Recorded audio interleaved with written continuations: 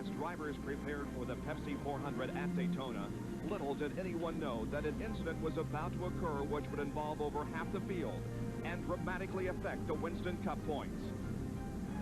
Look at Richard Petty coming up on the inside. Come on, King. What are you doing down there? He's showing muscle early in the race. On the first lap, he goes 3 wide into turn number 3 with Greg Sachs in the middle and Derek Pope on the outside. And here we go into the 4th corner now. Boy, somebody's got to give there. 3 abreast racing. Look at this. Coming out of corner number 4, they touch. All 3 cars are touching as they come down through the tri-oval, but everybody maintains position. Wow. Oh, no. Sachs is in trouble.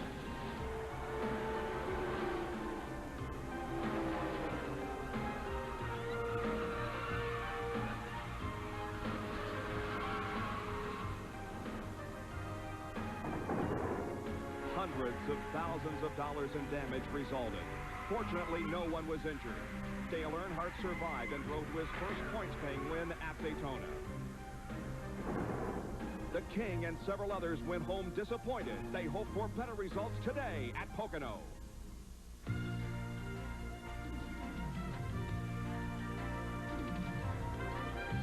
ESPN, the world's leader in motorsports coverage, presents Speed World. Today, live from Pocono International Raceway in Pennsylvania, it's the AC Sparkplug 500. This 2.5-mile super speedway is nestled in the Pocono Mountains in eastern Pennsylvania. Yesterday, it rained. Today, a much different story. We have partly cloudy skies, temperature in the high 70s. They say a 30% chance of rain, but it should be no factor for a race here this afternoon. And good afternoon, everybody. I'm Bob Jenkins, and welcome to Pocono as we begin the second half of the 1990 Winston Cup season. Now, that wreck at Daytona certainly did scramble the point standings. Let's take a look at how they were going into Daytona. The leader was Mark Martin. Morgan Shepherd was second in points, followed by Jeff Bodine, then Rusty Wallace and Dale Earnhardt. Coming out of Daytona, Mark Martin maintained the lead, but Dale Earnhardt moved to second, Rusty Wallace third, Jeff Bodine fourth, and Shepherd fell to fifth in the point standings. Now, like Daytona, this track can also be a spoiler. One reason for that, well, let's go to the third turn. Here's Benny Parsons and Ned Jarrett. Bob, at the last Winston Cup race here in Pocono, it seemed like every time I turned around, another car was coming in the pits with a flat tire. Ned, after the race, I went around and talked to some of the competitors. 26 flat tires I counted. And the reason, Benny, for those flat tires, the drivers were getting too low in the turns, kicking gravel out onto the track, and of course the end result was cut tires. 5 weeks ago here, little pinholes like this caused Bill Elliott to make 3 unscheduled stops with cut tires. Ken Schrader was lucky to get back to the pits with this cut tire. Dale Jarrett was not so lucky when he cut his 3rd tire of the day. The race for him was over as he crashed.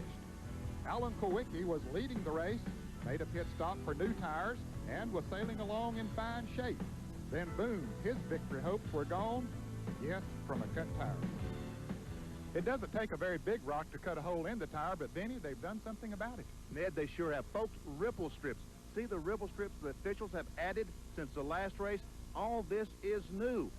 If the cars get here, it might get the car a little bit out of shape, but look here how deep the ripple strips are. The cars get on this, it just might shake the car apart. For another story that we've been following since Daytona, let's go to pit road. Benny, it's almost impossible to believe that just 16 days ago, the biggest bone in Darrell Waltrip's body, the left femur, was shattered in this accident at Daytona. Dave Marcus slammed into the left side of Darrell Waltrip, shattering his femur. Waltrip underwent 5 hours of surgery. He was in the hospital for about 8 days. Yesterday, he was here at the Speedway in street clothes, hobbling on crutches. He changed into the driver's uniform. And they took 5 crew members to put him in a race car. NASCAR had to watch him putting him in a race car to make sure he could get in and out of the race car with no problems at all. Darrell Waltrip is in the Tide Chevrolet right now. Will run 1 lap, come down pit road, and get out of the car with Jimmy Horton getting in the car. We'll talk to Darrell Waltrip at that time and talk about his future plans. Let's go up pit road to John Kernan. Thank you, Jerry. Mark Martin heads into the second half of the season at the head of the pack. Not only is he starting from the pole today, he's also the Winston Cup points leader. You might think that the team would take a conservative approach to the second half of the season. Well, they're not. Jack Roush, the owner, is rolling the dice today. They've got a transmission in the car that allows them to downshift twice over this 2.5-mile circuit. Now, that could present a problem, though, Bob, as at the end of the race, if we see a green flag stop and it comes down to winning the race on a green flag stop, what they're giving up with that special transmission is getting out of the pits quickly. So all the crewmen will have to give a hand and push the car out of the pits and hope he can beat some of the cars out. All right, John, and the percentages are certainly not riding with Mark Martin. Only 3 times in 25 previous events here has a race been won from the pole position. The field begins to move out, and the entire racing community is saddened today. This is the 32nd position from which Rich Vogler was supposed to have started his first Winston Cup race this afternoon. The 5-time Winston Cup, the midget champion, USAC, was killed last night in a USAC sprint car race at Salem, Indiana. Rich Vogler would have been 40 years old this coming Thursday. Our thoughts and prayers are with Rich Vogler's family.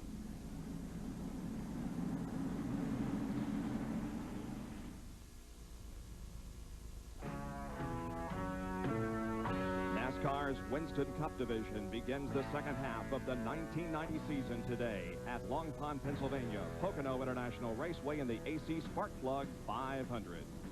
This is an unusual racetrack, to say the least. It is a tri-oval. The speed was 158.264 for the pole sitter, a time of 56.86 seconds. The banking between 6 and 14 degrees will go 200 laps, and the field is separated by 8.3 miles an hour. Now let's check the Sears Die Hard starting grid. On the pole, Mark Martin from Batesville, Arkansas, in the Folgers Valvoline Ford, car number 6. Outside the first row rather, is Ken Schrader, car number 25 from Fenton, Missouri, the Kodiak Chevy. Greg Sachs will start in 3rd position. He's from Mattituck, New York, driving the Ultra Slim Fast Chevrolet, car number 18. Then Jeff Bodine from Chemung, New York, in the Budweiser Ford, car number 11. Harry Gant starts in 5th position here this afternoon. He's from Taylorsville, North Carolina, the Skull Bandit Food Lion Olds, car number 33. And then Bill Elliott from Dawsonville, Georgia, in the number 9 Coors Melling Ford. Starting 7th, rookie candidate Rob Moroso from Madison, Connecticut, in the Central Crown Oldsmobile, car number 20. Alongside him, defending Winston Cup champion Rusty Wallace from St. Louis in the number 27 Miller Genuine Draft Pontiac. Alan Kulwicki will start 9th. He's from Greenfield, Wisconsin, drives the number 7 Xerox Ford.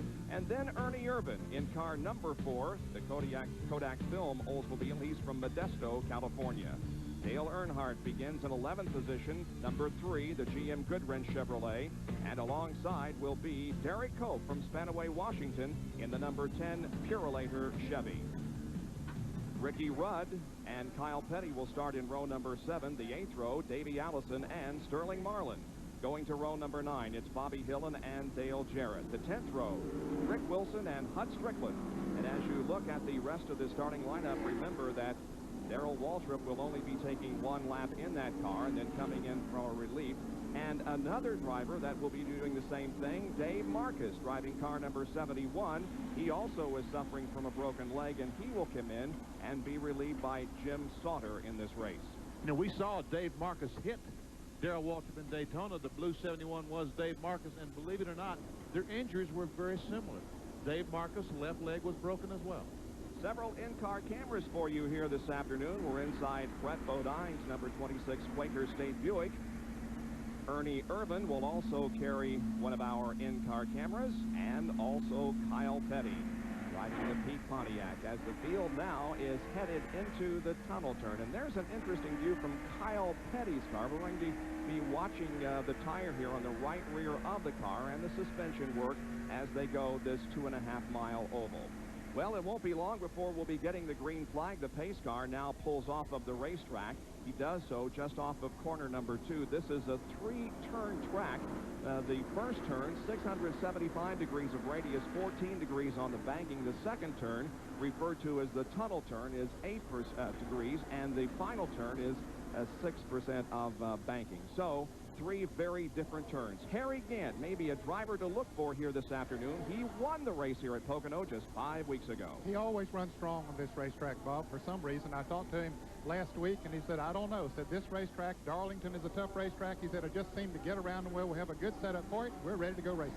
200 laps of racing in the AC Spark Plug 500. The green flag is out, and here we go.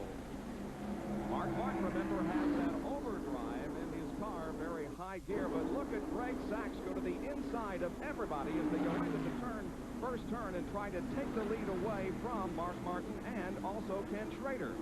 We might have seen right there the situation of that transmission just wouldn't let him take off as fast. Now, maybe once he gets up to speed, he's able to make faster laps. They felt like that would be an asset. Leaving on the restarts, he'd be able to get a better jump. But look, Mark Martin already is back to about 6th or 7th spot. And Harry Gant moving to 4th position. Bill Elliott in 5th, and Mark Martin there in car number 6 is back in 6th position. Through the tunnel turn they go, and now headed for turn number 3. About to complete lap number 1, and the leader of the race at the moment is Ken Schrader as they come off the 3rd corner and head down the long straightaway. And here is Darrell Waltrip doing as he said he would. Come in after 1 lap. Jerry Punch is right there. The crew has worked all week long on Wednesday with 5 hours to shop. They videotaped putting him in and out of the race car. They cut the seat away from the car. Waltrip now has the window net down. Bill Wilburn and the crew.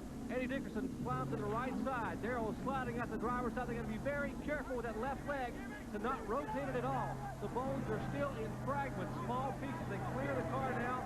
They lift Darrell completely away. Dave Marcus also getting out of his car. Jim Sauter going in the car number 71. Jimmy Horton, a big round of applause for the local driver from nearby Hamilton, New Jersey. Darrell Waltrip now getting lifted across the wall. They will give him the crutches. He is watching now. They are trying to get Horton in the car. They have the window netting up.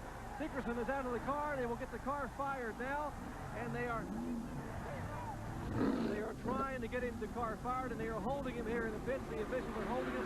Now the field comes by in review.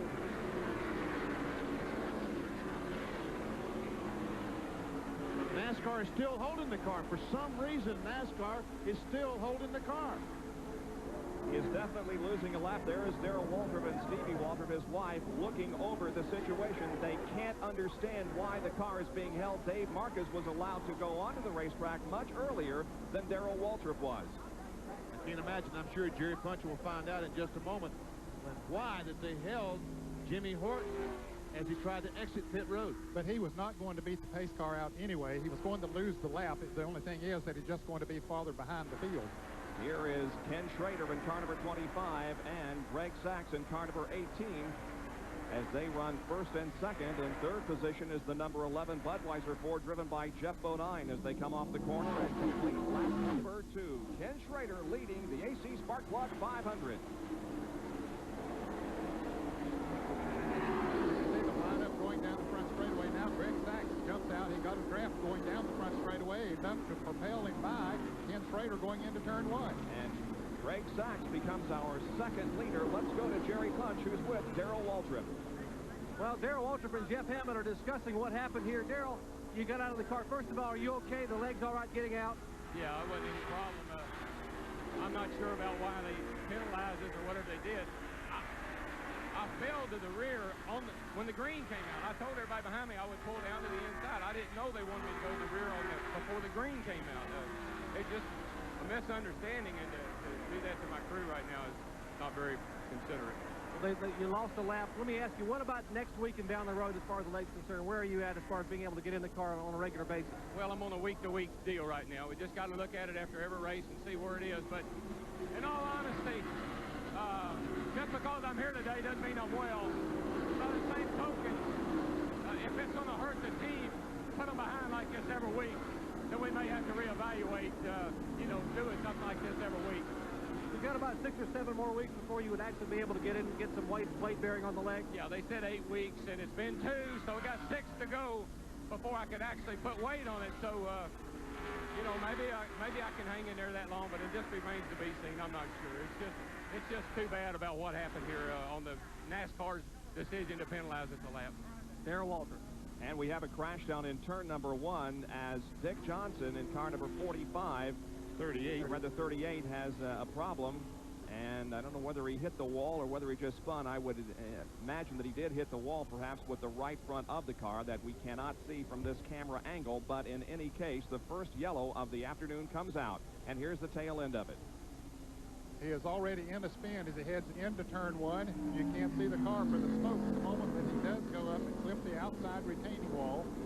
No other cars involved. Let's check in on the Dave Marcus situation with John Kernan. Well, Bob, Dave has climbed from the car. Pretty quick driver change there, Dave. You okay? Yeah, everything went real smooth. NASCAR asked this morning that we only take one lap. Jim Sauter is in the car. We practiced the driver change in the garage this morning a couple times, and it was taking us like 25 or 26 seconds this morning, so everything went according to plan. We came in, did a change. He's back out running right now, so everything went smooth. Talk about your rehabilitation. How much longer before you'll be able to hop back in the car and be a full-time race car driver again? Well, I got to leave that up to Dr. Terry Trammell. He told me it would be approximately 8 weeks before I could put any weight on this foot. So right now, I need to listen to him, take care of it, because the work that he's done in there, I need to take care of it. So I'm just waiting till he says, I mean, like he told me that I could drive now, I could do the whole race, but I didn't think it would be too wise to take a chance of getting involved in an accident and jamming that knee or something and messing up all his work. So I'll wait for further word from him when he says it's better, and maybe it could take a little bit of a leg. Well, Bob, they say some drivers are hard-headed, but Dave Marcus is taking his doctor's advice. And a good idea, as Dave has gotten out of that car and Jim Sauter has gotten in. Dick Johnson has crashed down in turn number 1, so it'll be a while before we get that car off the racetrack. The top 10, Greg Sachs, Ken Schrader, Jeff Bodine, Harry Gant, and Bill Elliott. And then running 6 through 10, Ernie Irvin, Mark Martin, Rusty Wallace, Rob Moroso, and Kyle Petty. Well, you can win a new car this afternoon in the Right Guard Halfway Challenge. All you have to do is dial 1-900-246-0101. It does cost 95 cents to register. But then if they call you back after the halfway point and you know who led at the halfway point, you'll win a new Pontiac Grand Prix. We'll be right back.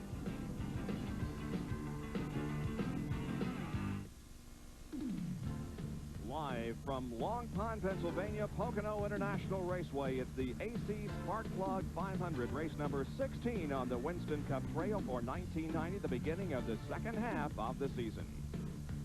Our Speed World coverage is being brought to you by Quaker State. The Big Q is one tough motor oil. By Goodyear Eagle Radials, the best-selling performance radials in the world. And by AC Delco, automotive parts that don't just fit, they match. Top 10 right now shows Greg Sachs leading Ken Schrader, Jeff Bodine, Harry Gant, and Bill Elliott. And then Ernie Irvin, Mark Martin, Rusty Wallace, Rob Moroso, and Kyle Petty. 5 of 200 laps have been completed. We are yellow because of a crash in turn number 1 involving Dick Johnson, the Australian. Now, we documented the fact that Darrell Waltrip lost a lap on the driver change there with Jimmy Horton, and we should also mention that Dave Marcus also lost a lap with his driver exchange to Jim Sauter. And this is the reason why we are yellow, the incident down in turn number 1. And going in turn 1, these Winston Cup cars, Bob, are running 180 miles an hour. But they have to jump on the brakes because just below Dick Johnson's car, they've got to be slowed down to 140 to 145 miles an hour. To lose that much speed, it takes a tremendous amount of brakes. He probably jumped on the brakes, maybe the car got away from him. Now, you remember last year in this same area of the racetrack, there was a terrible crash involving Greg Sachs and Lake Speed, and Greg punched a hole in the boilerplate that was the wall at that time down in turn number 1. It's been replaced by concrete. Yes, and that's a much more stable wall there than the boilerplate was. Even though the boilerplate was certainly hard, no question about that, but we have seen cases in the past where it would break apart when these 3,700-pound cars hit it at over 180 miles an hour. And here's the accident to which we refer. This is last year. Watch Greg Sachs in the yellow and orange car as he heads for turn number 1 wall, and that boilerplate gives a big hole created as Greg Sachs tumbled down turn number 1. He was not injured in the incident. However, Lake Speed, the other driver involved, did have a shoulder injury and set out several races. This was a year ago at this time here at International Raceway. But new wall this year in turn number 1 and also in turn number 2. The field is still under caution. However, they have been given the indication that they will be going back green one more lap. Now, there is Jimmy Horton, who's driving the number 17 car. He came in again for a pit stop during this yellow. Yes, he did. They looked the car over, made some adjustments, I believe, on his safety harness to be sure that everything was hooked up correctly. Of course, he was at the end of the pack anyway, so that was a good time for him to come in, top the thing off with fuel, and get him ready to go again.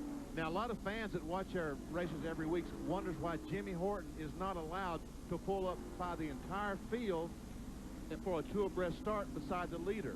Under NASCAR rules, lapping has to begin before that is allowed. In other words, the leader has to completely go around and lap a car before a car can come up and make a two-abreast start. Well, Goodyear will be donating a check for $1,000 to the Winston Cup Racing Wives Auxiliary in the name of our pole sitter, Mark Martin, for today's race. And should Mark win this event, he'll win the $60,800 in Unocal bonus money. So a lot going for Mark Martin, who goes into this race as the Winston Cup points leader. Just about to go back to green flag racing, the field now entering the tunnel turn number 2. You know, I talked to Jack Roush along with John Kernan. He felt like the restart and start of the race was going to be the strong suit with the transmission they have. The start wasn't very good. Let's see if the restart's better. I guess they figured they would give up on getting out of the pits rather than the restarts. Exactly. And one thing they were told in the drivers' meeting was that you pass on the outside on restarts. So you can rest assured that most of those front-running cars are going to be up pretty close to that wall, so no one can pass them on the outside. And there is the Unocal bonus money amounting to $60,800 if Mark Martin, the pole sitter, can go on to win this race this afternoon. And right now we're about to go back to green as Greg Sachs leads them down the longest straightaway in racing, 3,740 feet of straightaway. The green flies and the cars move back up to speed. Look at this. One thing about Pocono, this nice wide front straightaway, they can get 4, 5, and sometimes 6 deep before they go into turn 1. Yeah, once they pass the start-finish line, then they can move to the inside. I should have said that. It was until they get to the start-finish line they can pass. Riding with Kyle Petty is Pete Pontiac. Just ahead of him is Rusty Wallace in the Miller Genuine Craft Pontiac. And Rusty told me he had something saved up for these fellows today. He said his car was running extremely well. And remember, last race here, only Harry Gant was able to beat him. Despite the fact that Wallace is third in the point standings, it is still a very confident Rusty Wallace. Someone is running the back of Bobby Hillen's car. The rear bumper's messed up a little bit. Now, fellas, I mentioned that passing on the outside. Number 28 will get the black flag, Davey Allison, when they come by this time, or at least his number's on the board there for a moment. Maybe they reevaluate it. Let's see if he does get the black flag. No, I don't believe he's going to. They had his number on the board there, but maybe another official looked at it and said, hey, he didn't pass anybody, he almost did. Let's get an update on that from John Kernan. Well, Bob, what happened was they said that Davey had jumped the start, but Earnhardt was on the outside of him and came up on him, and apparently that's what confused NASCAR. The officials, they got together, and they talked it over, and they decided that no, he did not jump the start after all. And so no black flag for Davey Allison, and he remains in the running. That's one advantage of a big racetrack, 2.5-mile speedway. At a half-mile racetrack, they would have black flagged him because that was the judgment call. Once they thought about it, they said, well, wait a minute, okay, maybe he did jump after all. Watching second and third position here, that's Ken Schrader at number 25 and Jeff Bodine at number 11 as they trail the leader. There is Greg Sachs on the left of your screen as he has taken over the lead here as they're about to come down and complete lap number 11.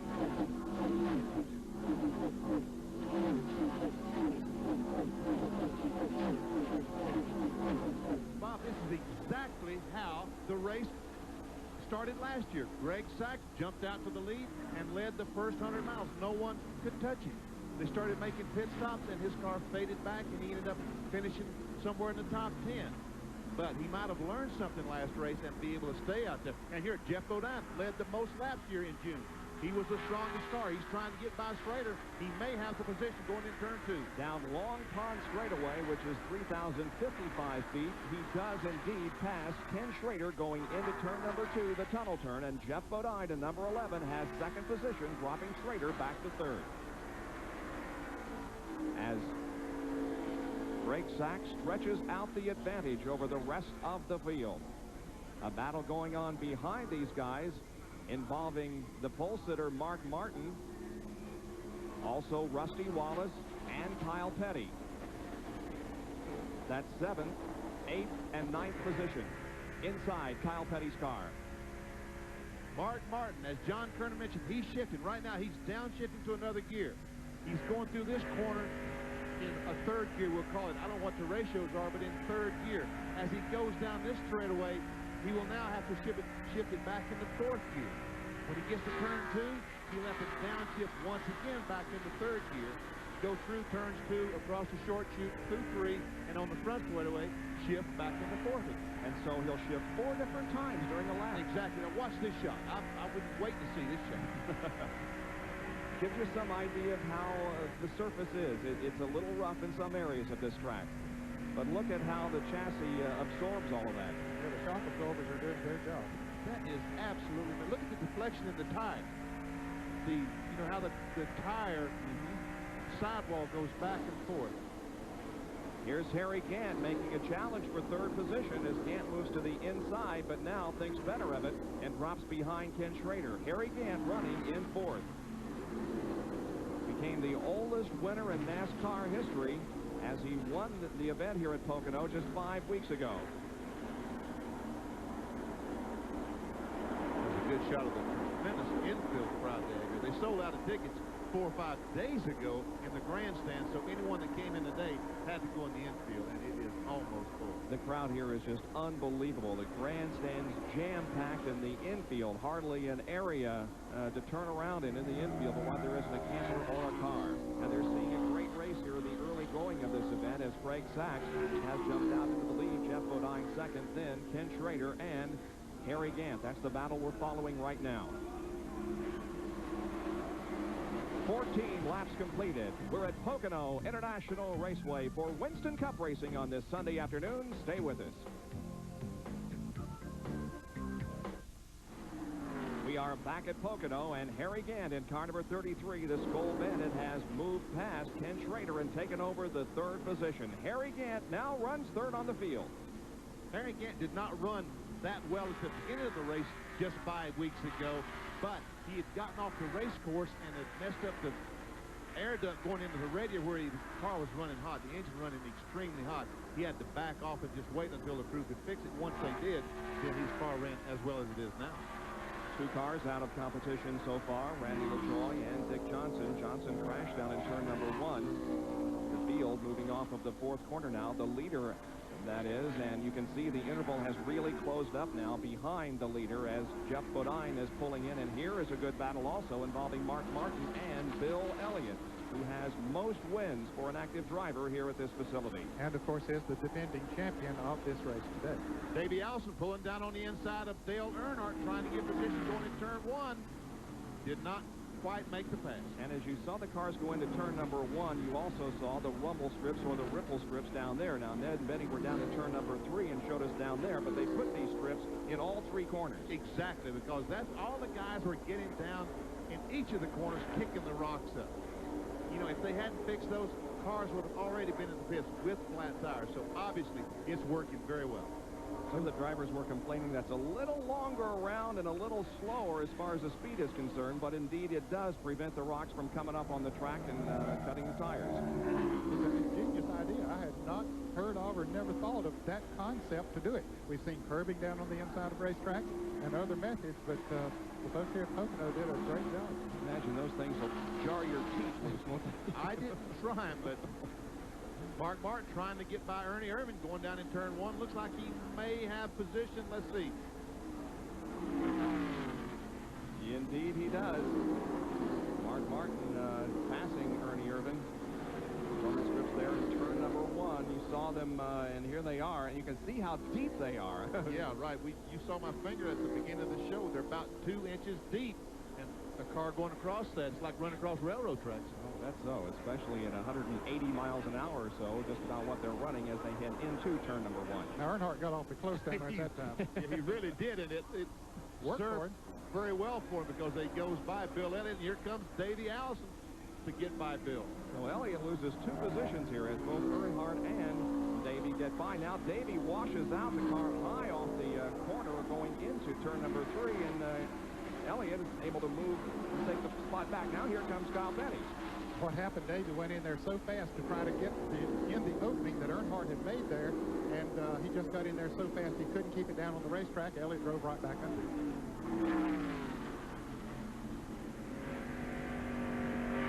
inside Kyle Petty's Pete Pontiac, watching Davey Allison on the left and Bill Elliott on the right. Well, Davey must have gotten a good bite off that corner because he tried to pass passing Bill Elliott down the long pond straight. He sure is. He goes to the inside, and before hitting turn number 2, has the spot back from Bill Elliott. That's 8th position.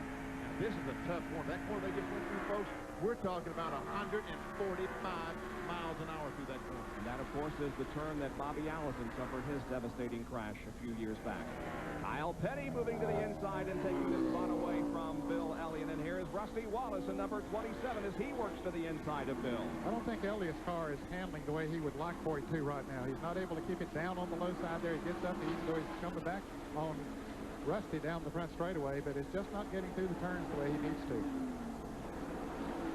Rusty trying to position himself to go that slower car. Jerry O'Neill was down on the inside. Rusty was trying to use the draft off O'Neill, not able to do it. We talked about how different these corners are. Which is the faster one? Turn 2, the tunnel corner is the fastest corner on the racetrack. The corner their cars are entering now. As I said, they're running about 160 now, down just a little bit. Check about 15 miles an hour, about 145 miles an hour. Now they'll go back up to around 150 or 60 through this corner, and then they'll slow down to almost 100 miles an hour. That's how much speed they lose at this corner. They're down to 100 miles an hour right now. Well, Bill Elliott, as he came off the second corner, got the rear end of the car a little out of shape, and that allowed Rusty Wallace to pull right up, and now Rusty moves to the inside of Bill as they come down this long front straightaway, but Rusty drops behind Bill again. And look at Davey Allison coming down on the inside of Dale Earnhardt once again. Here is Elliott, and watch the rear end of the car as he comes off the corner. Yeah, the car seems to be a little bit loose for him as he comes off at the turns, and that, of course, takes away some of the speed. So all he can do is stay on the racetrack, do the best he can. As when he's able to make a pit stop, the crew will adjust with tires and chassis adjustments and possibly fix his car to where it's perfect. Let's go to John Kernan with a comment on Bill Elliott. Well, Benny was just talking about, Mike Beam says the car is just a little bit tight right now. What they're going to have to do is just ride it out and wait until they can get a caution or until the first round of pit stop, and then try and fix it with the new tires. All right, Bill maintaining the position, although Rusty Wallace is right there on his back bumper. And there's Alan Kulwicki making it a 3-car race. Let me make a point that Ned and I a moment ago speculated Bill Elliott was loose, and Mike Beam said the car is tight or pushing. What happened, the car is pushing. Bill Elliott's trying to steer it away from the retaining wall, and he turns it so much that once it gets on the straightaway, he will lose the back end. In fact, the right rear will spin a little bit sometimes coming off of those turns when it is too tight.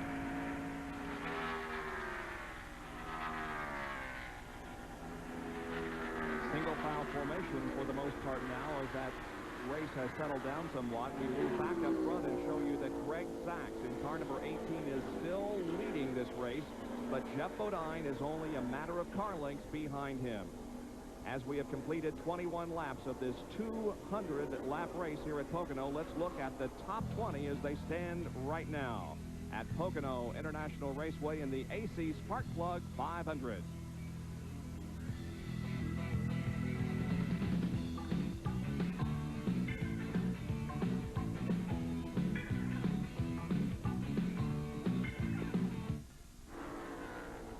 Back at Pocono for Winston Cup racing, and we have a new leader of the AC Spark Plug 500. It is Jeff Bodine in car number 11, who was able to pass Greg Sachs and go into the lead and become our 4th leader of the day, and we've only completed 23 laps. Earnhardt, we understand, may be coming into the pits. He has a tire going down, or at least he believes he does. Indeed, he drops to the left and comes in for the pit stop. Now, we talked about these cut tires, and this may be the first of the afternoon. Let's go to Jerry Punch as Dale rolls in. They were hoping they could avoid this kind of problem, but Earnhardt, the first victim possibly of a cut tire. He said the car was getting looser and looser. They will come in and change all 4 tires. A lot of drivers complaining of their cars being a little bit loose because of the vast temperature change from yesterday and today. They have changed the right side tires. David Smith runs around, drops the jack beneath the car. They put second can of fuel in. The left front and left rear tires being rolled away. Put the lug nuts back on. They have totally fueled it. Drop it on the jack, and he is away. Great pit stop under green. An unscheduled stop for possibly a cut tire. But he should be able to get back out on the track and stay in the lead lap. This larger racetrack, 2.5 miles, and it's taking the drivers almost a minute to get around, and so you can make even a 4-tire change and get out without losing a lap. You just don't know how lucky Dale Earnhardt is today, because his crew left Charlotte this morning, had a problem with the airplane, had to stop, get another airplane and bring the crew up here. At 11 o'clock, his crew was still not here. Cutting it close. So Earnhardt stays on the lead lap, but he's got a lot of racetrack to make up after having come in for a change of tires. Meanwhile, back up front, it is still Geoff Bodine leading Greg Sacks. The green lap average 150.250. The last lap turned at that speed. They slowed down considerably before they qualified. Qualifying speed 158, but under racing conditions, this is normal. So that means they're running just a little under a minute. 60 seconds flat would be 150 miles an hour around this track. Gant running in third position. Let's go back and show you how Geoff Bodine got the lead from Greg Sacks 2-3 laps ago. The flat corner, the slowest corner on the racetrack, about 100 miles an hour. We see Sacks' car a little bit loose. Geoff Bodine turns under him, gets positioned down the front straightaway, drives in turn 1 on the inside. And right at the start-finish line, he was able to edge ahead of Greg Sacks and had the advantage clearly as they went into turn number 1. So it's Bodine, Sacks, and Harry Gant running first, second, and third. Boy, when you come off that third turn and look down this long straightaway, it's like it never ends, right? Yes, and you're only running about 100. There's the... Who is that fella? That's Derek Coe. Thank you very much. Derek Coe going by Bill Elliott. That brain fade there for a moment. He moves into 10th position. Derek Coe passing Bill Elliott and moving to 10th. And look who's back there in car number 7. And right in the thick of things, that's Alan Kulwicki, who had a great run here 5 weeks ago at Pocono. Meanwhile, as they come down this long straightaway again, it's still single file formation. Bodine and Sacks and Gant. Now, Gant was pretty far behind them when he moved into third place. He has caught them, has made no attempt so far to try to pass Greg Sacks. Just sort of sitting along, riding along there to see what they're doing. We understand that he wants a little bit of an adjustment on that car when they do make a pit stop, so he's content, I guess, to ride in third position. We are yellow for some reason. The yellow flag coming out. Michael Waltrip, we understand, rolling very slowly off of turn number 3 coming in. John Kernan can tell us what's going on. Bob, they've got a flat tire on the Country Time Maxwell House Pontiac. Michael is very slow coming in. At least that's the word we get here in the business, what they're expecting is a flat tire. But now his motor has cut off, apparently. We're not sure what the problem is there. He's rolling very, very, very slowly into the pits. And that's something they're going to have to take care of the flat tire and also check out why the motor is shut off. And Michael is unstrapping the belt, it looks like. It looked like the right rear on the car was flat. Because we can see the damage to the right rear quarter panel. Around there at Maxwell, there is damage to the quarter panel. They're looking under the car to see what's happening, and the hood goes up at the same time. So Michael Waltrip with some major problems here on the 28th lap of this race. I would say he probably has lost an engine. One of the pieces of the engine came back and cut the tire. Could that be some of the engine parts there on the track? Yes, sir. Also part of the sheet metal on the right rear. Let's go back down to John for an update. The problem is with the battery, Bob. I'm told that the battery is broken, so they're going to have to put in a new one.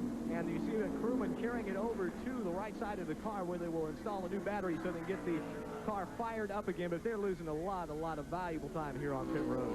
We are under caution, so the race is at reduced speed. But yes, they are losing valuable time in the pits. His best finish of the year, Michael Waltrip's, was at the World 600, the Coca-Cola 600 at Charlotte. He was 4th. He was 19th here at Pocono last month. But yet his best finish ever was a second here a couple of years ago at Pocono, and this is a break for Dale Earnhardt, who had made that unscheduled pit stop, stayed in the lead lap, so now he will come around, and I expect we'll see most of the cars come into the pits now. He is in 30th position. Dale Earnhardt is, as the field comes off of the third corner, and we watch to see how many come in for pit stops. But Dale Earnhardt will not pit. Right. So he probably will go from 30th to 1st. Kyle Petty, we're going to eavesdrop on conversation between him and his crew, Gary Nelson.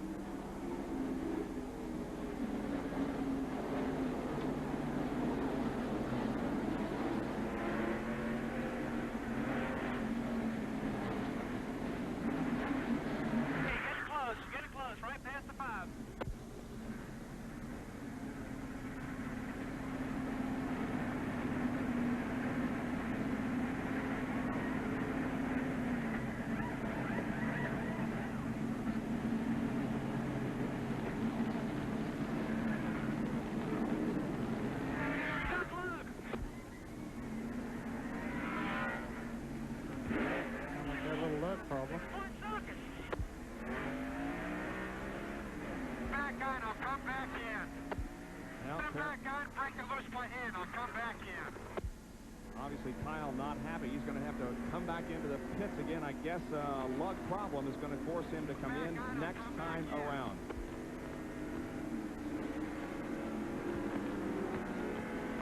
Again, we're eavesdropping on radio conversation between Kyle and members of his crew headed by Gary Nelson.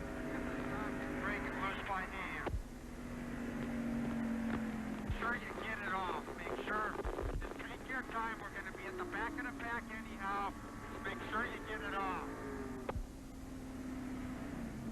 He said get a 6-point socket. What they've done, they've rounded off one of the lug nuts. They use 12-point sockets because they're faster. But they've rounded one of the lug nuts off. Now they have to go in and get a 6-point socket, something that will really grip the lug nut tight to get it loose. Get it off. So Kyle pretty calm there. Still take the left sides off. Once we get the lug nuts off on the other side, I'm going to go over and let you know when the lug nuts are off. All loose by hand first. Be calm. As long as you get them off, it don't matter how long, as long as we don't lose a lap, it's going to be at the back anyhow. They give you one to go this time around. Left side up. A lot of warning to Kyle just to take it easy and don't get all upset about this extra pit stop. Be calm. To go. He's not coming in. The field being told that they will be getting the green flag very, very soon, and we'll get a resumption of racing here at Pocono International Raceway in the AC Sparkplug 500. Back in a moment.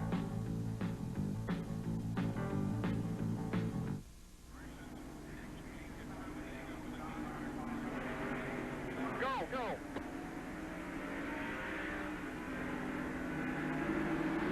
The demand from Gary Nelson to Kyle Petty, go, green on lap number 32. Now, what we heard before we went to commercial was bleed through from another crew. It was not what they were telling Kyle Petty. He has no problems with that car. We thought he rounded off a lug nut on that pit stop, but that is not the case. All is well with Kyle Petty, and he is back under speed, as is the rest of the field. And we think it might have been Alan Kulwicki because he did come back in, so Alan is back near the end of the pack. And Kyle is making a 3 wide going into the tunnel turn. Jim Sauter in 71. Let's get an update on the Alan Kulwicki situation from the pit area. That was Alan Kulwicki, Bob. They had a right rear lug nut that got rounded off. They were trying to take the tire off. They had to put the tire back on and put Kulwicki back on the racetrack. They brought him back in while we were in commercial a minute ago and changed the right rear tire. That's the problem a lot of the crews have, is that when they listen to their drivers down here, because of the proximity of all their radio repeaters, they get bleed through on their radio channels. And some drivers will want to pit and think they're being told to come in and pit. It's actually another crew chief talking to his other drivers. So sometimes they have some communication problems here in the pit. It's a little confusing for them and certainly confusing for us, but the bottom line is that Kulwicki was the one we were listening to, and all is well with Kyle Petty. The leader of the race is Dale Earnhardt in car number 3, and running second is Jeff Bodine. Now that third car there in line is Jimmy Horton in number 17, substituting for Darrell Waltrip, and he is not on the lead lap. Here comes Mark Martin in car number 6, running third in the race and fourth in line. And as Danny pointed out, Dale Earnhardt would probably not pit. Everybody else did. Yep. Sure enough, he went from 30th to 1st. And he gets 5 extra points. There is Michael Waltrip. He had some problems. Apparently, they've got them fixed in the pit area. Is that right, John? Yeah, Bob, they do have it fixed. You can see the tire right here. It completely came apart. The inner liner doing its job. You know, what happened is when the tire blew on that right rear, it went up and it knocked the inner fender off. And you can see the damage it did there. And as it knocked that, debris came off of that and hit the battery and broke the battery. So they've had to go back in and replace the battery. And Michael is now out, but he's several laps down. All right, we see Jeff Bodine taking the lead away from Dale Earnhardt. So when a tire blows, it just isn't the tire that suffers, but could be other parts of the car. Here is Dale Earnhardt, making a challenge on Jeff Bodine for the lead as they go wheel to wheel and side by side into the tunnel turn. And Dale Earnhardt goes back into the lead, and here comes Jimmy Horton to also pass Jeff Bodine. Horton is 2 laps down. Let's go to Jerry Punch. Dale Earnhardt's unscheduled stop a minute ago was for a proposed tire going flat. They found no tires going flat on the car. The cars, all 4 looked okay, according to Richard Childress. Apparently, the car has gotten very, very loose. Earnhardt having trouble driving the car now. That's why he's having trouble in the corners, and that Jeff Bodine and some of the other drivers have been able to reel him in. They're going to try to work on the car throughout the afternoon and tighten the car up. Right now, it's an awfully ill-handling machine for Dale Earnhardt. And for Jimmy Horton in car number 17, I correct myself. He is only 1 lap down and trying desperately to get it back as Kyle Petty drops to the low side of the racetrack and moves to the very inside of the racetrack, below Hut Strickland. He and Harry Gant hooked up together in a draft down the long straightaway at rates of 180 miles an hour and was able to pick up a position. Schrader in car number 25 running ahead of Kyle Petty.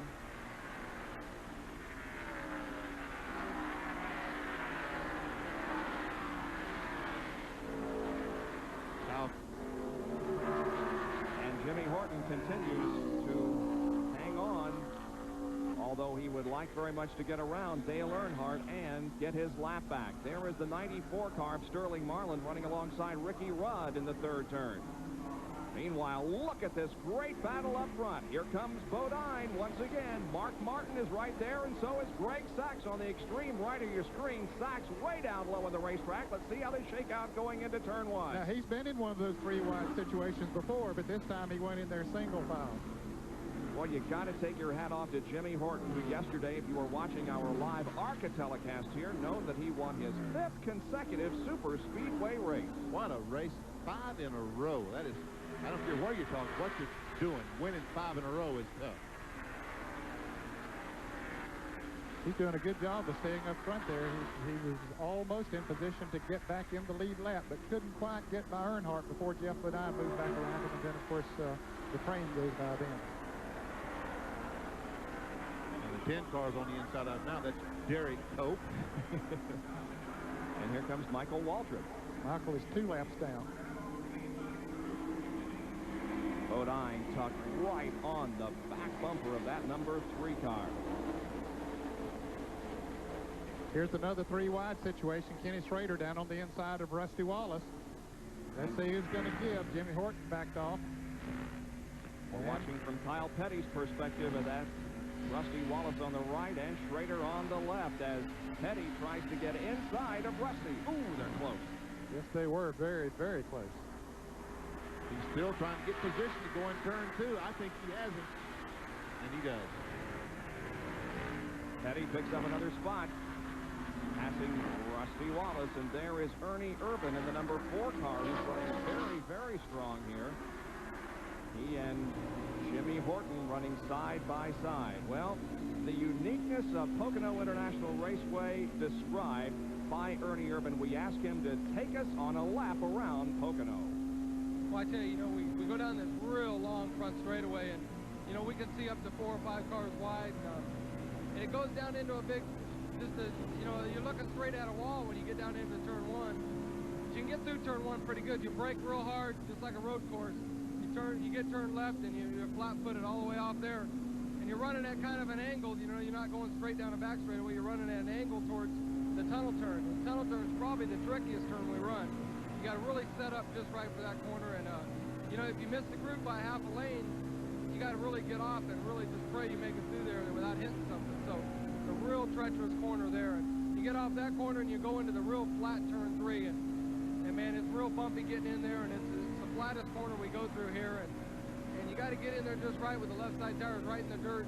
It seems like the left side's hooked the edge of the pavement. It kind of holds you into the corner, so try to get in there and hold that, and you got to get on the throttle real early to make that straightaway even longer, and then you work back on towards the front straightaway again. Timed out just perfectly. Ernie Irvan doing well, but up front we have a new leader. Greg Sachs has taken back command of this race, and here's a replay of how Greg did it.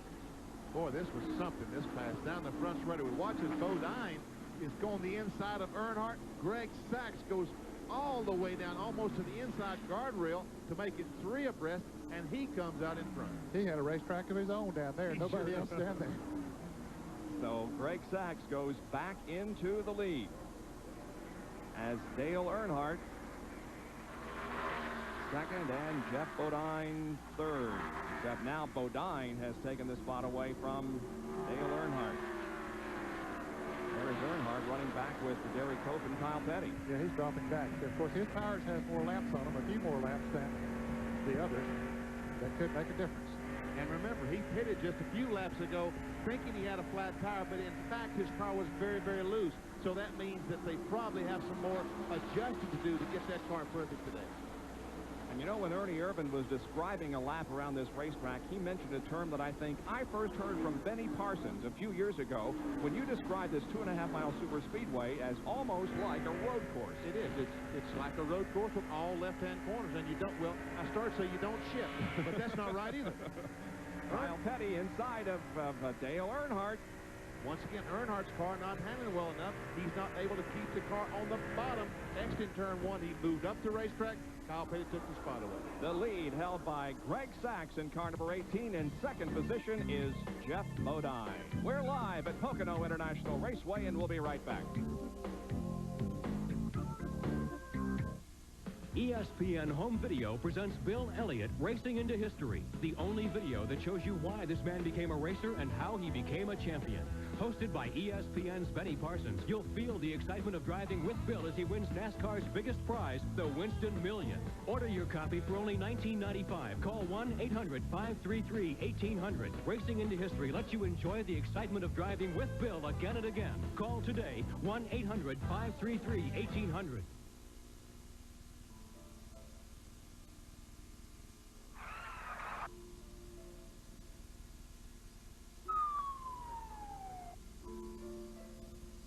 Is she taking medication? No. I'm getting a line going.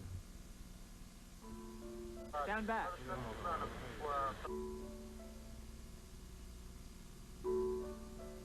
The emergency medical services.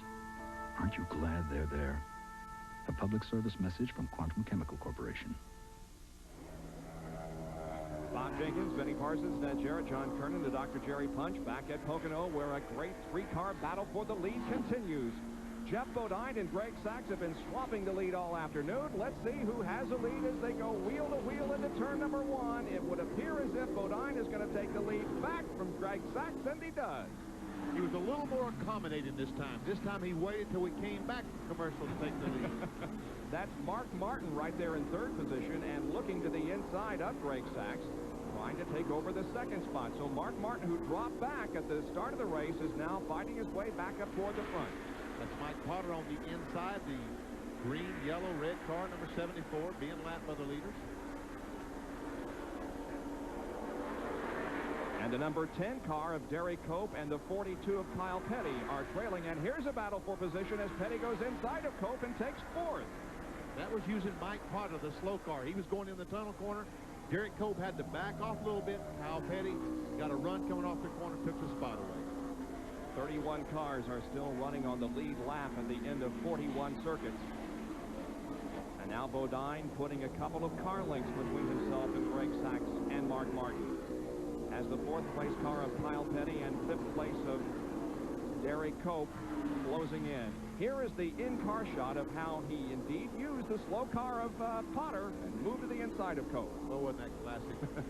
Derek Cope had to back off of the slower car, and Kyle knew that. Got his speed up, momentum, drove well.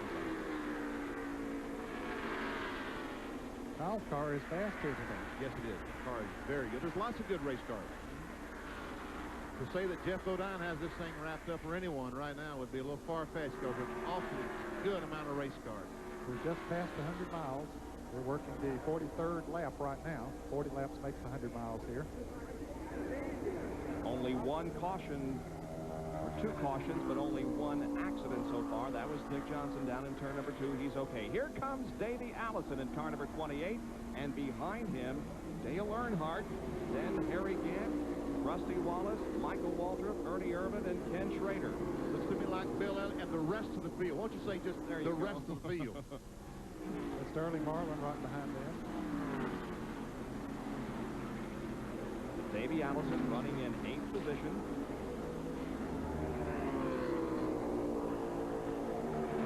There's Harry Gant. Trying to get by Dale Earnhardt. Rusty Wallace was trying to pass him on the outside. Gant lost some on that pit stop exchange when everybody came into the pits because he was running in 3rd position before they came into the pits, and now he's running back in the 7th position. Here goes Rusty trying to get by him. Ooh, Harry, don't come down. No, he didn't. If he's going to turn left now, he's in a lot of trouble. As they come out of the 3rd turner, turn and come down the straightaway. It's Rusty Wallace running right ahead of Harry Gant. You know, it's too bad Michael Waltrip had his problem because he is able to run right with those front-running cars. Don't forget, you can win a brand-new Pontiac Grand Prix later this afternoon if you know who's leading at the halfway point. Dial 1-900-246-0101. It'll cost you 95 cents to register, but if you are called back after the halfway point and you know who is leading at the halfway point, you will win a Pontiac Grand Prix. 1-900-246-0101 to register. Gant taking the spot back from Rusty. He took past Rusty back. Rusty had the lead for 3/4 of a lap, or had that position for 3/4 of a lap, I should say. This is not for the lead. It is for the 8th and 9th positions. And we're inside Ernie Irvin's car now, as that is Wallace and Gant just ahead. I think I said a moment ago that Gant was running in 7th position, but he wasn't quite that far up. Give you a full field rundown here at the end of 40 laps, as we are now in the 45th lap and approaching the 1/4 mark of this event. Ernie Irvin takes a look on the bottom side of Rusty, not able to make the pass. Ernie moved up the racetrack because of that move and lost what you can see 4 or 5 car lengths just because he did not make a good corner down in turn 1. Richard Petty running back in 22nd spot, and Alan Kulwicki in 23rd. Alan is moving up through the field because he was absolutely at the tail end. He made a late pit stop just before the green was coming out, so he is coming back up through the field. So up front, it is Jeff Bodine leading this race at the moment, with Greg Sachs running in 2nd and Mark Martin in 3rd position. We'll be back with more from Pocono in a moment. Defending champion Michael Andretti and Danny Sullivan test their skills on a gripping road course. They headline the field at the $1 Million Toronto Indy, Sunday at midnight Eastern on ESPN. Welcome back to Pocono International Raceway for the AC Sparkplug Winston Cup 500. And tonight at 8 o'clock, baseball tonight features the Boston Red Sox against the Kansas City Royals. That's at 8 o'clock Eastern Time tonight on ESPN. And then later at midnight, we'll have same-day delay coverage of the IndyCar race, which is being run in Toronto this afternoon. So you can see all of that event at midnight tonight Eastern Time here on ESPN. It's still Greg Sachs leading Mark Martin for 2nd position. The leader of the race is Jeff Bodine. You see the car right in front of Jeff Bodine? That's Rick Wilson's Jennerville Oldsmobile. I think I see what was wrong with Bobby Hillen's rear bumper, because the front end is messed up on his car badly. Could be a handling problem. Let's get more on that situation from Jerry Punch. A big guessing game in the garage area this morning, gentlemen, because yesterday when they had the final practice session, it was overcast and about 15 degrees cooler here at Pocono than it is right now. And also, late in the day, there was a lot of humidity, and of course it began to rain if you watched our ARCA coverage yesterday afternoon. This morning, being so warm with such clear skies, a lot of crews opted to go ahead and change the gearing in the car and also change springs and shocks. I went by 2 or 3 different cars, and they were going to change everything, hoping to tighten the car down. Other crews opted not to change suspensions. You take a look and see how the suspension works here on the racetrack underneath the Kyle Petty car. Some of those said, I said, what are you set up for? They said, well, we're set up for about 2 o'clock. They're hoping it's going to get overcast and possibly clouds will move in about 2 or 2:30, then they'll be just fine. So maybe they guessed right. Well, we said there was a 30% chance of rain, and as the afternoon goes along, the chance of rain does increase. But I don't know. I think maybe we may be able to get this entire 500-miler finished here this afternoon. A little bit of handling problem noticed here in this last lap. Look at Earnhardt. Boy, he is really loose. He's dirt tracked it off turn 3. He really has. He was lucky to hold on to that thing. And losing spots right and left. He sure is. There's Bill Elliott at number 9 and Brett Bodine at number 26. Wow. Boy, now that had to be close over there. Earnhardt came down and Brett Bodine wisely backed up just a little bit. Boy, he had to hold his breath on that one. Brett Bodine must have. He'll try to take that position away perhaps when they get on the long straightaway here.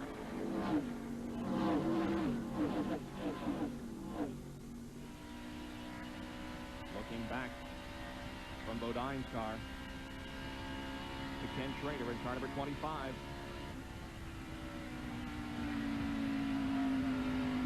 Here and get in and out of the throttle. Of course, that's Brett Bodine's car we're looking out of. Jeff Bodine is leading the race. I tell you, the way Brett's running today, we might have a Bodine run for the finish, first and second. Well, that would be interesting, wouldn't it? Let's go to Jerry Punch, who's with Richard Childress, perhaps can explain this, what appears to be a handling problem for Dale. Well, indeed, Bob, you had an unscheduled pit stop, RC, and the car was loose. Now it seems to be even worse. I mean, what can you do to fix it? Well, we're going to try to make some adjustments. We just kind of missed the setup on this one, it looks like, but I think we can adjust it out and get the car back where it'll be competitive before the day's over. Apparently, Dale's got his hands full right now. Yeah, the car is just super loose, you know, and we're going to just do everything we can to try to help him out as soon as we can. Well, they were one of the crews that's praying for those clouds and overcast because their car was running flawlessly yesterday afternoon when it was considerably cooler and overcast here at Pocono. Super loose is a good explanation because that car is just all over the place. And drivers less than Dale Earnhardt would have a tough time keeping it up there as far as he's keeping it. Right now, he is in 12th position, Dale Earnhardt is, and Brett Bodine, who we are riding with right now, is in 13th. Henry Schrader 14th, Ricky Rudd back there in 15th place. There is the yellow car on your screen, on the right side of your screen at the moment. You can see Earnhardt's car moving around. Of course, they all move around to some degree, but his is moving around a little bit more than the others. Now let's watch him go into the turn. See if it washes out on him a little bit. Looks like the back end hanging out just a little bit. You can see Bodine, yeah, he got a little squirrely coming off the corner again. You can see Bodine really move in the corners where Dale is having the problem when they got on the straightaway, and Earnhardt stands on the gas. He puts a little distance between himself and Brett. I would say aerodynamics has a lot to do with that. I would say the Chevrolet nose is probably a little bit better aerodynamic than the Buick of Brett Bodine. Up front, meanwhile, it is still Jeff Bodine leading by 6 or 8 or 10 car lengths over Greg Sachs. Mark Martin continues to run in 3rd position, and Kyle Petty is in 4th. And Davey Allison has taken over the 5th spot. No, I beg your pardon. Kyle Petty has gone to 3rd position as he has gotten around Mark Martin. And we will widen out now and show you the distance between Mark Martin and, there he is, Davey Allison. He just might be the fastest car on the speedway now. And we got to give a call to Jake Elder. In Daytona during the Pepsi 400, we said Jake Elder was going to work for Terry Labonte. Wrong. He went to work for Davey Allison. The suitcase wasn't packed long for that crew. He moved over to Allison right away. Never got it unlocked. And Kyle Petty, boy, what a run he is having here this afternoon. In 3rd position at the moment. He started in 14th. By the 10th lap, he was in 10th, moved up to 9th at the end of 20 laps, back to 12th at the end of 30, but in the last 22 laps, he has really come on and moved all the way up to 3rd position. Let's go to Jerry for a comment on Jake Elder. There's a big pool in the garage area as to how long Jake will stay where he is right now, and they were kidding him earlier. I asked Jake, I said, hey, how long are you going to be here? He said, well, my contract says the 15th. I said, the 15th to what? He said, well, I'm not really sure.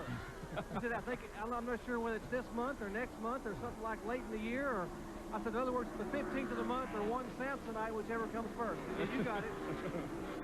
Suitcase Jake, never staying very long in one position. And there's the car that he is working on here this weekend, driven by Davey Allison.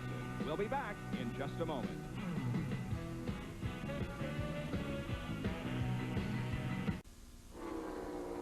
Exciting Winston Cup racing from Pocono International Raceway here this afternoon. There's your leader, Jeff Bodine, in car number 11. And there is Dale Earnhardt, who continues to fall back. He's back now to 13th position. And the reason is because he's having a handling problem in that car. And here is a perfect example of it. Turn 3, the flat corner before the long straightaway. Everything looks perfect. What? Wrong.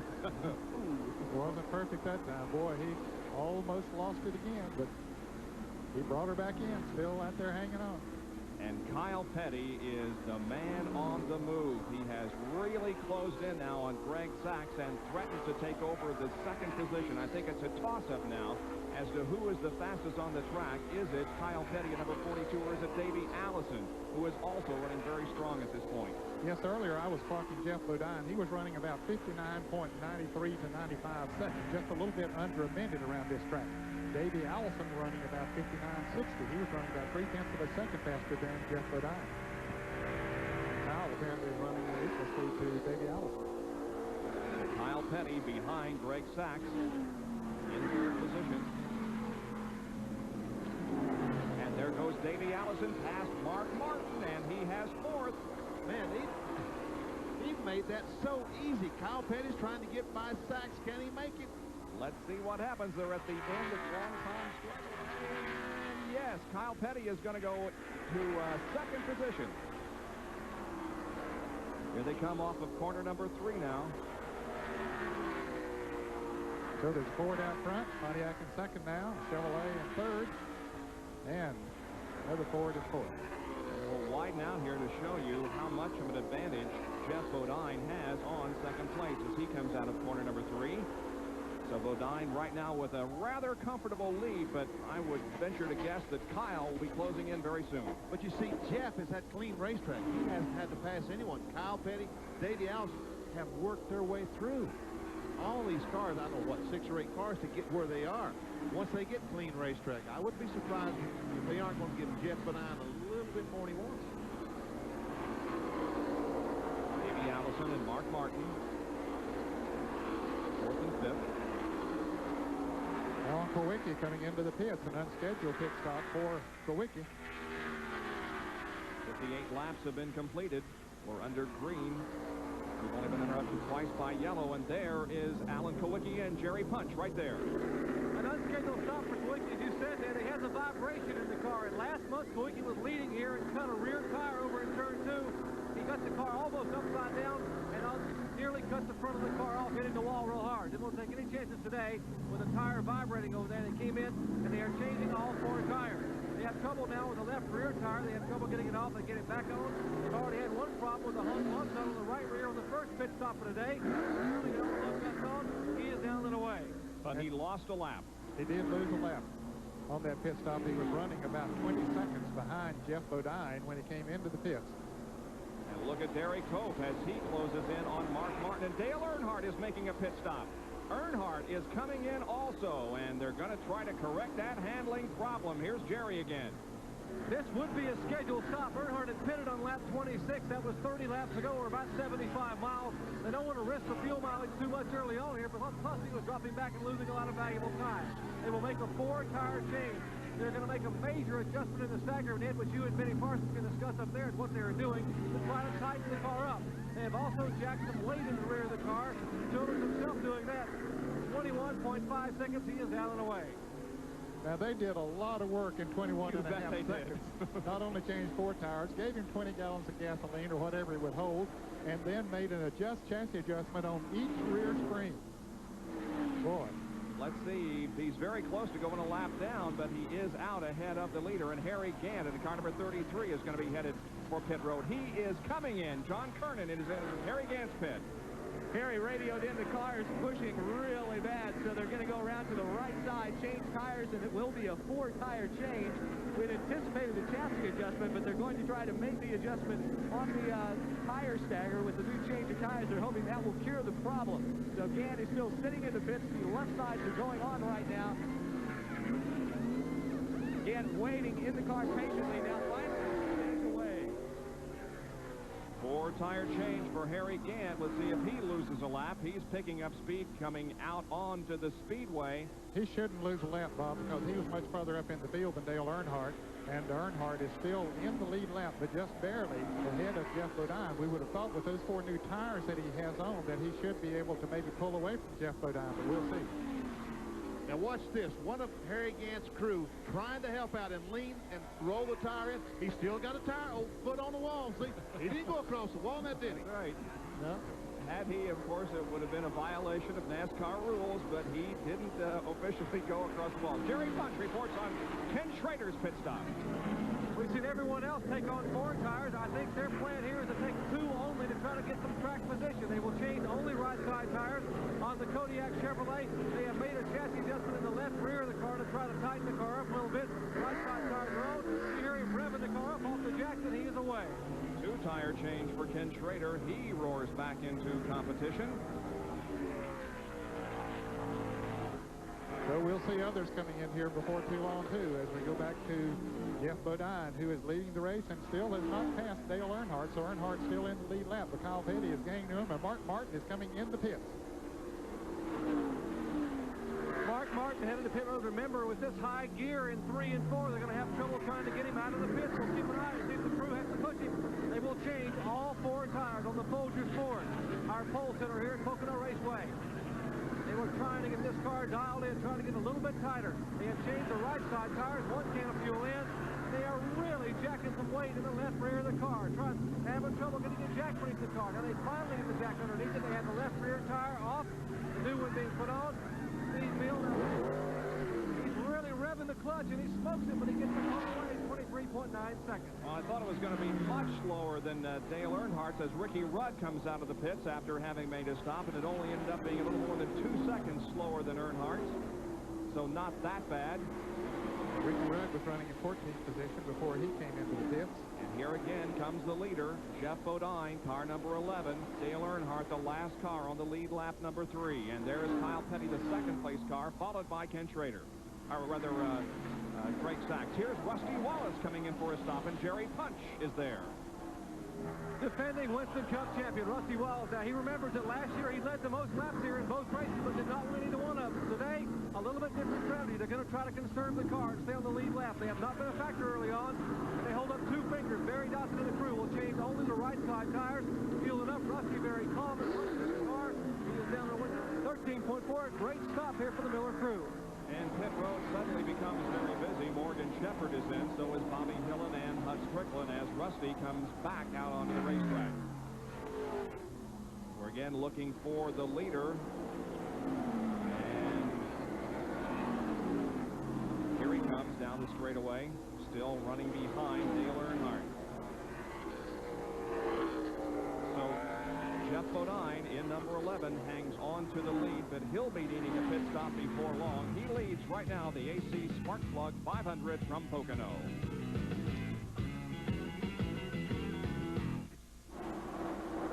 We're back at Pocono where Jeff Bodine continues to lead and gives no indication of coming in for a pit stop. Now, Greg Sachs has come in, Rusty Wallace has come in, several others have been on pit road just in the last few laps, but here comes Davey Allison in. He was running in 2nd position. Now he comes in for his 2nd regularly scheduled pit stop. Kyle Petty had already made his pit stop as they go to work on the number 28 Haviland Ford. So Jeff Bodine remains the only one in the top 5 now who has not come in for a pit stop. And there is Sterling Marlin, who is unable to slide into his pit position. Wow, how is Davey going to get out of his pit? Well, I think he's far enough back. The camera angle there, Benny, has got us a little fooled. He had a room there to get behind Bill Elliott now coming into the pits. And Dick Trickle, number 66, had to slam on the brakes to avoid Davey Allison pulling out, but Trickle got into his pit, and now they go to work on it, changing rubber on the right side. Allison just 2 tires on, and here comes our leader, Jeff Bodine. Bodine, the leader, is pit bound. The Budweiser crew standing by, ready to go. Jeff Bodine pulls it in. We're expecting a right side tire change only. We've seen several teams go with 4 tires. Budweiser crew decided the car's running so well, they're not going to change the left side. They're just going to go with the outside. Fuel going in, the last stop going in. It is out fuel. Jeff is down and away. 11.9 seconds is smoking pit stop. Boy, it was a smoking pit stop. I tell you, when you get that kind of service and run the way that car is running out on the racetrack, it makes it awfully tough to beat. And the king, Richard Petty, coming in for his pit stop. And, you know, he had just taken the lead when Jeff Bodine came in. He was running in 20th position, took the lead. Now he's into the pit stop.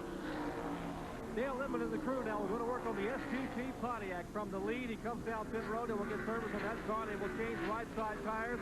They are cleaning the windshield, fuel the car. Routine stop now under green, trying to get all the lug nuts back on. They have the jack down. They're holding the jack one last moment to get the car nice and full of fuel. He is down off the jack and away. Petty gains speed as Jimmy Horton brings the 17 car, normally driven by Darrell Waltrip, into the pit. And Kyle Petty, the son of Richard Petty, finds himself in the lead here of this race, now with pit stops completed in 67 laps in the books. Boy, the pits became very, very congested. Now that's Sterling Marlin there in the Sunoco car, and look at Davey Allison. Yeah, he's coming out of the pits, but watch. Two more cars are coming in. Terry Labonte and Dick Trickle trying to get into their pit, and they squeeze between Davey Allison. So everybody in good shape after this second round of pit stops, and Kyle Petty is now Jeff Bodine on a recheck is still the leader. Jeff Bodine is still the leader, and Kyle Petty finds himself in second position. We'll be back with more right after this.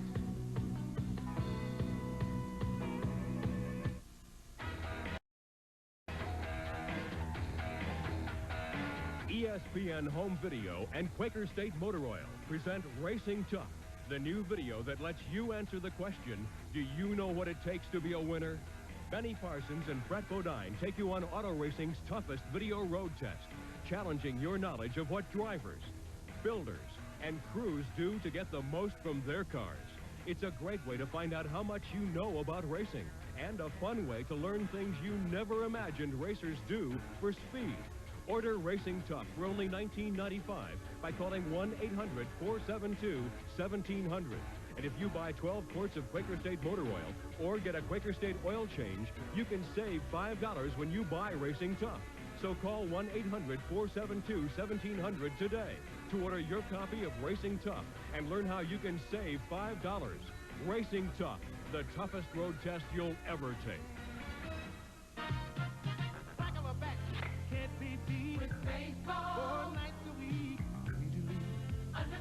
ESPN baseball tonight.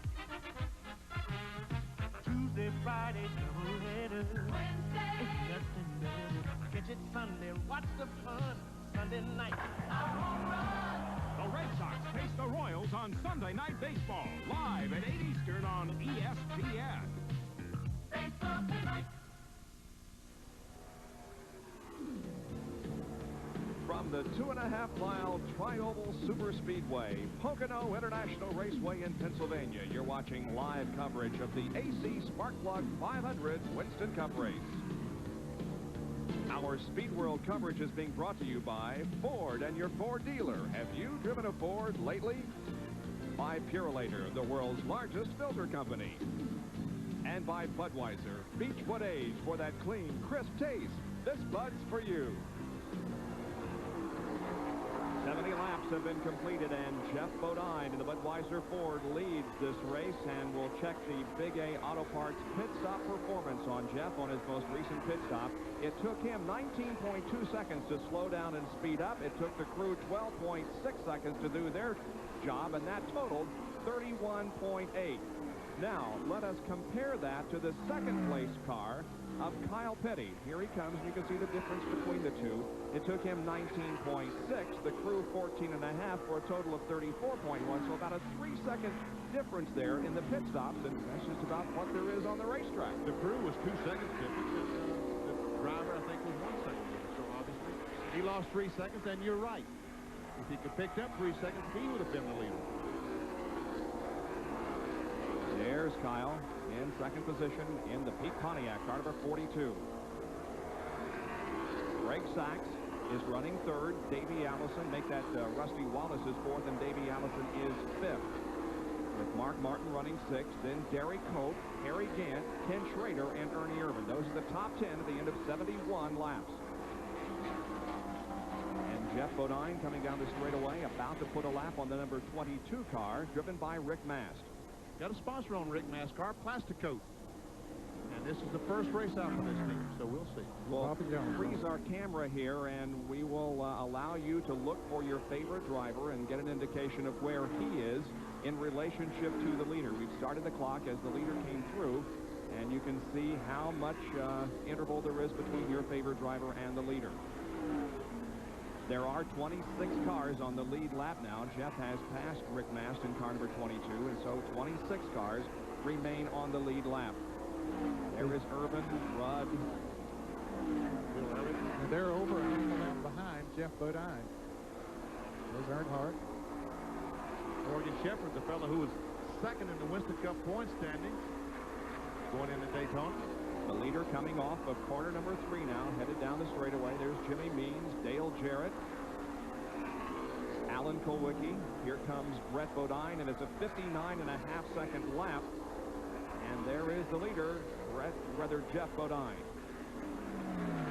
59.5-second lap. That's about 151.2 for an average. Now that's faster than he was running before he made his pit stop. Of course, the new tires on the right side will pick the speed up. Let's go to John Kernan with a comment on Jeff Bodine. Well, Bob, we've been talking about how some of these teams have speculated about the weather changing shocks, springs, the whole setup on the car, trying to outguess the weatherman.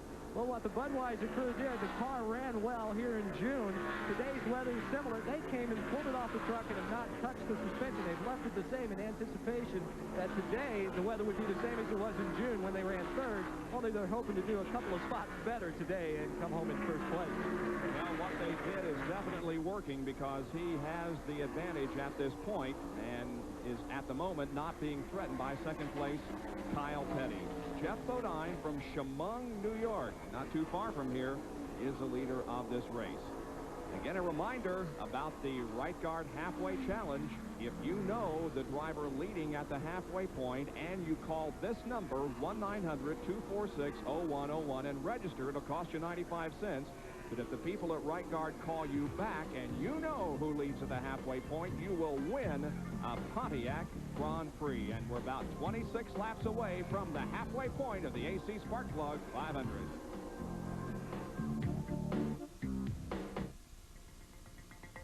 The Ford Thunderbird.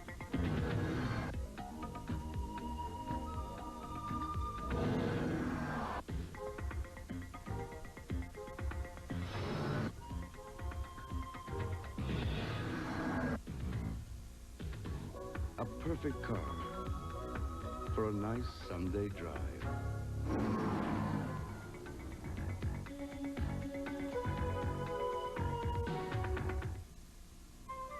You know, summer heat can wreak havoc on house paint, so choose Weather Beater. Come to Sears Summer National Paint Sale. We've reduced our Weather Beater flat finish paint to just $11.76. So see you at Sears. Sale ends July 28th. Hurry. When this is the feeling of shaving,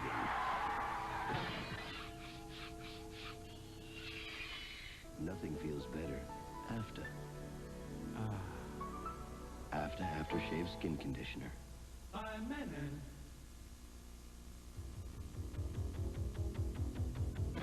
Winston Cup replays are brought to you by Purolator, the world's largest filter company. The 1989 AC Sparkplug 500 was led into turn number 1 by the Rick Hendrick Luminous of Ken Schrader and Jeff Bodine. The early racing found drivers going 4 wide down the front stretch. Bodine and Rusty Wallace battled, with Jeff sweeping into the lead on lap number 30. 15 circuits later, and Sterling Marlin erupted an engine. An oil fire followed, but Sterling was okay. Blake Speed wouldn't be as fortunate. He slid into Greg Sachs, who punched a hole in the boilerplate wall and rolled down through turn number 1. Greg was able to walk away from the crash, but a shoulder injury sidelined Lake for the next 5 events. Bodine battled another Hendrick teammate in Darrell Waltrip. But Jeff bobbled going through the tunnel turn as he tried to take the lead away from Rusty Wallace, and Jeff's hopes of winning the race were gone. With just 5 laps to go, Rusty began to slip, and Bill Elliott got beneath to go on to the checkered flag. It was Bill's 4th career win at Pocono, tying him with Tim Richmond with most career wins at the Pennsylvania Superspeedway. So a year ago, Bill Elliott in Victory Lane here at Pocono. Another red car sponsored by a different kind of beer, the Budweiser Ford, driven by Geoff Bodine, leads at this point with 77 laps completed. Here is the average speed of the race so far, 136.445. Now, that's a little bit down from the race record, which is 142.5, but we have had 2 caution periods. None, however, in quite a while, so that average speed of the race is coming back up. And here is Ricky Rudd coming into the pits, and we presume that this is for another cut tire, possibly. Jerry? Yes, he already thinks he has a tire going down. I think it may be the right rear tire, but they can't take a chance. They're going to take a look at all of them and probably change all 4. Jack going beneath the right side of the Levi Garrett Chevrolet. They will indeed change all 4 tires. Don't need to take a chance on having to come back in for another pit stop. They're going to lose valuable time here under green. They have changed right side tires. And crew now dancing around the left side of the car and rolling left front. Left 17, 18 seconds, 19. Clock ticking away. 4 tires changed. Joey Russell finish. Up the check. 23.4 seconds. He is away. So Ricky Rudd makes an unscheduled pit stop. He was shown in 12th position when he came in. Now, let's mention once again some of the improvements that have been made here at Pocono. Now, there are the rumble strips. They're in turn number 1. They're designed to keep the tire from getting off on the edge of the track and kicking up the rocks that causes the tires to cut.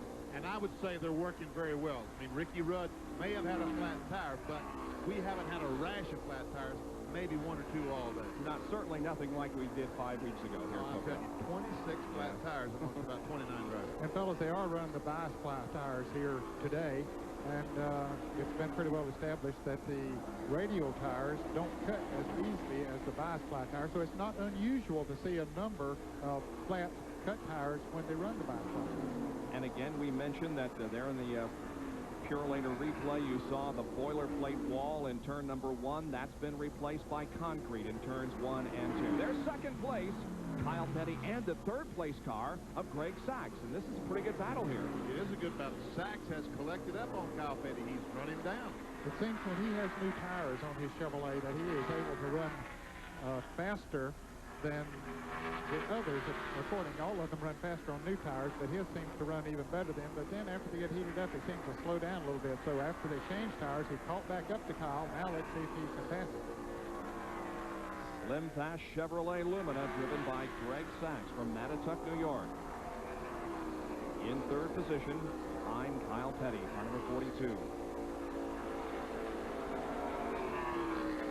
He's really getting off that corner, and look, he's going by on the outside. Kyle drops low on the racetrack, and Greg Sachs is going to blow him off right at the line. It's like Kyle Petty had a problem or something. I don't think he came off that corner nearly as fast as he has been in the previous laps. Now begins to fall back to Greg Sachs. Let's eavesdrop once again on communication between Kyle and Gary Nelson, his crew chief. Maybe we can determine what's wrong, if anything. The conversation won't be constant, but let's listen for it. They probably will talk on the front straightaway, because that's when the communication is clear at this racetrack, because on the back straightaway it's far enough away from the pits that communication is not that clear.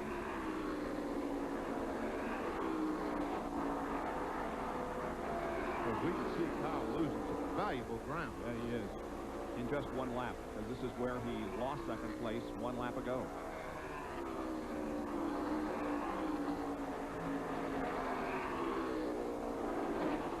No conversation, so apparently Kyle doesn't think thinks he has a real serious problem. Minus 650 on the leader, minus 650. You're still gaining a little bit on the leader, Kyle. Well, that's an interesting comment. Then Greg Sachs must really be gaining on the leader.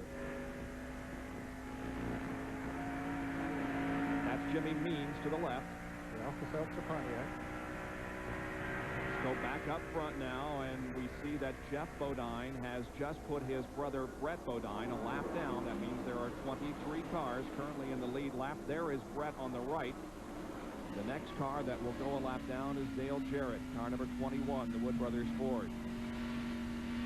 We're watching from Brett Bodine's perspective at the Bodine brothers. You know, Brett Bodine was running awfully well at the beginning of the race. He had that long pit stop. Now he doesn't have the speed that he had earlier. And as you said, older brother has put the little brother on. Yep.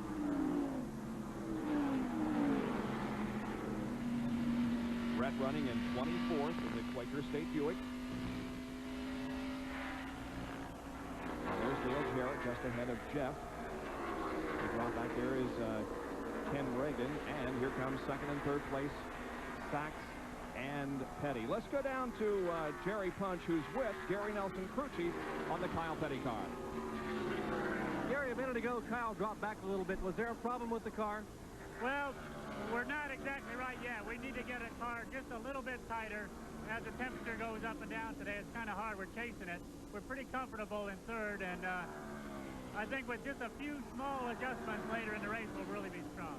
We heard you telling Kyle that he was gaining on the leader. You just keeping him pumped all the time. Yeah, we talked to Kyle quite a bit. While he was gaining on the leader, you know, he was really running some good lap times. He was the fastest car on the track, but everybody's going through it. You're a little tight with new tires, then you're neutral in the middle of your run, and then as the tires get more worn, then you start to get loose, and we're trying to hit a happy medium there to where we get the best overall run. Let us in on your strategy a little bit. You're talking about the right guard halfway challenge. You pitted on lap 62. You had run 36 laps.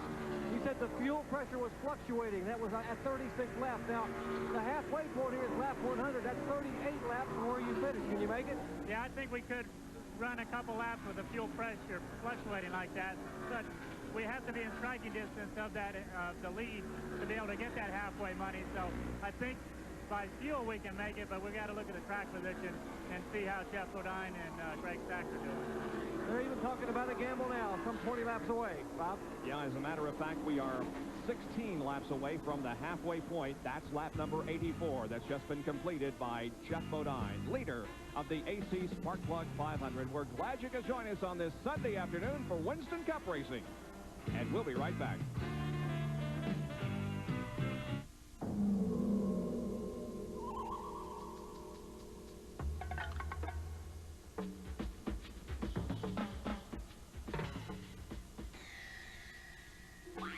What could this off-road vehicle possibly have in common with this off-road vehicle? The same quality filter protection you can give your car from Purolator, the world's largest filter company.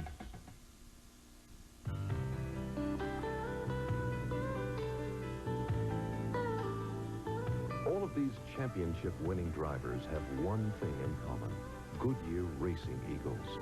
The race-winning technology that's found in the Goodyear Racing Eagles can also be found in the world's best-selling line of high-performance street tires, Goodyear Eagle Street Radials.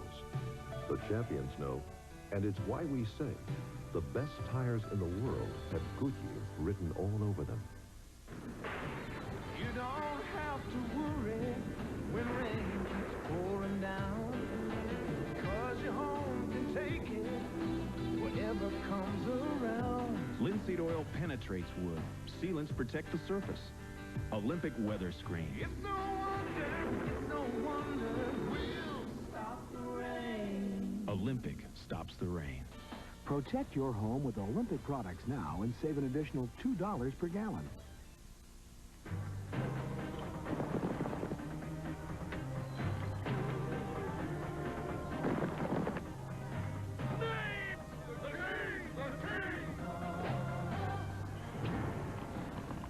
I say, put on some steaks and get the Queen a Bud Light. Bud Light's clean, fresh taste won't fill you up, never lets you down. Henry, they're Pop-Tarts. Everything else is just a light. For the third time this afternoon, we are under caution at Pocono because of debris on the racetrack. And that means that most everybody will come up. There's the debris. Could very well have been caused when Ernie Irvin blew a tire. That's in turn 3. Let's listen to Kyle Petty as he comes in.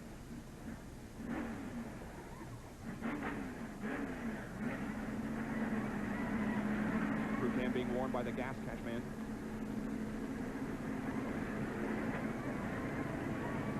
See, the gas man had to wait for the tire carrier to come back around before he could go across the wall. NASCAR rules only 5 minutes to go across the wall. Get ready, everybody ready, let's go, go. Great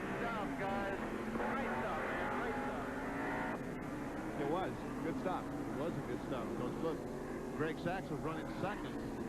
He's now third place. Yep. Kyle Petty picked up the second spot and maybe a chance at $10,000. Let's go down to Jerry. Kenny Schrader has some serious trouble there. Going to have to change the windshield in the Kodiak Chevrolet. We'll give you a look here. A large hole in the center of the windshield. This is to the right of where the driver's face would be looking through. Apparently debris coming up and tagging the front of his windshield. They're bringing another one over. Richard Broom and the rest of the Kodiak crew here, the Hendrick Motorsports team, have already just about gotten the old windshield out. It is nearly shattered. A pretty hard lick. These windshields are kind of beating. They are trying to get some of the putty and some of the Bondo that they use to seal around the windshield, the Bondo-like material, to get this windshield out. Something you normally don't have happen here in Pocono, Pennsylvania, is debris and cut windshields. Apparently, not so for Kenny Schrader today. But Jerry, they're going to have to hurry if they get that back in there and not lose a lap. But I'll bet they will get it back in there and not lose a lap. Michael Waltrip also had some problems in the pits. Let's take a look at Yeah, the whole front end's off of his car. Wow. They're going to finish pulling it off. the number 20 car, we understand, of Rob Moroso came in contact with him. Well, they're still trying to get that new windshield in the Kodiak Chevy driven by Ken Schrader. There he goes back out, and I believe he is going to make it out without losing a lap. He did. He did indeed. Well, there's the crew cam that's being worn by the catch can man on Kyle Petty's crew. And that reminds us of what Benny Parsons has in mind for the Hat of the Week this week. Our weekly presentation, this time from Pocono International Raceway. Benny? These are the instruments that bring the excellent coverage on ESPN Speed World coverage of auto racing. Besides this, we have crew cam, in-car cam, bumper cam, face cam. You know, and Howard and Johnson DeLong think we ought to have this, a fan cam.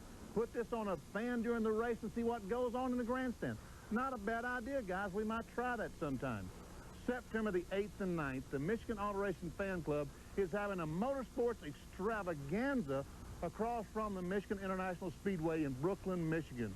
They're going to auction maybe 200 items per day for a couple of days, and all the proceeds going to the Burn Center at the University of Michigan in Ann Arbor. So all you racing fans in Michigan, go by and check them out. Meanwhile, I'm going to look for some good-looking women down here. Benny, you look right at home there behind that camera. And I knew you'd be looking for good-looking girls. There's a crew cam once again. They put things behind the wall as Kyle Petty has made a pit stop under caution here at Pocono.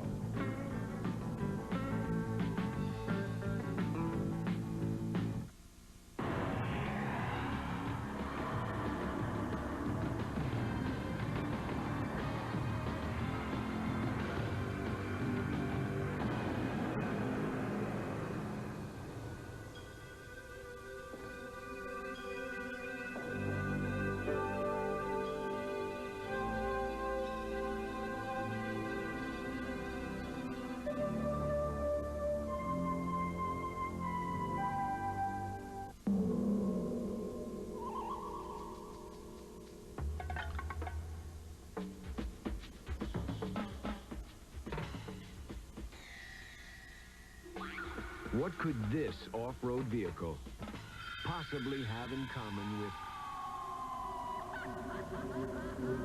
this off-road vehicle? The same quality filter protection you can give your car from Purolator, the world's largest filter company.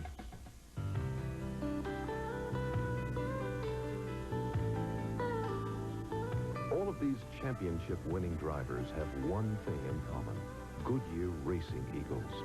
The race-winning technology that's found in the Goodyear Racing Eagles can also be found in the world's best-selling line of high-performance street tires, Goodyear Eagle Street Radials. The champions know, and it's why we say the best tires in the world have Goodyear written all over them. Field on Long Pond straightaway getting set next time around for a green flag. Now, let's compare some pit stops.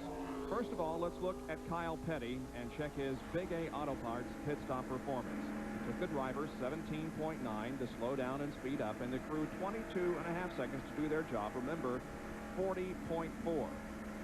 And now let's compare that to the stop made by Greg Sachs in car number 18. 19.6 for the driver, 24.5 for the crew, and 44.1 for the total. That is one of the reasons why Greg Sachs is in third position and Kyle is in second. But almost identical driver times. I think Kyle was 19.5 and Greg was 19.6. Lost the crew was 2 seconds slower according to our calculation than Kyle Pettigrew. This caution, the third of the afternoon for debris in turn number 3, that has been picked up now as the cars enter that area of the racetrack and get set for a restart. Let me tell you something I just read the other day. I got just a moment. The Schrader crew, Richard Broom and the Krodiak team, was out practicing pit stops. They brought over as an observer to try to pick out points Jeff Hammond, crew chief on Darrell Walkinshaw. Interesting. Here we go. Green flag is showing once again as the race resumes on lap number 89.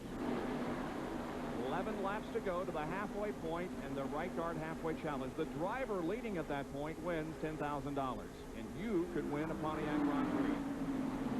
A couple of cars way down low on the racetrack here. Brett Bodine, Davey Allison. And Brett's a lap down. And so is Ricky Rudd. Ricky made an unscheduled pit stop. Brett had to make a long pit stop, green flag pit stop. Riding inside Kyle Petty's car. He's in second. Just ahead is the leader of the race, Jeff Bodine. Well, Kyle closes right up on the back bumper of Jeff Bodine.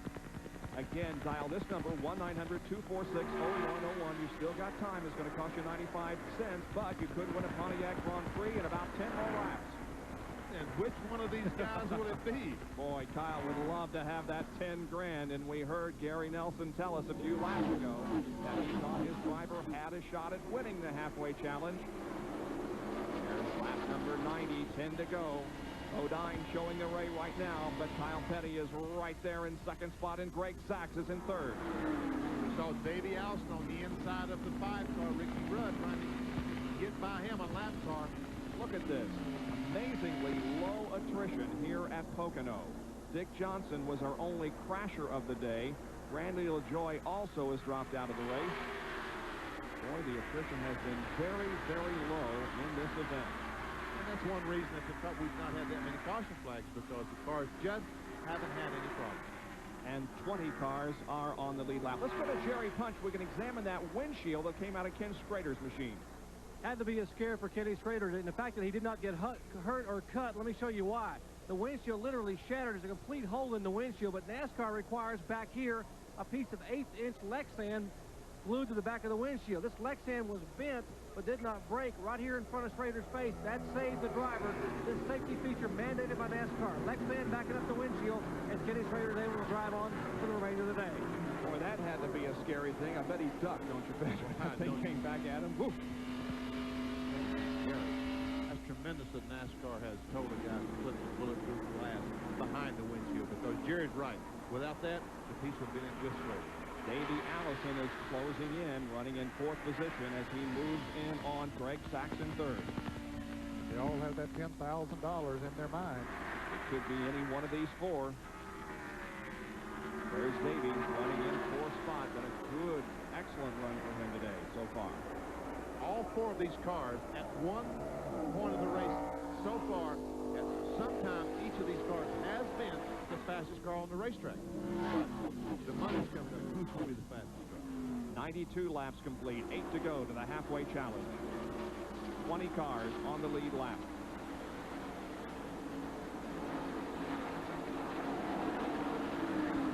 Well, let's do some speculating here, guys.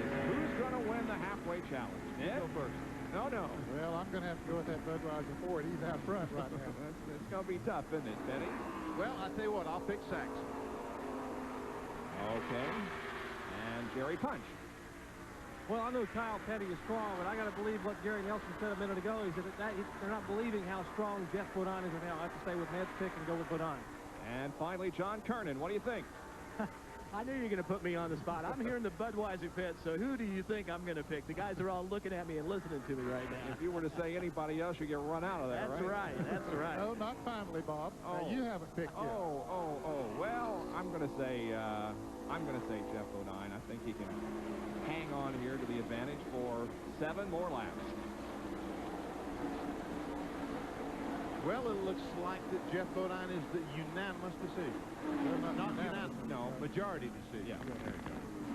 But that don't mean he'll do it. That's right. That means we believe he will. He has been strong, definitely. Well, we're going to take another commercial break before the halfway point, so we will be on the air and showing you who wins the $10,000 and possible Grand Prix for you. Be back in just a moment.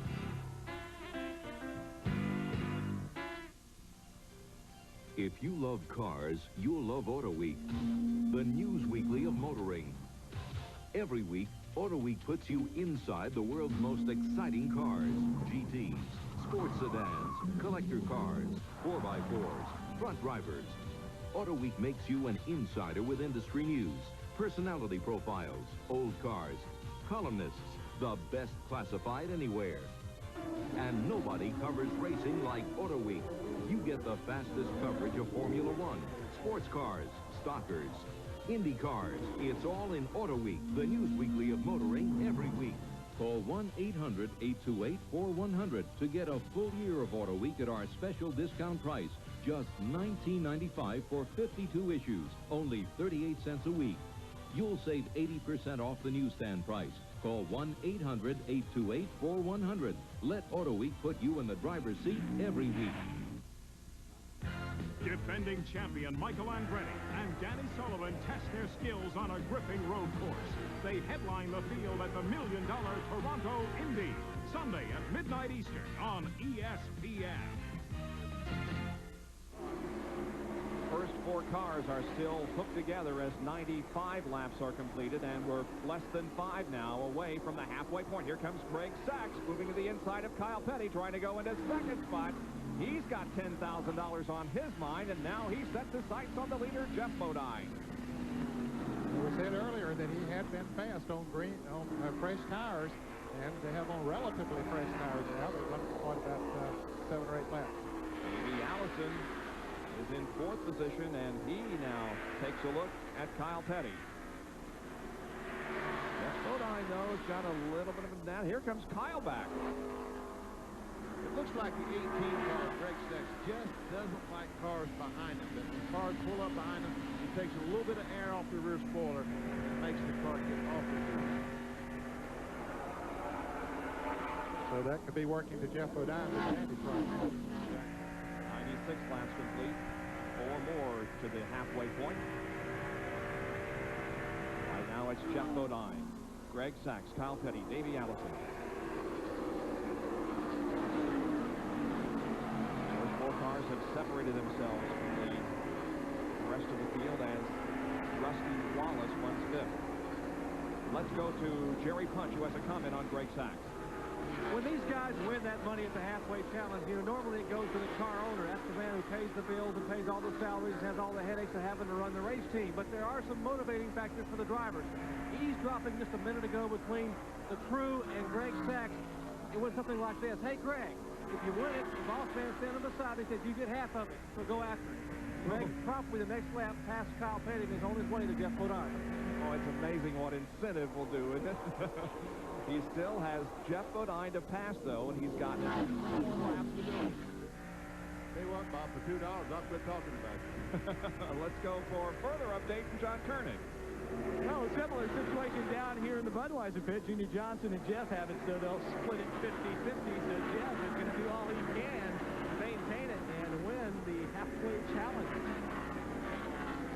Well, everybody with a little bit of incentive, but only one driver is going to walk off with the money in 2.5 more laps.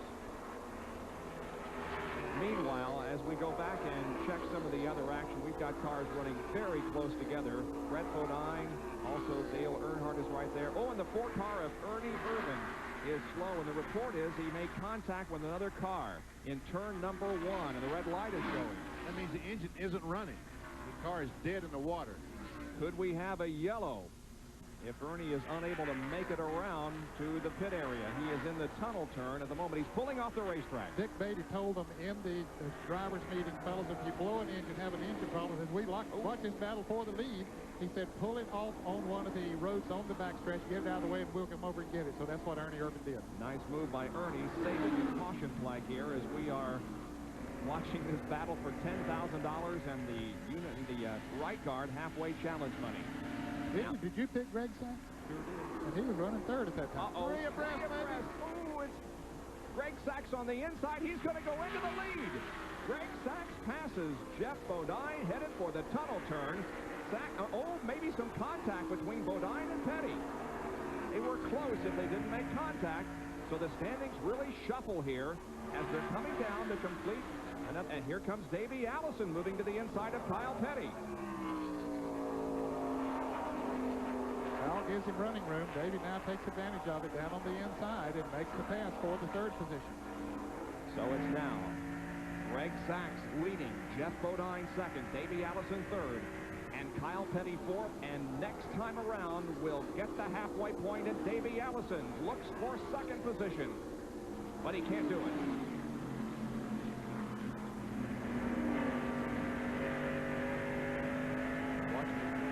Kyle Petty's car, Davey Allison, car awfully strong. He was trying hard to get by because he knew $10,000 was coming up. It's a half a lap away. Greg Sacks stretches the advantage over Jeff Bodine a little bit. Now Allison sizing up Jeff Bodine.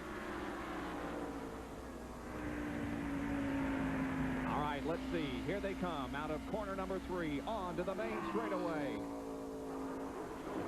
It is Greg Sacks that is going to win the right guard halfway challenge. Greg Sacks as Benny Parsons pounds his chest. What a bunch of non-pickers y'all are. And Benny wins 10,000 congratulations. From Greg Sacks fans. Yeah. So if you are called back now by the right guard people, the name to tell them is Greg Sacks. He was the winner of $10,000, leading at the 100 lap mark of the Pocono AC Spark Plug 500.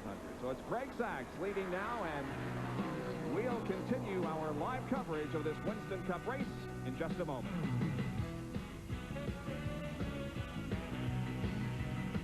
Ladies and gentlemen, the Doors.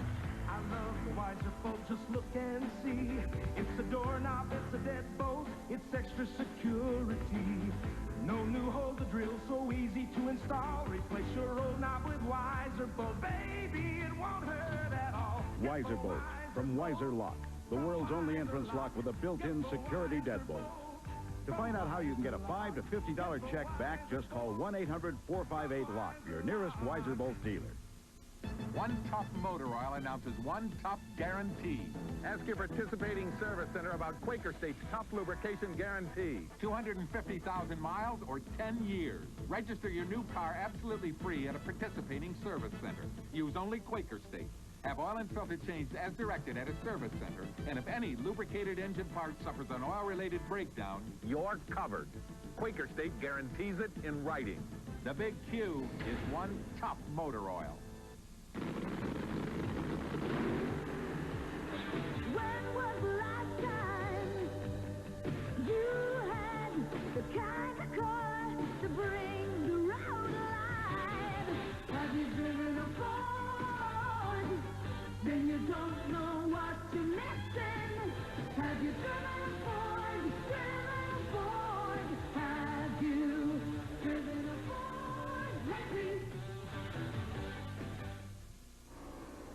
Bob Jenkins, Benny Parsons, Ned Jarrett, John Kernan, and Dr. Jerry Punch resuming coverage of the AC Spark Plug 500 Winston Cup race. Greg Sacks leads. The battle is for second spot.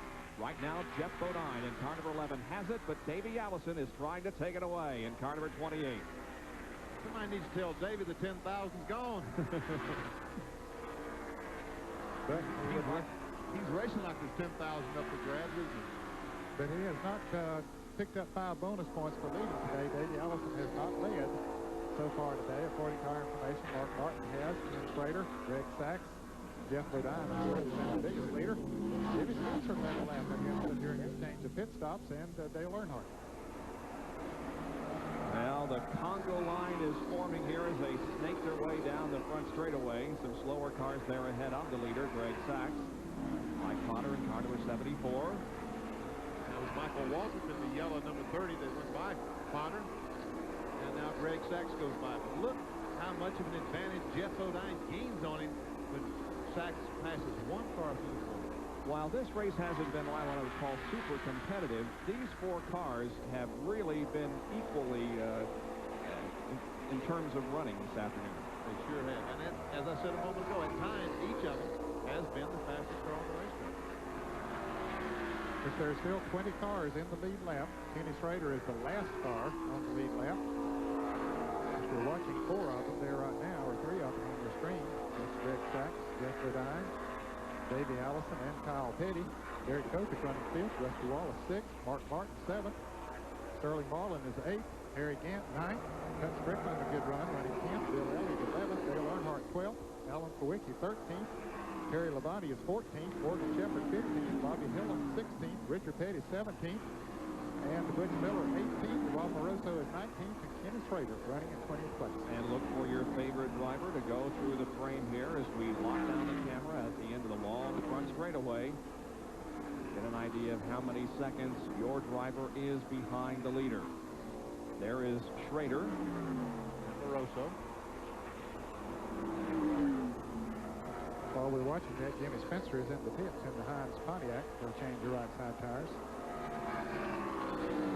Well, White Oak will go by just a moment ago. That was Tommy Riggins who runs in frequently on the Winston Cup circuit is in this race. There's Ken Schrader. And here comes the leader out of turn number 3. An indication of how fast he's running. That's 152.542. Well, that's faster than Jeff Bodine was running earlier. Here's the battle for second place. Look at Davey Allison. He again looked to the inside of Jeff Bodine, but couldn't take the spot, and the yellow is out. We've got a crash up in turn number 3. Crash in turn 3 brings out the 4th caution of the day. It is Jimmy Horton in car number 17 of the Darrell Waltrip car. Tell you what, he might not be able to get out. Yes, he did, because that is very muddy up there. Jimmy Horton spinning in turn number 3 and bringing out another caution, and he's got a flat right rear. Exactly. The right rear tire is down. He's not coming in, though. He's going to try to make another lap on the flat tire.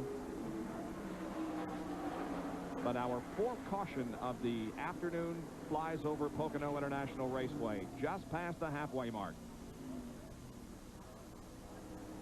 Jimmy Horton, who went into the car at the end of one lap for Darrell Waltrip, who is unable to compete because of the broken leg suffered at Daytona. He hopes to be back in 6 more weeks as far as a full race schedule.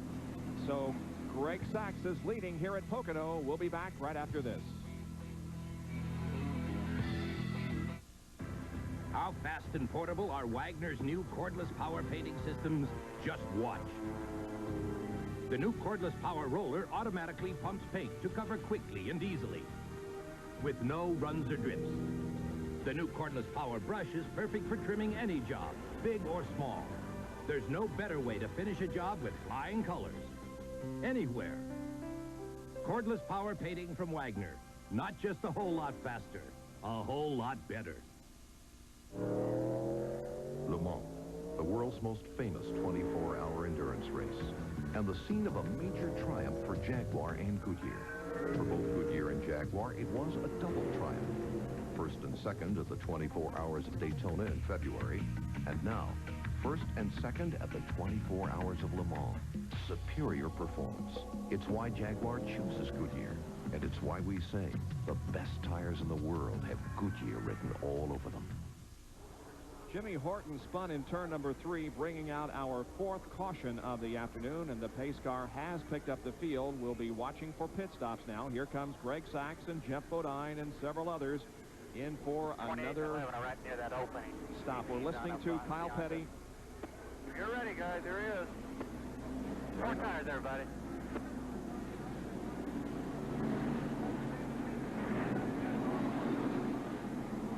almost overshot the pit, hit the board a little bit strong.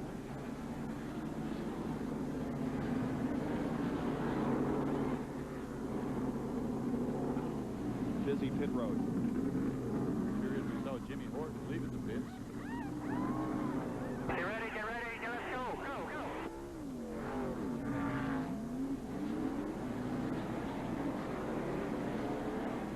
That's strange that his signal is that he keys Kyle when to go, because most of the guys' signal is when the jack comes.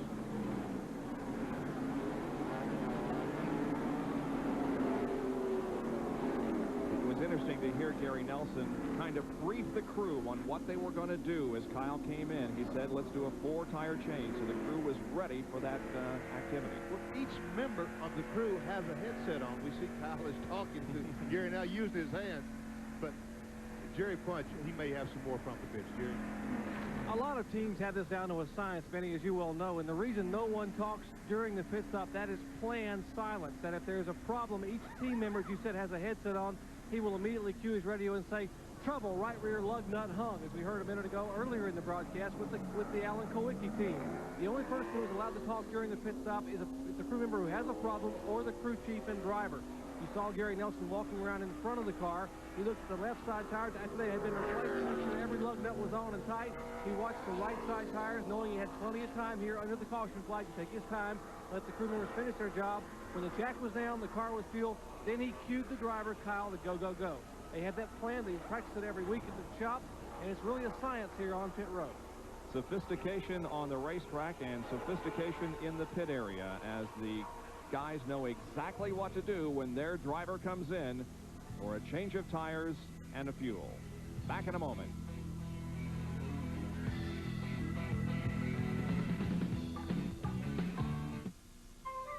You know, summer heat can wreak havoc on house paint, so choose Weather Beater. Come to Sears Summer National Paint Sale. We've reduced our Weather Beater flat finish paint to just $11.76. So see you at Sears. Sale ends July 28th. Hurry.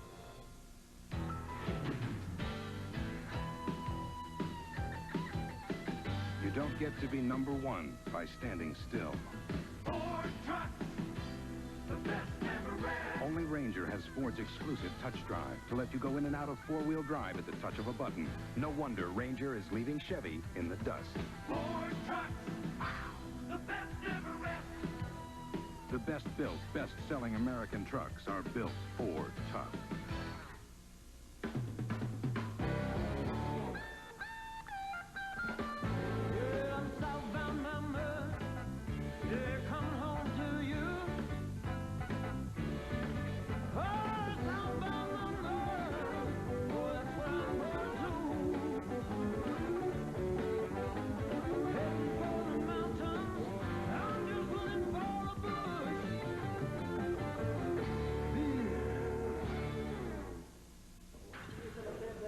We tested STP oil treatment under the worst possible conditions.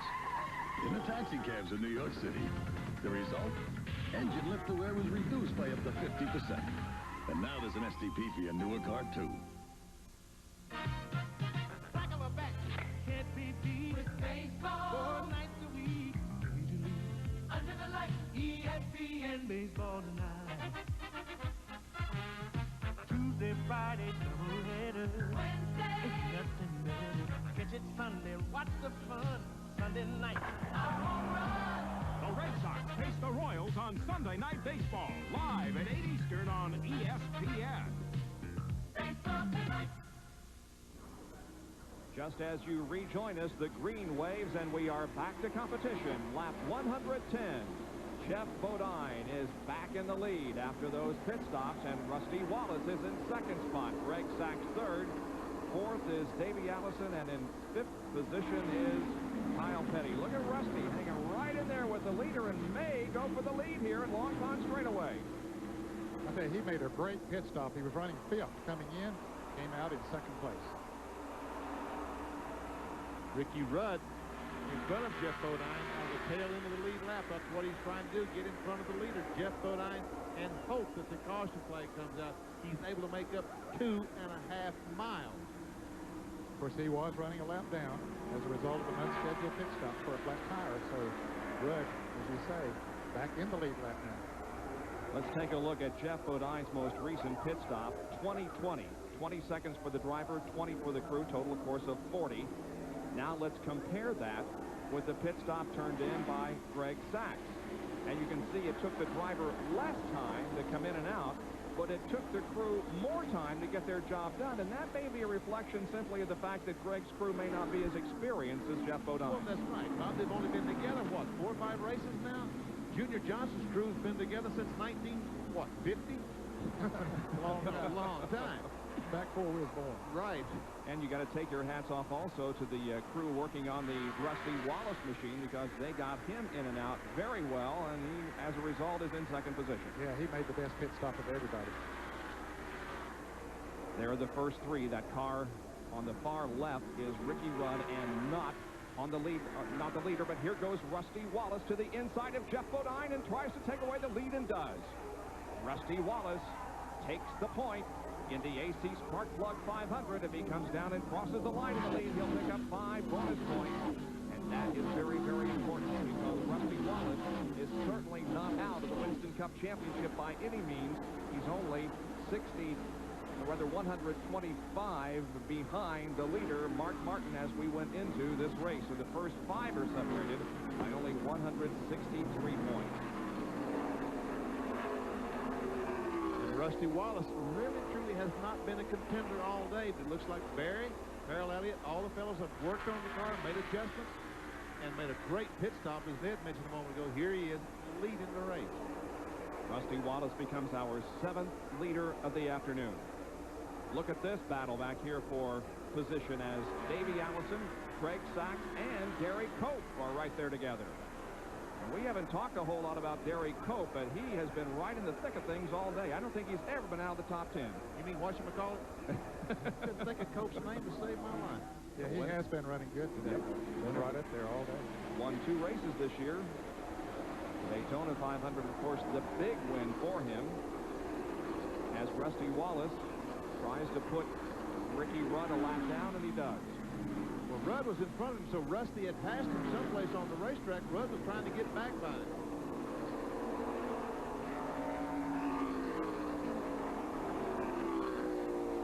And Bodine is saying to himself, please, Rick, get out of the way and let me get up there and race Rusty. Rusty, of course, has won twice this year. Winston Cup competition at the World 600 and at Sears Point on the road course. Here comes Geoff on the inside of Ricky. I think he's got position. He slides on through. Boy, it makes it look easy. And folks, believe me, it's not that easy. This car's coming off the corner about 100 miles an hour, 120 as they go by there. Cope trying to get by Sacks. And Kyle Petty, he's watching it. Gary Cope going for 4th position here. Cope is on the right and Craig Sacks on the left. Only they're going to have to go single file through the corner, and now Davey Allison also tries to pass Ricky Rudd as Geoff Bodine goes back on top. Got position on Rusty going down in turn 1. Took the spot away. Davey Allison's going to try to make a move on Rusty, and does. Right down on the inside. Well, but he has to back off. Yep. He was going to get in there too fast. He knew he would slide right up to the wall if he went in there that fast. And so he backed off. Good smart move by Davey. These cars at this point of the racetrack running about 145. Slow down on the brakes to about 100 miles an hour at this point. Well, Rusty Wallace finds himself now into 2nd position, but many times during the afternoon he's found himself running 6 abreast into turn number 1. Is it hard, Rusty? I say to myself, I hope I'm on the bottom when I get to turn 1 and 2, because I don't want to get to be in the middle or the high side, because that turn 1 gets pretty narrow when you get down into it. And you saw it right there, as now Davey Allison has taken over the 2nd position from Rusty Wallace, and they had to funnel down the single file formation going into 1, and Davey got the advantage. Tell you what, this Havlin Star Ford is running today. Is Jake Elder this much responsible for everything? I'd say so. Yeah, I believe that. I think he is. Robert Yates has always had a good engine program, and they have struggled at a lot of racetracks where handling has been a real strong characteristic in the past, and now they got the chassis expert, Jake Elder. He's renowned as a chassis expert, and I would say that he is no good with it. Kyle Petty finds himself in 6th spot. We're riding with him. Just ahead is Greg Sachs. Nose to tail, first 3 positions. Davey Allison takes a look. Davey Allison goes to the inside. He looks for the lead going into turn number 1. And Davey Allison takes the lead away from Geoff Bodine. Bodine trying to get back down the back straight with a long pond straightaway. 3,055 feet to do it in. They go 3 wide on Long Pond. Here's Geoff Bodine inside of Allison once again, and Geoff goes back into the lead. You know, Davey Allison hasn't led this lap yet. You realize that, don't you, as far as NASCAR is concerned? Now he comes back on the inside of Geoff. You only pick up the bonus points when you're scored as the leader at the line, and Davey wants those 5 bonus points. Derry Cope, meanwhile, look at him. He's in 4th position. Now, remember that 4th car in line there is Ricky Rudd, and not on the lead lap. And he still is not going to lead a lap. He had to lead twice on that lap, and he's not going to lead. Wow. What's Rudd doing down there? Is he getting out of the way, or is he trying to find somebody? I don't think he's getting out of anybody's way. Well, they are playing going at it. I'm telling you, they are. Here goes Sachs by Dave. We see what happens when you get up high. You just can't handle through the corner. We saw Davey Allison slip. Now, Cope has dropped the spot. Kyle Petty's got by Derek Cope. Man, this is getting... Do I see sparks coming out of Allison's car? I thought I did. I wonder if he has the tire going down. I would think so. Definitely off the pace. He's definitely off the pace. He has gone from the leader way back, and now look at the pace that he is just... Something's wrong with that car. Yeah, I expect it. In fact, his pit crew is ready for him to come into the pits. Apparently, he has the tire down, and he will be coming into the pits. I thought I saw sparks from the left front of that car. Maybe I didn't, but it's obvious that something's wrong as Davey Allison, nope, stays out there. Well, that's a surprise. His pit crew was out on pit road, ready for him to come in. They were expecting. There's debris on the track. Yeah, that could have been what Davey hit. And, or it could have fallen off his car. Well, Jerry, what do you know? Anything? Well, it's obvious he has a flat tire. They were hoping to possibly get a caution flag from NASCAR, and now the yellow flag does come out. Davey was yelling there is debris on the racetrack, and some of the other drivers also reported debris. They said, let's take our chances. They may get a yellow flag, and it paid off. The yellow flag waving now at Pocono. He'll get to make that pit stop and change that flat tire under caution. Well, that's a good point, Jerry, normally. But now they're going to race back to the flag here. Let's see if Ricky Rudd can get his lap back. I say normally that would be good to make it under the caution, but on this racetrack you can make a green flag pit stop and come back out. Then if everybody else, and stay in the lead lap, then if everybody else comes in, then he would be in the lead, like Dale Earnhardt was earlier. Ricky Rudd is not going to be able to get his lap back. Here come the leaders down to take the yellow flag. Once again, reducing the pace of the event, as this is the 5th time in the afternoon that the caution flag has come out. I was going to say a moment ago, that's one disadvantage to running high in the racetrack. When they got position on Davey, he had to move up the racetrack. He gets up in that territory where not many cars are, and there's lots of stones and things like that up off the groove. He may have run over something like that and punctured the tire. Well, Davey certainly will be coming in for a pit stop. 115 laps completed.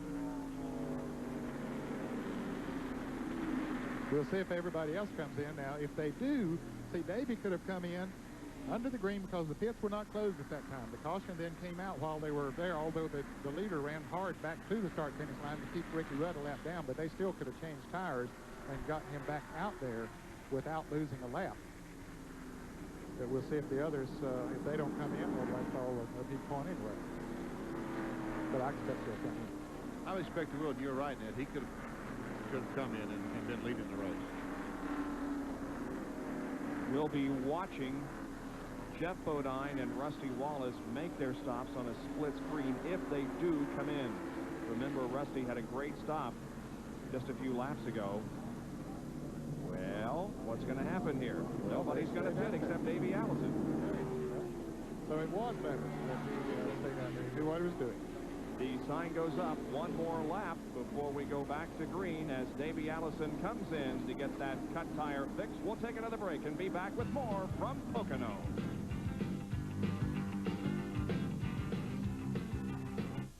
I don't worry about the quality of parts my mechanic uses. Put in whatever's cheapest, son. Heck, I'm gonna get rid of it once the ashtrays are full anyway.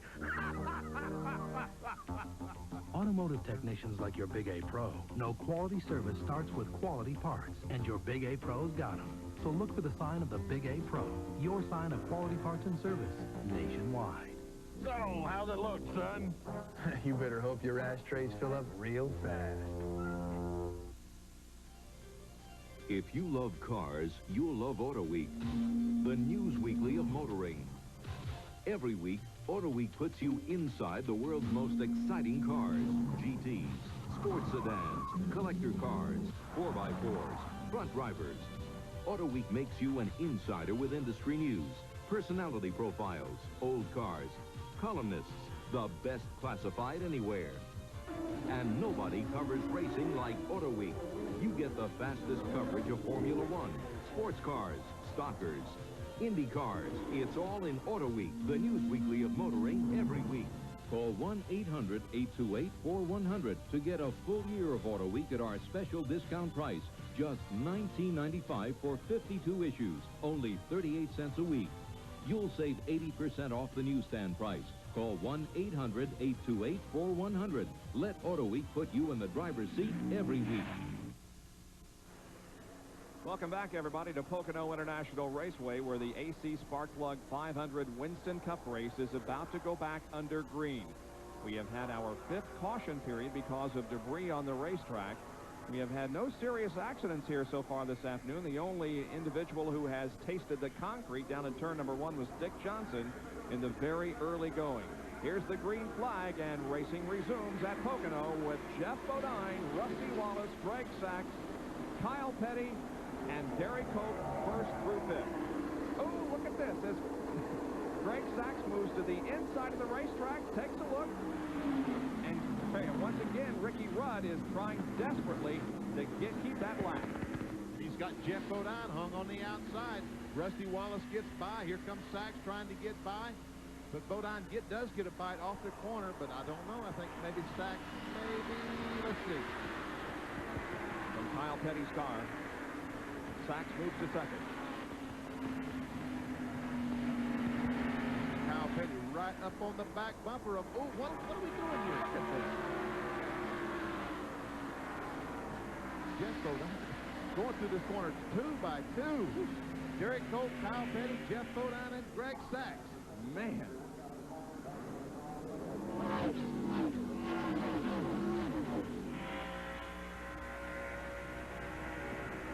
Well, Rusty Wallace is loving all this because while he has the lead, he's watching everybody behind him, 2 abreast and battling for position. Now, Greg Sachs for the break out in front of Jeff Bodine. Meanwhile, Ricky Rudd has moved out in front of Rusty Wallace. Crash. And that'll be the break that Ricky Rudd will need. Several cars involved. Tommy Riggins among them. I believe Ken Reagan is involved. Then there are 2 other cars. Here is a battle for the lead as they'll race back to the yellow flag now. That's a battle for second place because Rusty Wallace is our leader. And Ricky Rudd is way out in front of Rusty Wallace, so if nothing happens, he should get his lead back. I mean, get back in the lead lap. Watching them come off of turn number 3. Here comes Rudd, followed by the race leader, Rusty Wallace. And as they come down, Jeff Bodine will have second and Greg Sachs third. The NASCAR flag to tell them, please slow down. There's Ernie Irvan. Well, this certainly the most serious incident of the day. We'll see if we can determine what happened. Well, a lot of cars headed into the turn. It looked like they all tried to get there at the same time. Looks like Riggins mates, for some reason, spun in front of the field.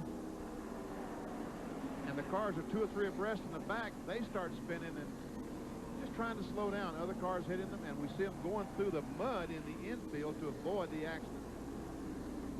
And that's Ernie Irvan going through the mud and spinning, coming down and getting stuck in the mud. Speaking of mud, this is Jim Sauter driving Dave Marcus's car. He can hardly see out the windshield. Looks like he's been out in the apple orchard with it.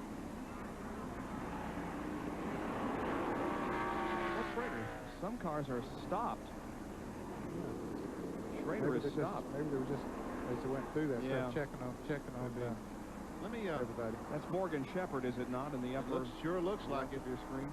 Boy, his Winston Cup point standings has really taken a beating the last 2 races. Sure have. He was, at one time, the only driver to finish in the top 10 every race, but that ended at Sonoma. And now... You can see Morgan moving around inside the car. And here is Ernie Irvin's damaged car and mud-splattered car. He also has a broken Panhard bar or rear sway bar, looks like. Or maybe it's just the left rear tire, but... He's having difficulty. There's Morgan Shepherd. You see the NASCAR, the safety official, talking to him, and Morgan appears to be okay because he was moving around in the cockpit. You can see him moving his hand there as he's talking to the guy. Let's take a look at the accident from one of our in-car cameras riding with Ernie Irvin. We already see the car spinning up in the middle of 1 and 2. Ernie slows down. Ooh, and he just goes through the mud to avoid over the rumble strips. Back down on the grass. He started the car while it was still spinning. Kept it running, though, and here come the pit stops now. Rusty Wallace is in, Greg Sack is in, Jeff Bodine is in, and Jerry is right there. Jeff Bodine on the bottom of your screen, Rusty Wallace on top. They will change all 4 tires on the Rusty Wallace car. We're expecting to change the same on the Jeff Bodine machine. These cars having run through some of the debris down at turn 1. Now left side on Wallace and left side on Jeff Bodine. The great Tim Brewer crew working for Jeff Bodine. Bodine is down. Rusty Wallace is still on the jacks, but he is pitting further down pit road. Here comes Bodine. Rusty Wallace is off the jacks, and Wallace will actually beat Bodine back on the racetrack by virtue of track position or pit position here on pit road. Jeff and Rusty are running side by side. Sterling Marlin is trying to get by both of them, saying that he beat them out of the pit. So NASCAR will have to straighten this out. And Sterling Marlin is on the lead lap. We haven't talked about very much about Sterling Marlin so far this afternoon, but he is indeed on the lead lap and was 6th before this crash. We'll look again at who got out first. Looking for old Jimmy Cox. It does look like that the 94 car got out first, and the NASCAR official was out there telling all of them to slow down because there was equipment on the racetrack. I saw a tractor with a sweeper and an ambulance and wreckers and what have you. That's why the 94 car was not going that fast. The accident scene in turn number 1, a multi-car incident involving Tommy Riggins, Ken Reagan, Morgan Shepherd, and others. We'll be back in just a moment.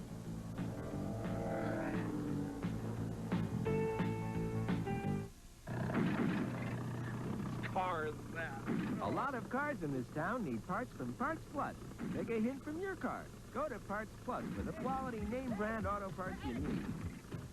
Because Parts Plus sells name brand auto parts with quality you can rely on. The same quality name brands used by professional race car drivers. So the next time your car needs auto parts, come to Parts Plus. We're America's family of auto parts stores. Parts Plus. The Ford Thunderbird.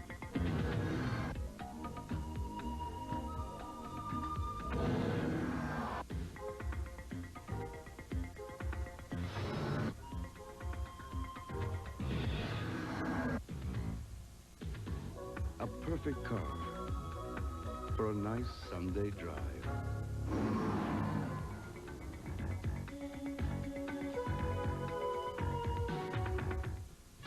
Last weekend, Bo Jackson and the Royals beat up Boston in Fenway. Now the Red Sox try to return the favor and keep near the top of the AL East. Sunday night at 8 Eastern, live on ESPN. We are back at Pocono, and the track remains under caution because of a multi-car crash down in turn number 1. And Ernie Irvin gave us a bird's-eye view of what happened from his in-car camera. Well, you can see there's trouble already before he approaches the turn. He slows down some. Jimmy Means slows even more, and Irvin has to make an evasive move down on the inside. And you can hear what happens. The engine dies for a moment, then he fires it back up. You can hear him running over those rumble strips that we talked about all race long, and you get an indication of how serious they are. The Riggins car is spinning. He hits the wall. Hard backwards, yes. and then other cars become involved. But fortunately, because of the safety equipment that is built into these race cars and mandated by NASCAR, apparently no one injured. Important aspect of that, the crash helmet. Here is our track fact.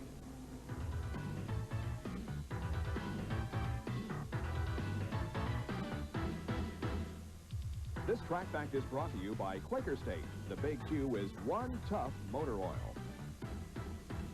For the past 22 years, helmet technology has involved basically a fiberglass shell covering a polystyrene insert. This polystyrene liner is used to help insulate the head from injury. But unfortunately, polystyrene will absorb the impact, but it also transmits impact. So if you take a reliable old impactor here, this hammer, and whack it, you can see there's an indentation in the polystyrene. Polystyrene has absorbed impact, but it's also transmitted to the head. The latest development from Simpson Safety Products last year was this new bead-all insert. This bead-all will not only absorb impact, it won't transmit it. So if you'll pardon the pun, you can beat all day long on this thing, and you're not going to get a headache. The crash helmet certainly played a part in that accident we just saw down in turn number 1. The debris is being cleared from that area. Kyle Petty shown as the leader of the AC Spark Plug 500. What makes a Quaker State engine so tough? One tough motor oil. And being tough takes more than just talking tough. There's a brand that says it's been engineered for smaller engines. Well, Quaker State has been tested tough for small engines in Japan, in Europe, and in America. In fact, Quaker State has toughed out the most demanding specs for every size engine and every size car sold in the U.S. What makes any size Quaker State engine so tough? Quality engineered Quaker State. The Big Q is one tough motor oil. My eyes are so itchy, I can't think. Tom?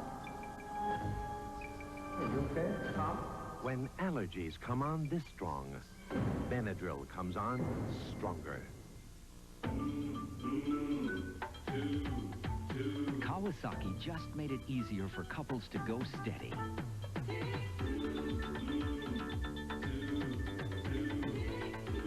Right now, during our 2-up, 0-down promotion, you can get Kawasaki's Tandem Sport Jet Ski Watercraft for 0 down and no payments for 90 days. See your participating Kawasaki dealer before it's too late. You know, summer heat can wreak havoc on house paint, so choose Weather Beater. Come to Sears Summer National Paint Sale. We've reduced our Weather Beater flat finish paint to just $11.76. So see you at Sears. Sale ends July 28th. Hurry. Don't stop short of the peak, 'cause second best won't do. There's a pride in peak performance. Take more than 650 horsepower, wide open, for 500 miles. You need maximum protection to cool it. I want the maximum going for me. That's why I've got Peak on my car and in my car every time. Don't stop short of the peak. No, don't stop short of the peak. We are still under caution here at Pocono because of a 4-car crash. Tommy Riggins, Morgan Shepherd, Rob Moroso, and Ken Reagan involved in an incident down in turn number 1. A couple of other cars went into the infield, including Ernie Irvin and Mark Martin. They were not actually involved in the crash down in turn number 1. Now, the leader of the race is Kyle Petty, and he did make a pit stop. No, that's kind of confusing because we eavesdropped on his radio, and they was talking about a gas-only stop 4 or 5 laps ago. But the caution comes out 2 laps later, and he don't pit. I really don't understand what's going on. Well, now maybe he's going to wait till near the end of this caution, then come in and get his gas, although they will certainly give up track position, but he will have some more laps included there, so that'll be interesting to see. You mean to tell me that our Winston Cup point leader was in that crash? I didn't see him in that crash. He supposedly took some evasive action and went down into the grassy area. Here comes Kyle in the pits. Yep, and here comes Jimmy Horton and Michael I'm Waltrip worried that also. there's going to be a quick caution again. Let's listen. Okay, guys, 4 tires. Let's make it a quick one. We got to get caught back up. 1 lap to green. This will give Davey Allison the lead as we watch Kyle Petty's pit stop. We heard Gary Nelson say they're going to take on 4 tires. And again, as Jerry explained, we will hear nothing during this stop unless there is a problem. We will hear hear Gary Nelson say, go, go, go, when the service has been completed. Okay, let's go. Pretty simple that time. Let's go. 21 and right on that thing. Now, fans might wonder how Davey Allison got the lead. You know, not long ago, we saw him come into the pits, and not many others did make a pit stop. Well, then after that other caution, or after this caution, everybody but Kyle Petty did come in as the leaders. And now Kyle Petty has come in. Davey Allison had just made a pit stop not long ago. Harry Gant had made a pit stop during that last caution. So had Bobby Hillen. So they're up there in the first 4 positions. Let's go back to the pits and Jerry Punch. Well, where's Gary Nelson? Gary, you waited a few laps to pit under this yellow. Why? Well, if we had stopped when the yellow first came out, and then we had one more stop before the end of the race, we would have run out of gas with about 3 laps to go. So we had to sit out there and wait till the very last lap of the caution and get gas. And now we can make it with 1 stop just to the finish. It'll be close as it is. Some close calculations here in the Peak pits. But that explains the strategy employed by Gary Nelson and the Peak crew. And I made a good guess that. Yes, you did. You say something, maybe you're 50-50. You got a 50-50 chance of being right. You hit that one on the head. But he certainly did give up a lot of track position. But that car is running well and handling well. There are 20 cars still in the lead lap. Morgan Shepherd, of course, was one of the cars a while ago when we were saying 20 cars in the lead lap. Of course, he now is not, but Ricky Rudd got back in the lead lap, so he replaced Morgan Shepherd, so there's still 20 in the lead lap. And he moves into 13th position, Ricky Rudd does, as we get set to go back to green. But see, what Gary Nelson just said means that Davey Allison, Harry Gant, and Bobby Hillen has to stop twice. Yep. Right. That's just what Gary, and I don't understand. And this thing goes green the rest of the way. You know, who knows? Gas mileage has definitely played a part here at Pocono in the past. The green flag is out. Unbelievable. There are 7 cars wide through this. That was a terrible start. Somebody evidently brought them down too slow or something, because it was a terrible start. They were all messed up. It was Davey Allison's call. He was the man who was leading the race. He was the boss. And he has a lead with now Harry Gant running in 2nd spot. Bobby Hillen shown in 3rd. Now they should have to make 2 more pit stops here. Second car there is Dick Trickle. He is not on the lead lap. He should be running in 21st position. He's the first car, 1 lap down. Then Dale Jarrett will be 22nd. He's the second. No, I beg your pardon. Brett Bodine, then Dale Jarrett. Let's take a look at that restart again and show you how they got about 7 abreast as they came off the 3rd corner. Watch Dave. Look at Davey weaving. I don't know. Maybe he feels like he has a problem or something. Sort of checking his tires out. And now he gets his car in shape. But look, they're all trying to start in the back. And look what a restart. Ricky Rudd almost ran right in the back of Greg Sachs. It's a wonder we didn't have a major incident with cars running into the back of each other on that little restart. All right, Harry Gant now disposes of a couple of slower cars, and he has clear sailing between himself and the leader, Davey Allison. I'll tell you what, if this plays like it has most of the day, he's not going to catch Davey Allison.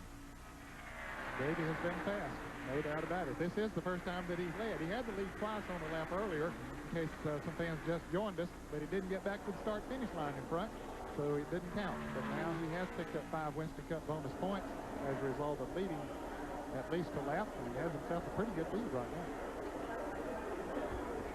Let's do a lap time on Davey here and see how fast he is running. He's out there in clear air and clean racetrack.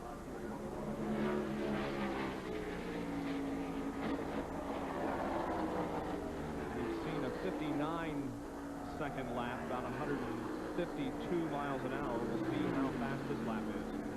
Sterling Marlin, who was running in the 4th position, is in the pits. An unscheduled pit stop for him. It looks like left side tires on the Sunoco Ultra Oldsmobile.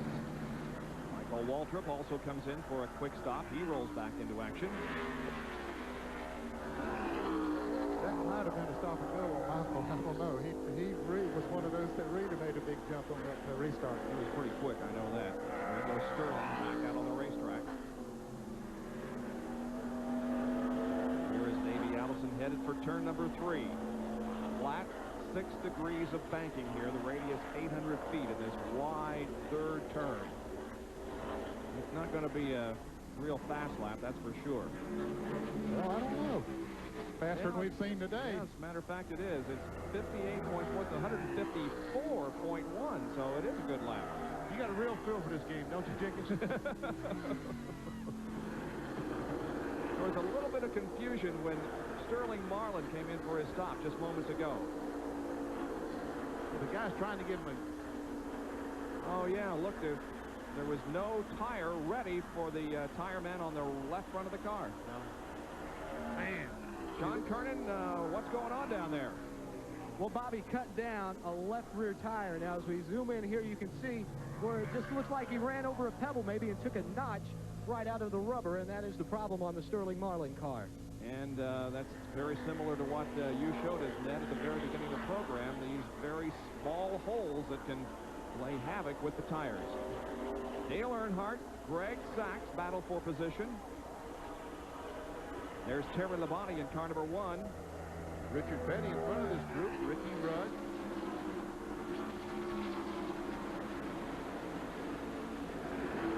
Sachs is just mired back in this group and can't get by. And maybe that's Earnhardt's problem as well. Oh, Kyle Petty just blew up. Kyle Petty just blew up at the end of the straightaway. And a yellow flag comes out.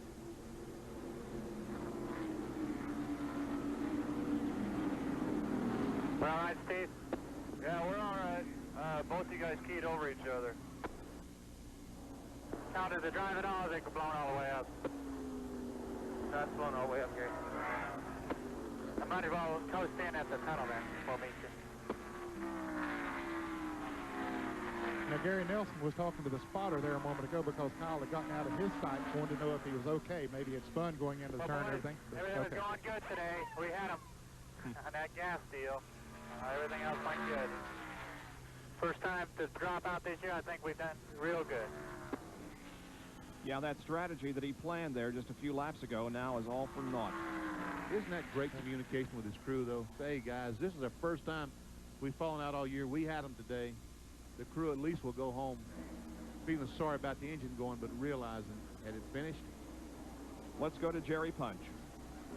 When you consider the effort they put in this year, you were talking about it, Betty and Bob. I mean, there's only one driver who's running at the finish of every single race in 1990. That was Kyle Petty until today. He had was 6th in the points and had 9 top 10 finishes, including that dominating win up at Rockingham. But bad luck strikes them at Pocono. But they, as Gary Nelson says, they thought they had a strategy there. They had calculated the fuel mileage, thought they may be able to pull it off and get a win here at Pocono. So Gary obviously very disappointed. So is Kyle as he pulls the Peak Pontiac off of the track. We are under caution for a 7th time this afternoon because Kyle Petty's engine blew up. He is out of the race. We'll be back with more right after this. At Midas, we do brake work, not guesswork. That's why we give you a good price after we pull all 4 wheels and give you a free inspection. Then we spell out exactly what you're going to need, exactly what we're going to do, and exactly what it's going to cost. No surprises. We road test the job and guarantee every brake shoe and pad for as long as you own your car. Sure, we want your business, but not the expense of your safety. Nobody beats Midas. Nobody. Ladies and gentlemen, The Doors. I love the wiser folks, just look and see. It's a doorknob, it's a deadbolt, it's extra security. No new hole to drill, so easy to install. Replace your old knob with Wiser Bolt. Baby, it won't hurt at all. Wiser Bolt from Wiser Lock, the world's only entrance lock with a built-in security deadbolt. To find out how you can get a $5 to $50 check back, just call 1-800-458-LOCK, your nearest Wiser Bolt dealer.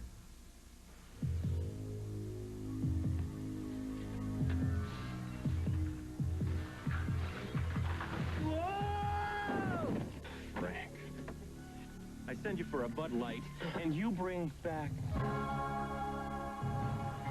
Well, Bud Light won't fill you up, never lets you down. So, there are no men here, there's an unlimited supply of Bud Light, and we can never leave. Correct. Everything else is just a light. We can live with that. Yeah. We begin the second half of the 1990 Winston Cup season here at Pocono International Raceway today. Live coverage of the AC Spark Plug 500. Our Speed World coverage is being brought to you by Olympics, the family of stain products that protect your home from damage rain can do. Olympics stops the rain. By Parts Plus, for name brands you can rely on, go to Parts Plus, America's family of auto parts stores. And by First Brands Corporation, makers of STP oil treatment. Davey Allison leads the AC Sparkplug 500, followed by Harry Gant, Jeff Bodine, Derek Cope, and Bill Elliott. 6 through 10, Ricky Rudd, Dale Earnhardt, Richard Petty is running 8th, then Butch Miller and Sterling Marlin. We'll be back right after this.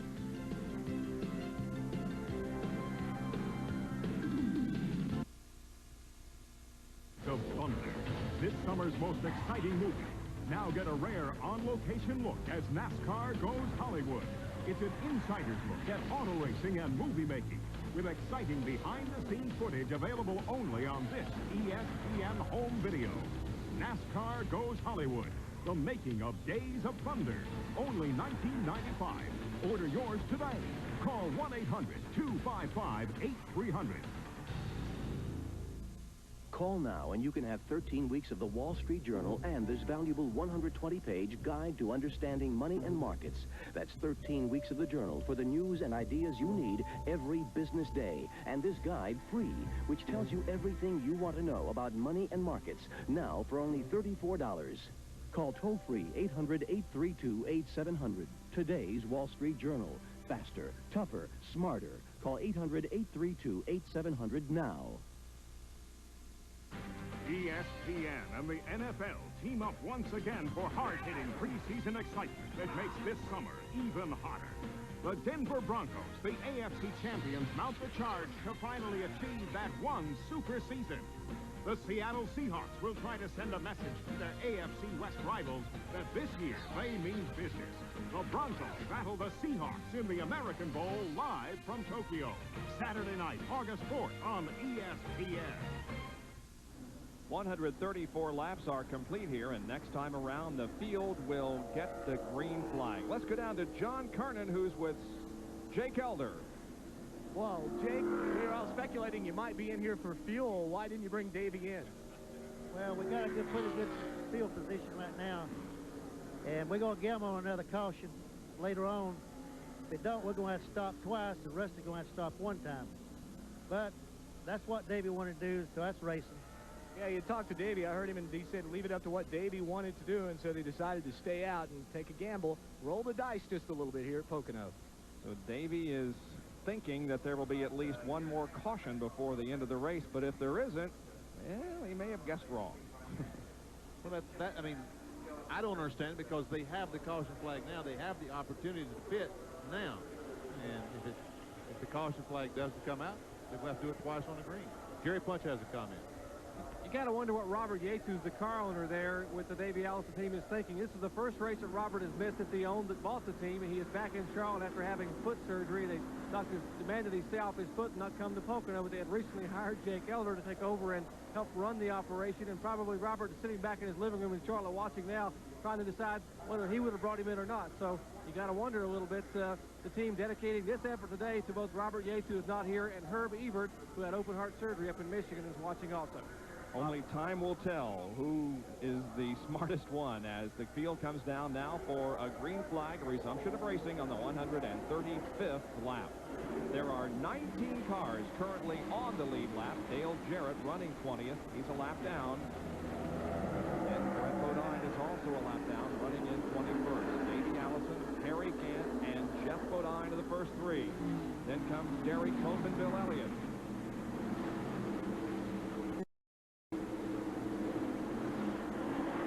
Cope hung on the outside. He's able to get by Dale Jarrett. Not able to do anything with Brett Bodine so far. He'll fall in behind Brett as they go through the tunnel turn and then possibly make a move between turns 2 and 3.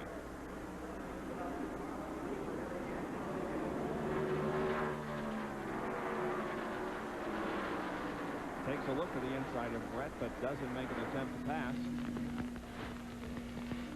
Great shot from the bumper cam.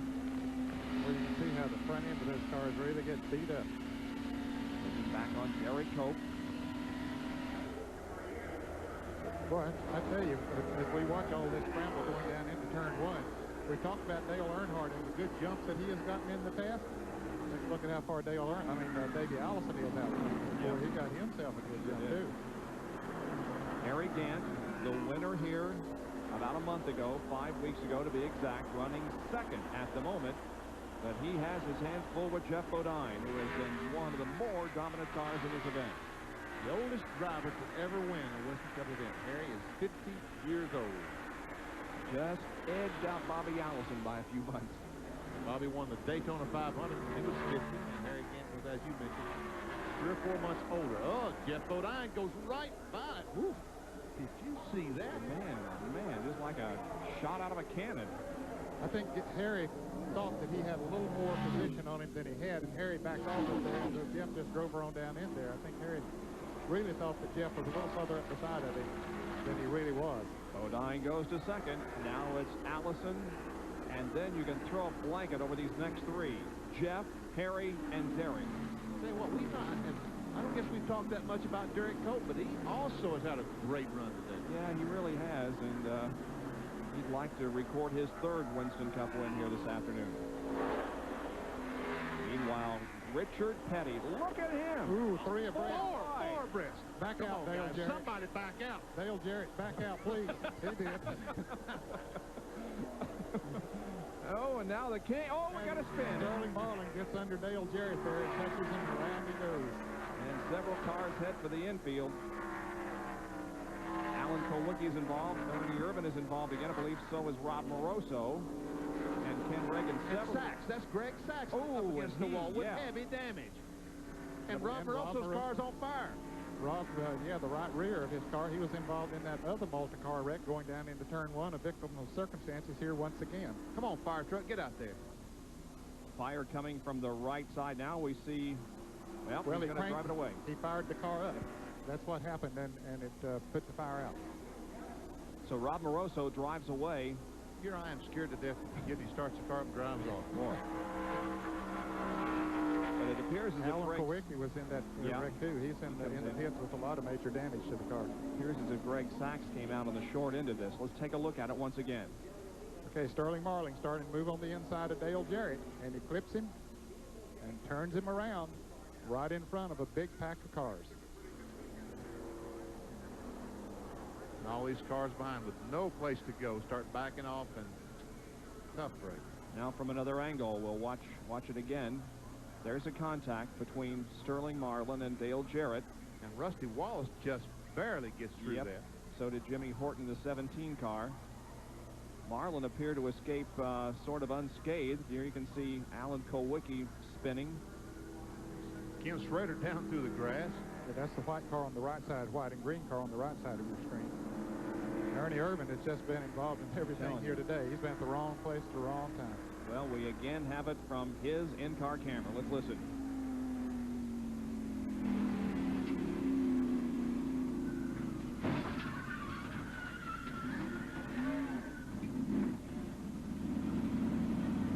Someone ran in the back of Ernie as he was going in the corner. Rob Moroso. Yep. Ernie saying, oh boy, here we go again. Well, there's Greg Sachs' car. His definitely the heaviest damage of any. Here comes Davey Allison in for a pit stop. Davey pulls the Haviland Ford in. It's expected to be a 4-tire change. Yes, it will be. The right side tires coming off, going on. Left side lugs are off. 2 cans of fuel going in. They will be able to make it with just one more pit stop now. Remember, we talked about rolling the dice and taking the gamble. Well, Davey sure rolled the dice, and he won the gamble for the time being as he did get that caution.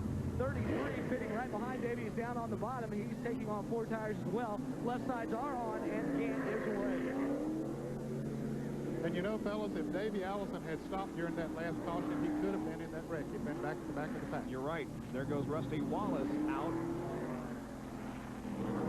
Man, what a great point. That is a great point. You're right. He, no doubt, would have been in the crash. So Jake Elder, well, Davies, they said, made the call, so good call. All right, our Western Auto race recap as one of the cars gets on the hook. That's just before the caution came out. We had 9. The leader had led 9 of the 135 laps, Davey Allison. 6 cautions for a total of 21 laps. 19 cars were on the lead lap, and the average speed of the race a little over 124 miles an hour. The lap leaders, Jeff Bodine, Sachs, Earnhardt, Ken Schrader, and Jimmy Spencer. Also Rusty Wallace, Davey Allison, and Kyle Petty. Those that dropped out of the race, Dick Johnson, a crash early, then Randy LaJoie, Tommy Riggins, Morgan Shepherd also involved in the crash. Kyle Petty had an engine release on him. And the Mechanic of the Year standings show that Robin Pemberton of Mark Martin's crew leading the Mechanic of the Year standings. Tim Brewer second, followed by Gary Nelson, Tony Glover, and Andy Petrie. Pretty close competition. There are only 66 laps separating the first two, and there is Greg Sachs' badly damaged Slim Fast Chevrolet as he was involved in that incident up in turn number 2. And of course, he will be added to that list of those out of the race and perhaps others from this crash. Oh, I tell you, Ernie Ehrman has been involved in 2 incidents now and still is out there. 2 major incidents in the flat tire that brought out a caution earlier. And here's Alan Quick. He's still out there running with the back end bashed in on his Z-Rex Ford. And there is the in-car camera from Brett Bodine's Quaker State Buick. So, after running several green flag laps, we've had several cautions here in the distant future. We'll be right back. To be the official auto parts and service store of NASCAR, it takes the right parts at the right price. Right, Smokey? Right, Darrell. And the right tires. Right, Junior? Right, DW. And the right price and selection on name brand products. Right, buddy? Right, Darrell. This week at Western Auto, AC spark plugs are just 89 cents. AC spark plugs don't just fit, they match. And the right service crew to keep you running strong. Right, Jeff? Right, Darrell. That's why I take our car to Western Auto. Right, Stevie? Wrong, Darrell. I take it to Western Auto. Don't stop short of the beat, 'cause second best won't do. There's a pride in peak performance. Take more than 650 horsepower, wide open, for 500 miles. You need maximum protection to cool it. I want the maximum going for me. That's why I've got Peak on my car and in my car every time. Don't stop short of the peak. No, don't stop short of the peak. Hey, Mike, hand me my Channel Lock pliers. Tommy, give me that plier over there with the blue handles. What kind of pliers is that? These are Channel Lock tone groove pliers. My dad uses them on his race car, too. For the tough jobs and the small jobs, reach for Channel Lock, the handiest plier of them all. Hey, guys, anybody seen the Channel Lock pliers? Channel Lock. Be sure you're getting genuine Channel Lock pliers. Look for this trademark. How fast and portable are Wagner's new cordless power painting systems? Just watch. The new cordless power roller automatically pumps paint to cover quickly and easily, with no runs or drips. The new cordless power brush is perfect for trimming any job, big or small. There's no better way to finish a job with flying colors. Anywhere. Cordless power painting from Wagner. Not just a whole lot faster, a whole lot better. 60 more laps to go in the AC Sparkplug 500 Winston Cup race here at Pocono International Raceway.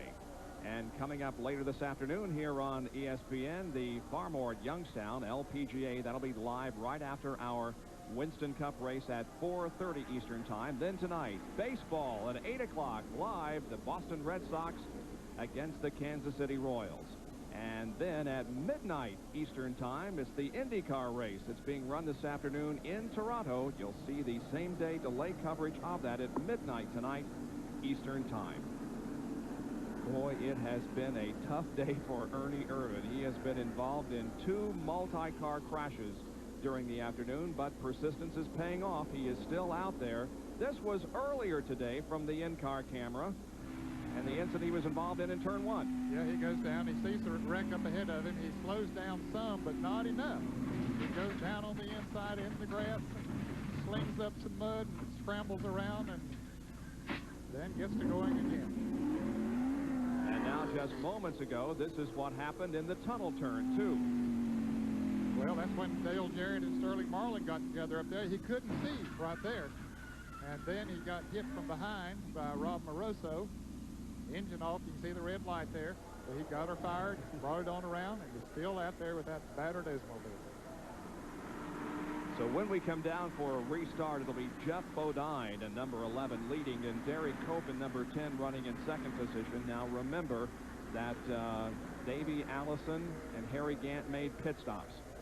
When we saw the accident just a moment ago, the last instant from the inside of the Ernie Irvan car, the yellow or orange car we saw backing in the wall was Greg Sachs. And I just talked to a spotter up on the roof, and he said that Greg told him, "I'm hurting," and they've taken him to the hospital. So we are waiting to get the latest word for you on Sachs. But he was talking to the crewman and said, "Do not hit the wall awfully hard."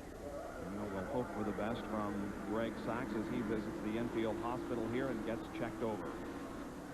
Bill Elliott lined up third. Fourth is Mark Martin, the pole sitter this race. In fifth position is going to be Bobby Hillen.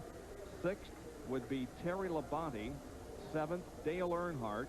Then eighth would be Davey Allison. Ninth, Ricky Rudd. And 10th, Harry Gant as they come off of corner number 3 and look for the green flag. Rusty Wallace would be 11th. Sterling Marlin 12th. And Richard Petty 13th. 17 cars would be left. And here's a green flag. We are back to racing.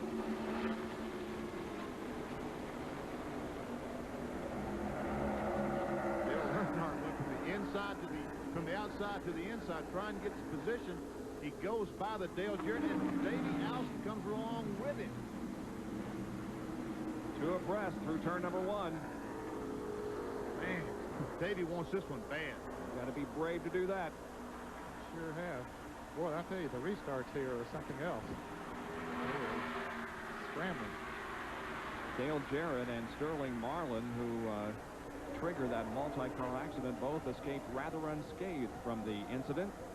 Ooh! Who was that? Dick Trickle or 57 Jimmy Spencer? Almost in the wall. Man, up in the... man. Oh, look, Cope! Gary Cope is about to take the lead away from Jeff Bodine. Here they come through turn number 3. Side by side. Who's going to lead, Bob? Here they come down the straightaway. At the line, Jeff by about a fender. But Derek Cope has position. If he can just stay there, he'll have the lead going down in turn 1. Let's see. That's Dick Trickle right on Derek Cope's back bumper. Now, Dick is not on the lead lap. He is 18th. One lap down. Now Derek has a lead. If he can get back to the start-finish line, he'll get credited for it. Let's take a look at what happened to Jimmy Spencer coming off the tunnel turn. He just gets the car out of... He's on the outside of someone. Dick Trickle, I guess it is. Yep. Almost got in the fence. Boy, he kicked up some dust that was way up there by the wall out of turn 2. He used some of his modified driving experience sure to pull did. that thing back. He is one of 5 former Race of Champion winners. Race of Champions, a big modified race here at Pocono, the 3/4 mile in this Winston Cup race today. Now here comes Derek, and he'll be credited this time with 5 bonus points. He leads. Here comes Bill Elliott going low on the main straightaway. You know, we haven't heard a great deal from Bill today, but he's beginning to flex his muscles a little bit now. He sure is. Bill Elliott is 3rd. Mark Martin 4th and Davey Allison 5th, but the first 2 have taken off. And look at this traffic from Brett Bodine's perspective. Boy. Hey, well, come on, guys. Ooh, that looks almost like Daytona the first lap. Oh, here's another Sterling Marlin, not again on the inside. Well, he made the pass. And there's Terry Labonte. Yeah, Brett Bodine just hung out there on the outside. He let him go, but Labonte went a little wide, and here comes Brett Bodine back on the inside. From the looks of some of these cars out there, we're at Martinsville or North Wilkesboro. Looks like short track with all the bumps and damage on some of the cars.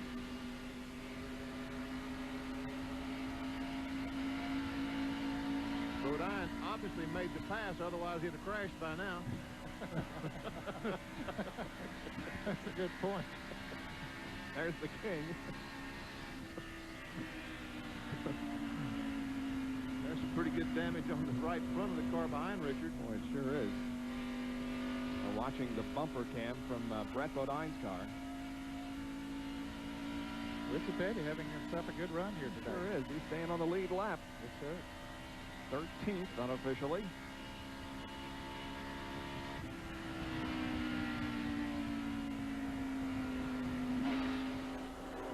And there is the king, closing right in on Brett Bodine. That's Kenny Schrader back there. It is. I thought it was, but I didn't want to stick my neck out, but it is Kenny Schrader. Yeah, Richard has a little damage to his car. Well, he fixed the nose rod up there. We're talking about Earnhardt being an intimidator. Yeah. Richard can do a little bit of that, too. Gary Cope continues to lead.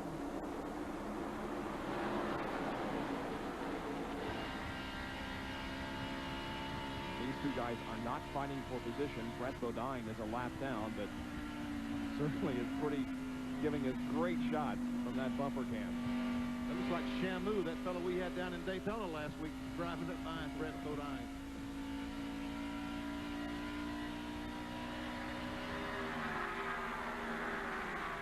And look at Hut Strickland there running right behind them. He's also having a very good run today. He is 14th. Let's see how our front duo are doing. And as we do, it appears as if Jeff is going to take the lead back from Cope. He does. Wow, he just drove right on past him with authority, no question. We have seen that on a couple of occasions. Somebody gets on the inside going through the tunnel turn, and they just zoom around the guy that they're passing. And that's what happened as Jeff Bodine took the lead back from Derek Cope in the AC Spark Plug 500. Pronto Auto Parts. From coast to coast, your local Pronto Auto Parts store features friendly service and quality auto parts at lower prices. A Motorcraft spark plug has to fire 500 times a minute. Over its life, that's a spark 5 miles long. Shouldn't you install that peace of mind? Motorcraft quality parts from Ford. When you need to know about auto parts, ask the pro at Pronto. You're looking at precision equipment. Precision equipment for precision engines. Exxon gasoline.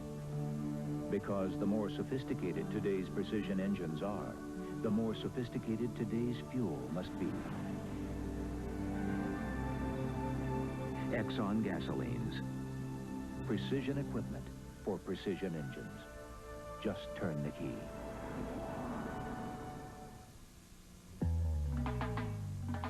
We're looking.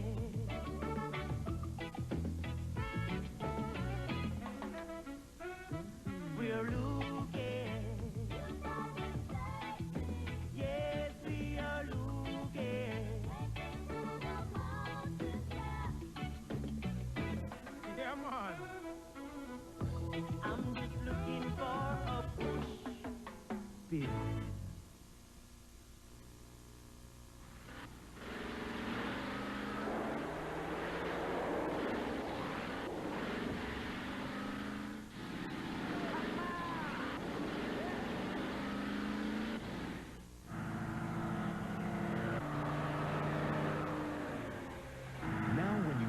Set of eligible Yokohama tires, you get this motorsports jacket free. So get in gear. See your participating U.S. dealer for details.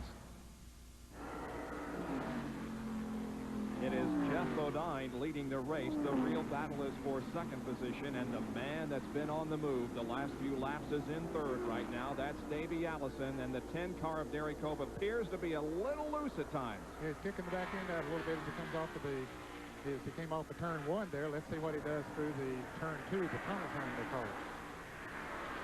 Boy, Allison has just really closed up on Derek in the last few laps. And now we may see a pass for second place here as Davey goes to the inside between turns 2 and 3, and he does. Davey Allison goes to second. You can see the back end of the car number 10 of Derek Cope kick up just a little bit as he started off of that turn. That gave Davey Allison the open. Now Allison will try to close in on the leader, Jeff Bodine. That's Bill Elliott back in 4th spot. These are the first 4 cars, first 4 positions you're seeing. The 5th car, Dick Trickle, is not in the lead lap. While we were gone, the 57 car of Jimmy Spencer, again with a problem. And watch the number 8 car of Bobby Hillen. I think Spencer had a tire to go down. And then Hillen comes up on the outside, and on the outside of him was Rick Wilson, and Hillen really had to make an evasive move, and he made a good move. What happened to Spencer, Ned, is he hit the wall coming off the tunnel corner, knocked the quarter panel in on the tire, and had to come in to make a pit stop. Derek Cope, number 10, the Purolator Chevy, now finds himself in 3rd spot. We've got less than 50 laps to go in this one. One more pit stop really needed. Everyone. Tell you what, Coach's not doing a bad job for a car that's just not exactly right at the present time. Take a couple of weeks off from our Winston Cup coverage. Our next televised event will be at the road course at Watkins Glen, New York.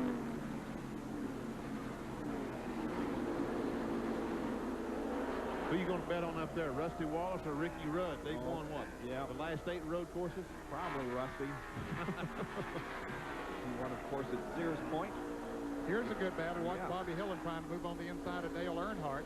They're battling for the 9th position, but he couldn't quite make the move then. Now, Earnhardt has been up there working on Sterling Marlin, who's running in front of him. Marlin now is a little bit out in front of him, but Hillin having a very good run here today.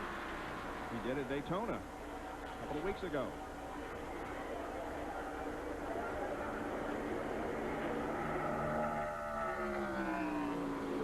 Hey, who won the car, Bob?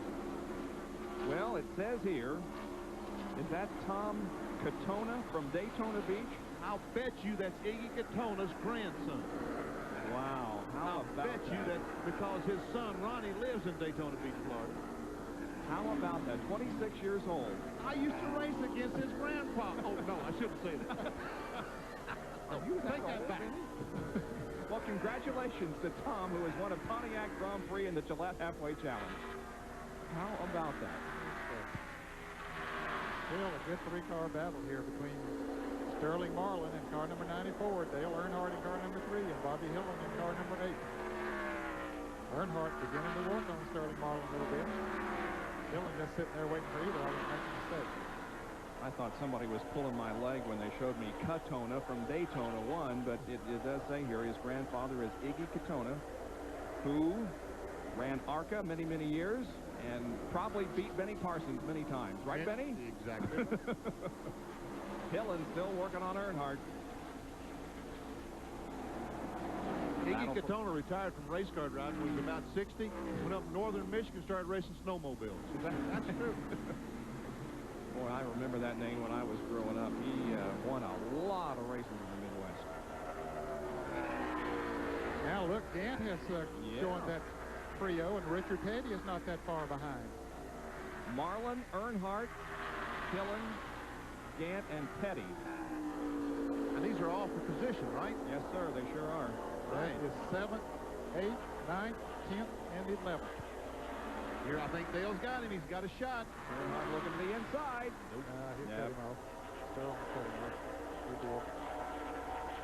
But he better not make a mistake, because Earnhardt will stick the nose of that black Chevrolet right up under. Let's see what happens here on the front stretch. Marlin with a little bit of a bobble coming off the 3rd turn, but instead he stretches the advantage over Earnhardt just a little bit. He moves down to get some draft off Mike Potter. But you can see they've adjusted on the Earnhardt car, because remember earlier in the race, he was just sideways coming off the corner. Yeah. Now he's able to get off pretty straight. He had a serious handling problem early in the race, but they have corrected it. And they've kept him on the lead lap through all of the pit stops that he made to get the chassis adjustment correct. Up front, meanwhile, Davey Allison is indeed closing in on Jeff Bodine. Gary Koch continues to run in 3rd position, but there is the interval between 1st and 2nd place. Jeff Bodine leading this 500-mile race here at Pocono over Davey Allison. Back with more in just a moment.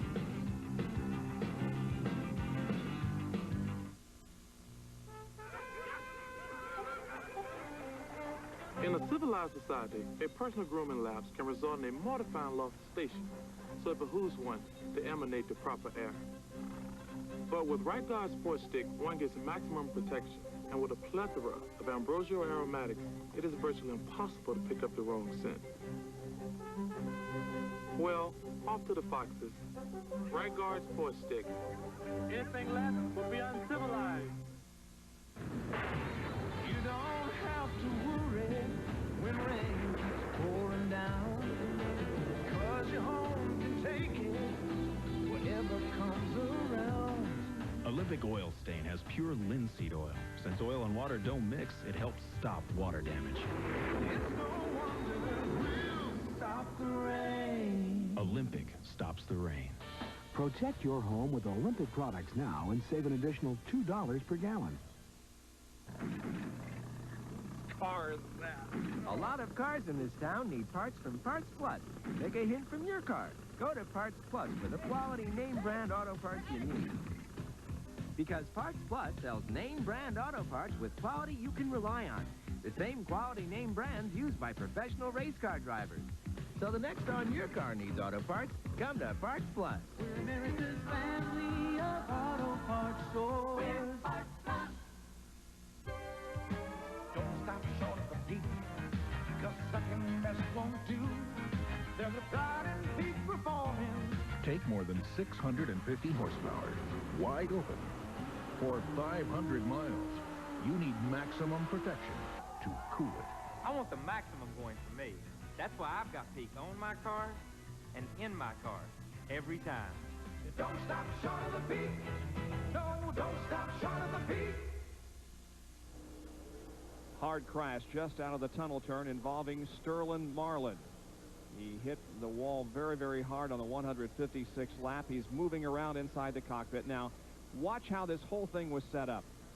We have been watching this battle between 4 or 5 cars, and Earnhardt finally got on the inside of Sterling Marlin as Marlin's car kicked out a little bit, so he made the pass.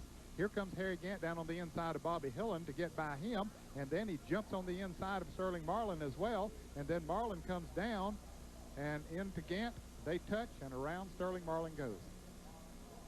Hard impact with the wall. Here it is from another angle. See Gant and Marlin touch. Almost identical to the spin we saw a moment ago with Dale Jarrett and Sterling Marlin. Now, one other car was involved in that. Rick Wilson spun and hit the inside retaining wall. There he is. He slid down and hit the inside wall, but not nearly as hard as Sterling Marlin did. Look at the activity on pit road. Jerry Punch. Leader during the pit, Jeff Bodine, Budweiser Chevrolet is getting service now. Car number 10, of course, Derek Cope on the bottom of your screen. Left side tires for Cope. That's the Buddy Parrott-led crew. Tim Brewer's crew. Left side tires, 4 tires for both of those cars. They are down and away. Great pit stop under caution. Jeff was pitted further down the track, so he's going to get out sooner than Derek Cope. Let's watch them as they come out. There's the Jeff Bodine car. There's Derek. There's Davey Allison. Got to give a call for that Derek Cope crew, that Purelator crew. Great job. Went in third, came out second. Yep. Great job. There comes the King out, as well as Brett Bodine. Now, let's see. This is lap 157. 32 to go. Well, 42. 42. You are great at mathematics. The number 6 car of Mark Martin is right in the thick of things. Hey, what is he, third? Yep. We haven't talked about this fella all day. Well, he's been from the front to the back and back and forth in there. But no, Bob, if you were about to ask if they could make the rest of the way, I don't think they can. Yep. Okay. And Mark Martin has his eye still on $60,800 in Unocal bonus money. He was the pole sitter. He'll win that if he wins the race.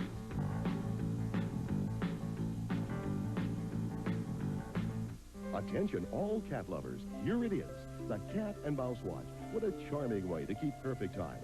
It gives you seconds just as precisely, but more playfully than other watches. And it's lavished with quality features to combine a unique style with amazing accuracy. In fact, we guarantee the accuracy of your heirloom watch with a no-nonsense 25-year refund policy. You'll thrill to loving details like the sable gray leatherette strap and the gleaming gold tone case and superb imported quartz movement. Now, on this special TV offer, you get a genuine cat and mouse watch, complete with its own personal and numbered certificate of authenticity.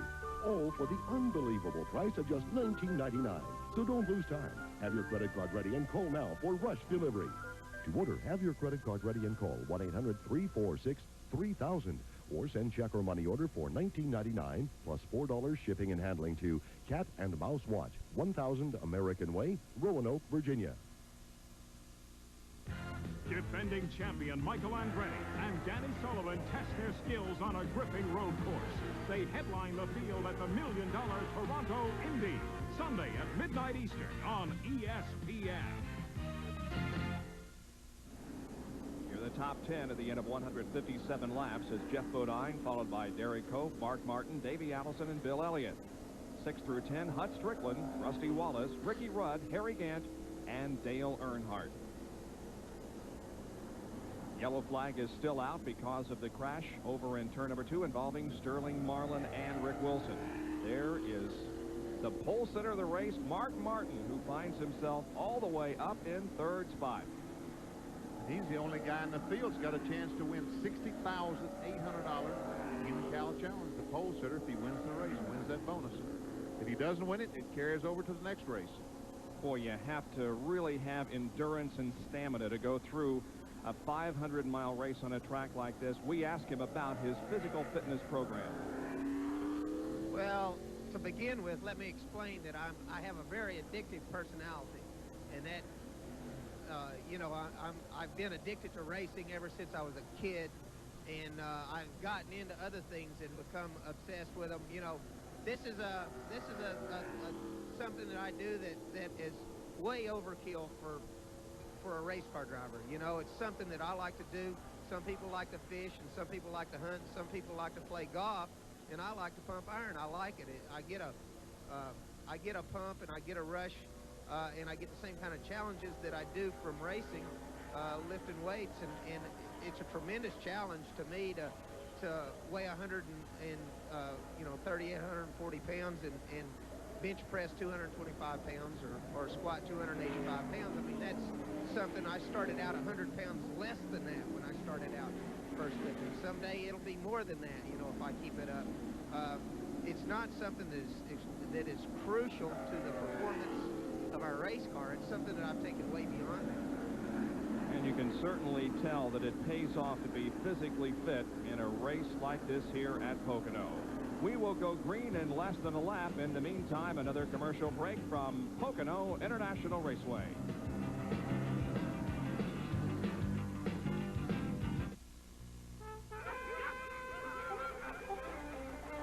In a civilized society, a personal grooming lapse can result in a mortifying loss of station, so it behooves one to emanate the proper air. But with Right Guard Sport Stick, one gets maximum protection, and with a plethora of ambrosial aromatics, it is virtually impossible to pick up the wrong scent. Well, off to the foxes. Right Guard Sport Stick. Anything less will be uncivilized. Being a tough motor oil takes more than tough talk.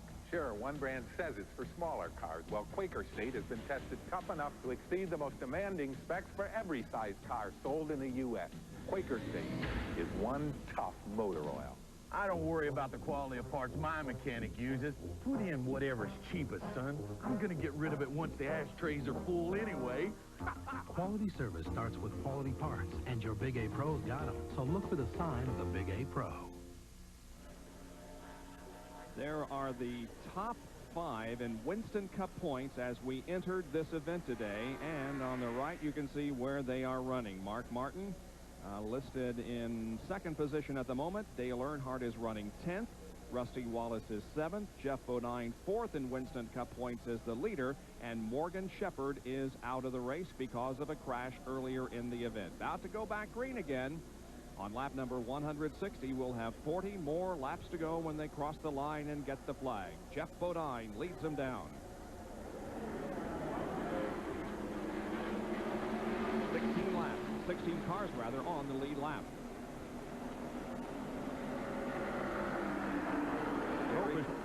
Trying his best to get by Mark Martin, and you know, they thought that transmission was going, oh, there's Davey Allison trying to take that 3rd spot away.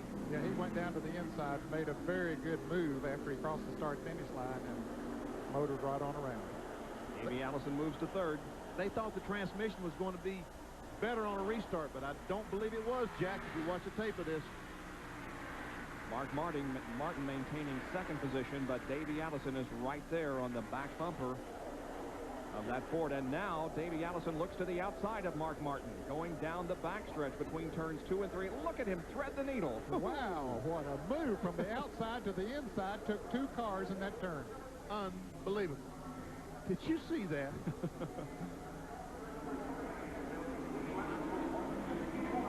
Now here is the restart, and we'll watch Mark Martin. See, those cars behind him are just wanting desperately to get by. But Cope can't get by, and while he's messing around trying to get by Mark, Davey goes to the inside of the 57, gets on the inside of him. Boy, he made two great moves on that lap. He One sure lap. did. Yep. So it's Bodine now, followed closely by Davey Allison, and you got to think that Allison is the strongest car out here this afternoon. These two are pretty equally matched, but I think maybe Davey has a slight advantage. Well, Jeff has certainly led more laps than anyone else, but Davey has been caught back in the field quite a bit. But we'll see now, because we're getting down to tail time. We saw Davey Allison's car bobble just a little bit coming off the second corner. That wasn't chassis. That was adrenaline. He wants that lead. Talk about adrenaline. He had to have it to make this move. On the outside of Mark Martin, where you don't pass on the outside, and then right down on the inside of Dick Trickle, the lap car. Now, Davey looks to the inside at the end of the front stretch. Into turn number 1. They go through the turn nearly side by side. Allison still trying to take over the lead. Gets the left side tires into the rumble strips just slightly. They're still side by side as they race down Long Pond straightaway. Mark Martin is watching things in third position. Davey has it. Really got a great bite off that second corner and was able to pass Jeff Bodine. Wow. Car is working today. Yeah, he's got a good set of tires on the car now because he is getting good traction off the turn. He's able to cut it left when he needs to go left and still get traction.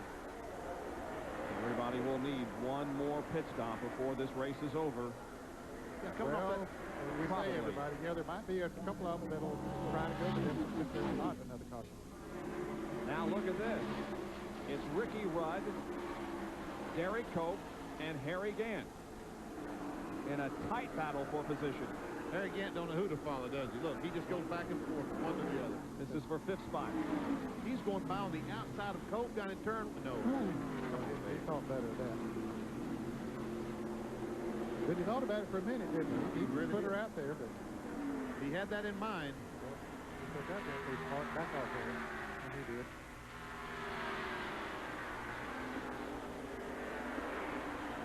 Harry Gant not out of this race by any means. He won here earlier this year. Right behind Harry Gant, we saw just a glimpse of Dale Earnhardt. Goodwrench Chevrolet. Far right. He closes right in on Harry. So Harry Gant knows how to drive this racetrack, and he knows how to win a race. And we ask him, is the key to winning here taking care of your car early and then going for it late?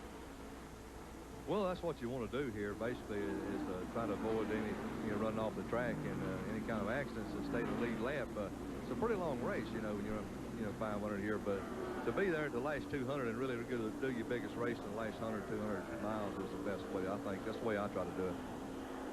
So Harry may be just biding his time here, staying close to the front. You may see more from Harry Gant as the laps flick off. Meanwhile, still up front, it is Rusty Wallace now making a move. He is in 4th position. And he just isn't that far back because here's our leader, Davey Allison, Jeff Bodine. 165 laps are completed. 165 laps down, and Davey Allison shows the way. Still got a lot more action to cover for you from the AC Spark Plug 500. Stay with us.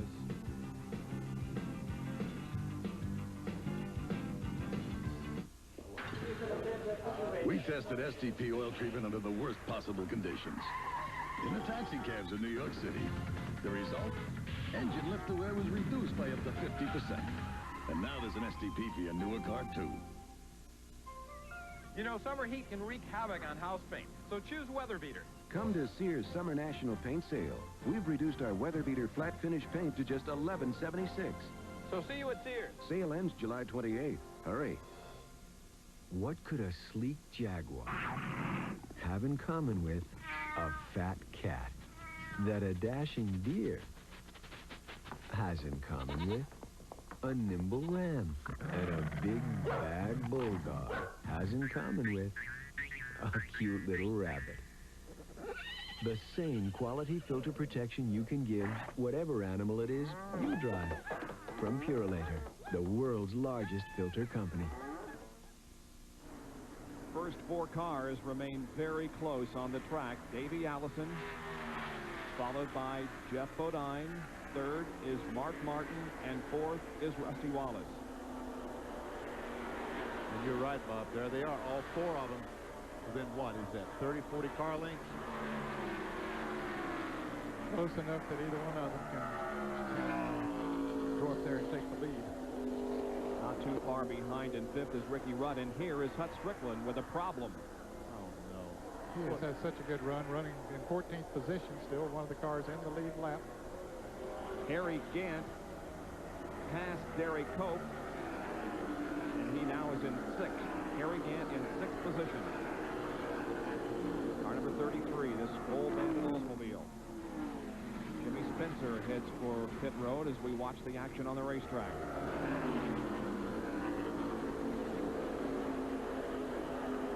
Dale Earnhardt now closes in on Derek Cope. That's the 6th spot. I think that's the 7th spot, isn't it?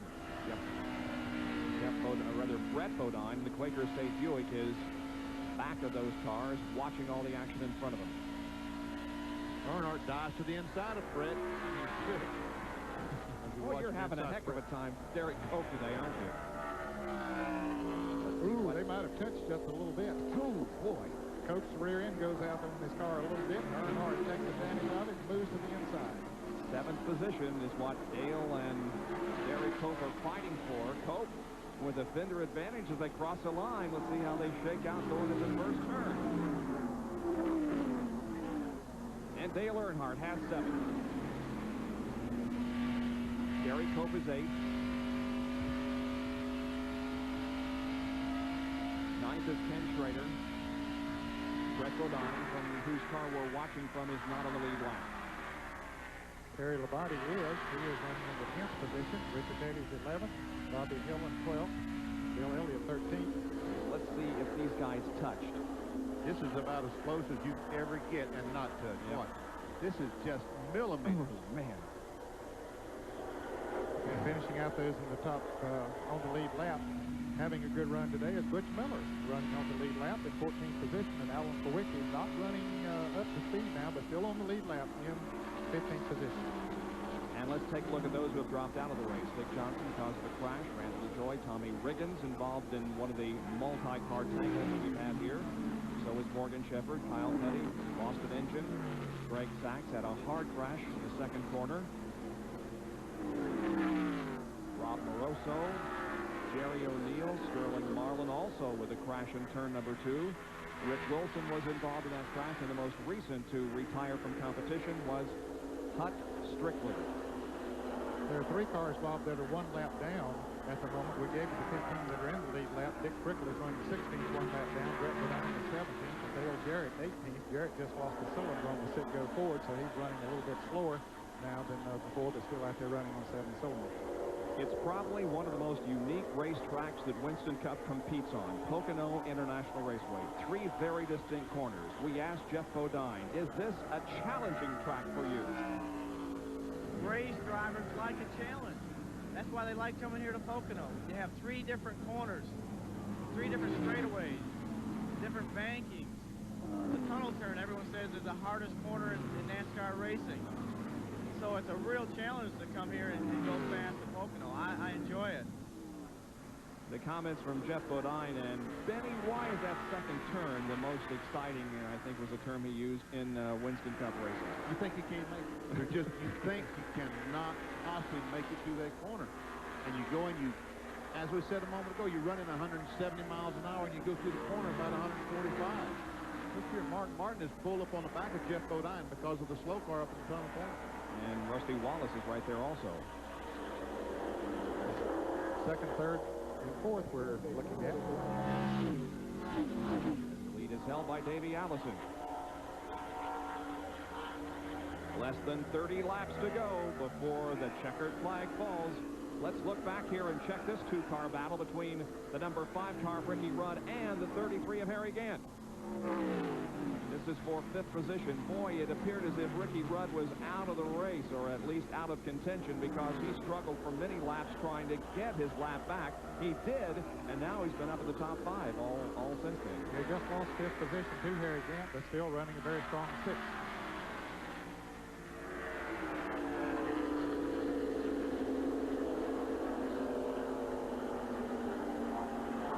Dick Trickle, 16th, he's a lap down. Ricky cut a tire down early in the race, and they had to do some repair work on the car. He made an extended pit stop on the green, and that's what got him a lap down. But he worked and worked and worked, and finally got it back, and has run very well since then.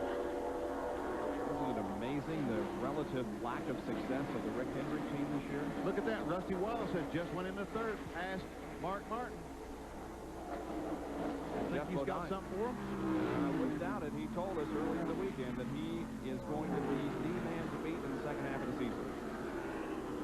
Jeff Bodine looks awfully good right now, fellas. I tell you, these two Fords have been battling each other nearly all race long. First one leads, then the other. And now Jeff Bodine is in 2nd position, but only a few car lengths back.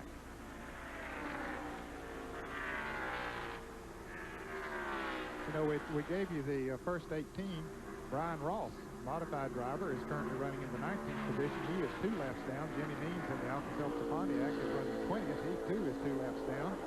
Jimmy Horton is 3 laps down in 21st place. Rick Mast, 22nd. Ken Schrader in 23rd. And Jimmy Spencer in the 24th position. That's Ken Reagan in 23rd. Thank you, Dennis. You're right, Ken Reagan. So the laps wind down here. We're nearing the end of this race. We'll show you the top 10, and we'll be back with more in just a moment. Stay with us.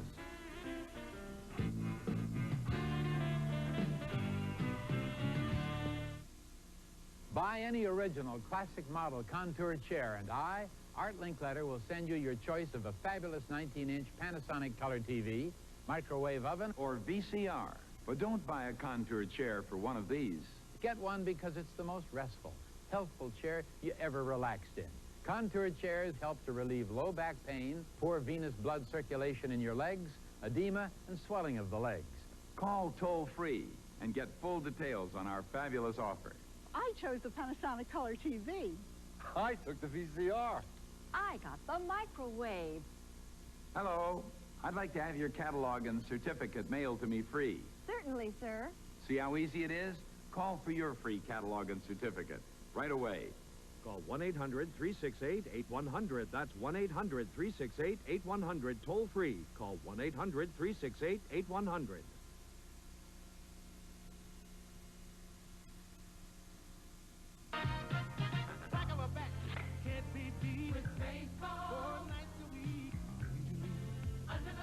ESPN baseball tonight. Tuesday, Friday, doubleheader. Wednesday, it's nothing better. Catch it Sunday, watch the fun. Sunday night, The Red Sox face the Royals on Sunday Night Baseball, live at 8 Eastern on ESPN. Baseball tonight. Well, a lot can happen in just a matter of moments, and a lot has here as Jeff Bodine has gone into the lead, Rusty Wallace has gone into 2nd, and Davey Allison has fallen back to 3rd. But now Davey looks to the inside and tries to get 2nd back. That's what I was going to say. Now, don't speak so quickly because, look, no, you're right. You're right. Here's what happened when Bodine got the lead, and Davey got a little bit out of shape. Going in turn 1, watch this, folks. Talk about close. We see a little gap. Ooh, the gap goes away. And Jeff Bodine was able to win the battle down the long straightaway and into turn number 1, and that's how he got the advantage that he holds right now. But Rusty Wallace is the one that's showing the power right now as he's moved to 2nd.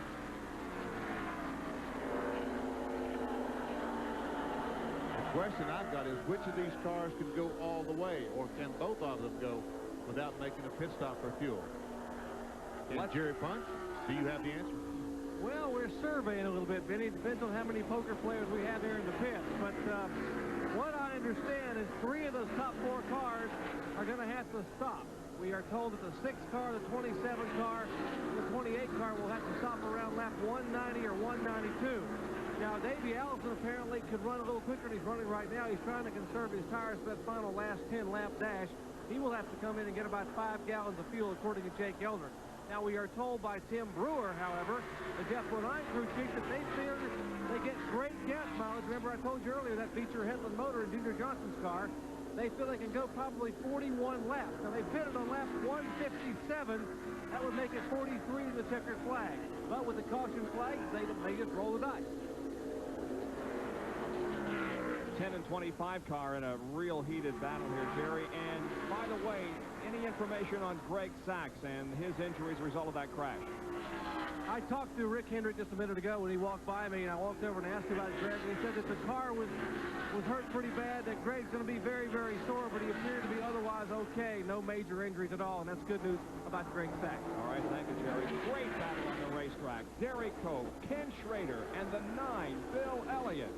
Now, Bill Elliott might be one that won't have to pit. He came in on the last lap, just before the green flag came out the last time, jacked the car up on the left side, put all the fuel in that they could stick into it, so he might be able to go. I'm sure he's going to gamble the trackers. He is looking for 9th position alongside Ken Schrader as they head for the tunnel turn, and Bill Elliott does go into 9th spot.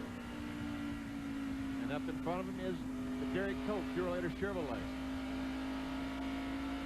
Brett Bodine trying to get by Schrader, but I think Brett is a lap down. Schrader in the lead lap. Yes, he is. But Brett Bodine goes inside of Ken Schrader and passes him. Bobby Hillen is the car on the right as we look out of Brett Bodine's back lap. Hillen takes a spot away. That is for position. So Schrader has fallen back here a couple of positions in the last few laps. Gary Cope is in 8th and number 10, and then Elliott. And here's a battle for the lead, and Rusty Wallace takes the lead. And I would have to say that the 77 car of Ken Reagan may have played a factor in that. I think so. I think that Jeff Bodine went down in the corner and was hesitant to move up on the outside. Let Rusty Wallace close up. When he moved up on the outside, Rusty dove on the inside. Let's take a look at it once again. Yes, he's following the Ken Reagan automobile in there.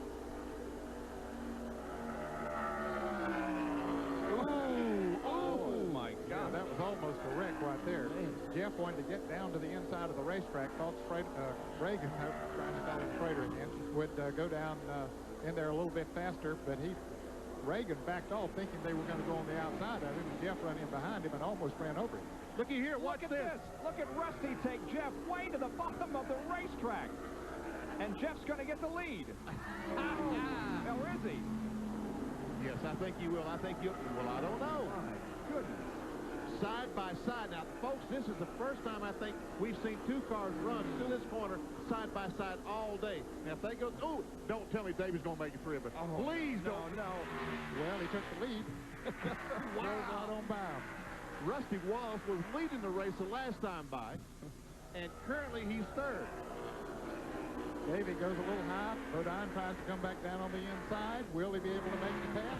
Yeah, looks like he will. How many lead changes have we had in this lap? Man.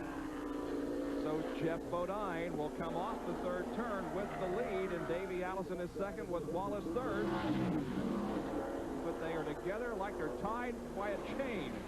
Now, Benny, as fast as they're running going into turn 2 over there, the drafting comes into play over there, doesn't it? It does come into play, yes. I mean, we're talking about 180 miles an hour at the end of turn 1.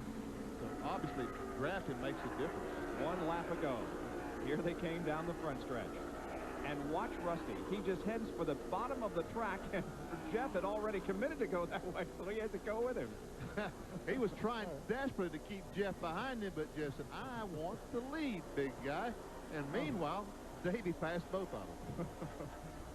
Boy, this has been a very, very good race. Mark Martin's back in the race. And so is Harry Quinn. Yeah, again, it's not too far behind Mark Martin, so while they're dicing for those positions up there, well, those fellows are caught up to us. First 5 cars right there. Let's go to John Kernan, who's with Barry Dodson. Barry, those guys are going crazy out there, and there's still a few more laps to go. Well, I think they all know it might come down to a gas and go. As far as we know, that's what's going to happen. Bill Elliott's in good shape dropped off and we're concerned about him. Right now, we're just telling Rusty he's doing a good job. Save the tires and let's do what we can in here for him. Well, they say they will not be able to go the distance on the fuel that they have. They will have to make a stop about 10 laps from the end. Well, if you have taken a nap or if you've taken a leisurely stroll outside and decided that this race wasn't all that great, don't go away for the last 19 laps because anything can happen. We've got 5 cars running right together. How many of them are going to have to stop for gas? Who's going to win? We'll be right back.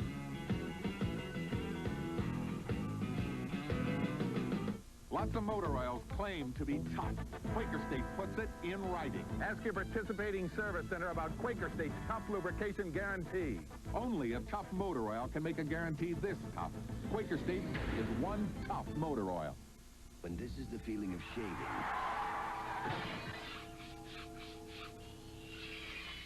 nothing feels better after. Aftershave skin conditioner.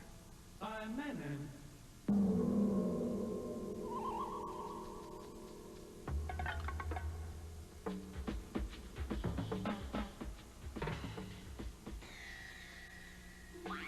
What could this off-road vehicle possibly have in common with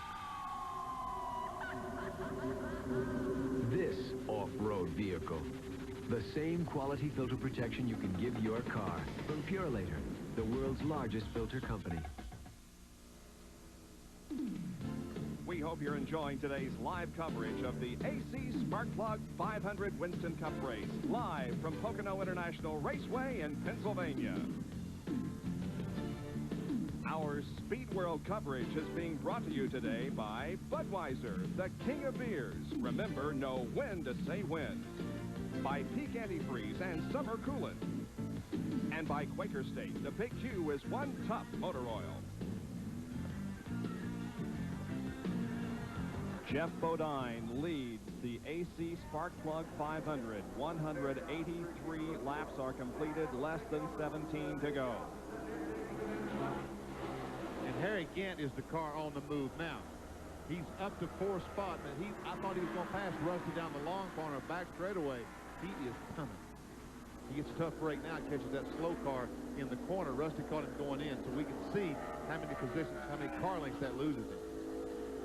It's Jeff Bodine, Davey Allison, Rusty Wallace, and then Harry Gant. Mark Martin is next, then Dale Earnhardt, and Ricky Rudd. Earnhardt and Rudd have topped this pack as well. Folks, all these cars are in the lead lap. Now, a couple of cars, fellows, that was in the lead lap while we were on the break. Kenny Schrader and Terry Labonte both made pit stops. Now, I think they stayed in the lead. In fact, I'm sure they stayed in the lead lap, but they made their pit stops early. Boy, there's just all kind of pit strategy being played out down there. Let's go to Jerry Punch, who's with Tim Brewer. Well, we heard that Barry Dotson, that said they're going to have to pit with Rusty Wallace. I talked to Jake Elder. They're going to pit with 10 laps to go. Now, Brewer is the big question here in the Budweiser pits. And, Tim, how about it? You were smiling a minute ago. What's the gas mileage look like?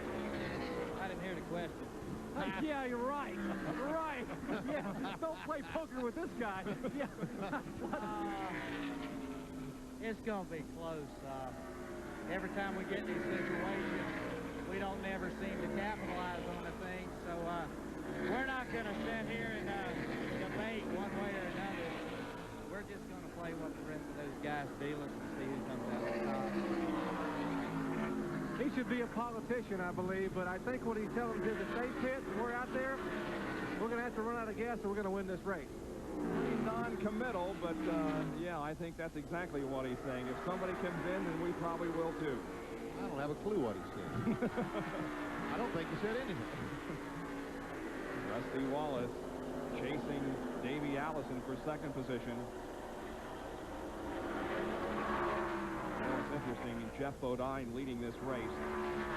The best starting position to have historically in this race, third. And that's exactly where Jeff Bodine started today. Most winners have come from the third position. Could happen again here today.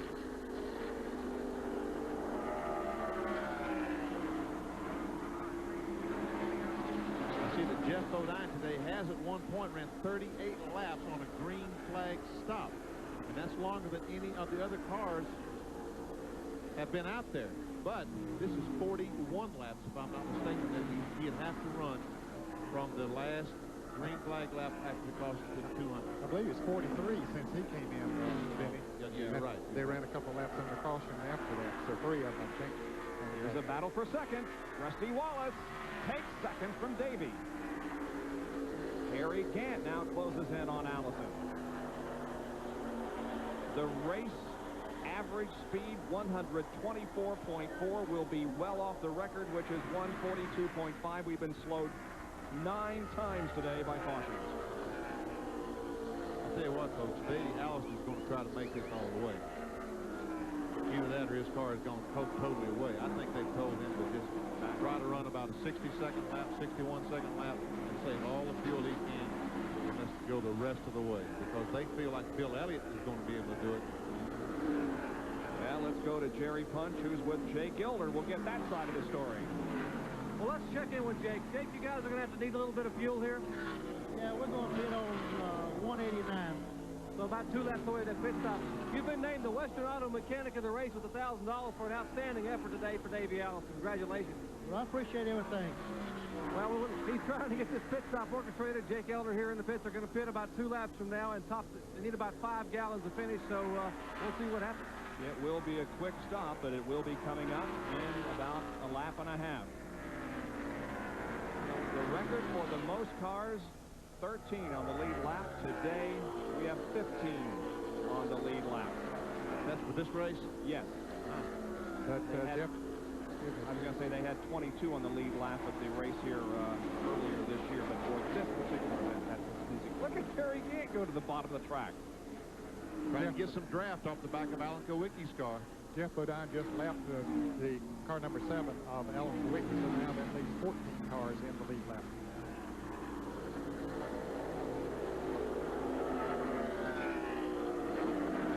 Look at that again. We've just seen some unbelievable maneuvering down this wide front stretch. Well, Kowicki was just simply moving over so the faster cars could go by, but Harry Gant wanted to get that last little bit of draft to save that last drop of fuel, so he went with him. Jeff Bodine leading in the Budweiser Ford. Junior Johnson, Tim Brewer prepared car, and we are waiting for pit stops to happen. We're coming up on lap 189.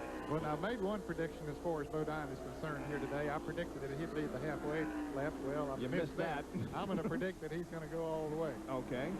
Now, here comes Mark Martin. Let's go to John Kernan.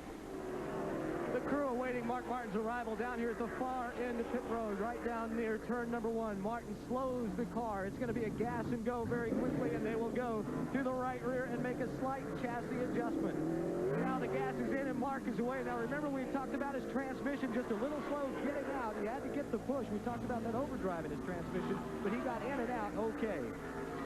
And he gave up 5th position when he came in for the fuel stop. So he's the first among those running up front to make the pit stop. Davey Allison is supposed to pit this lap if Jake Elder was telling the truth. Well, the man is out on pit road with the board, and Davey Allison pit. So we'll see if he does come in. I said I believe that he would go all the way. I think he'll try to go all the way. He might not go all the way. Okay.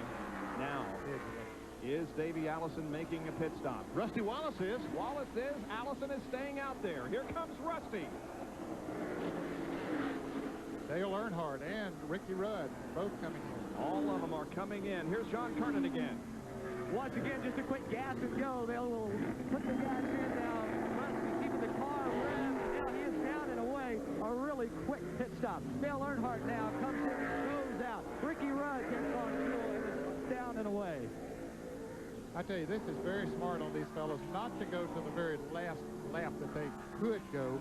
Don't take a chance, because this is one racetrack you do not want to run out of gas on. If you run out going into turn 1, you can't go back to the pit. You are history.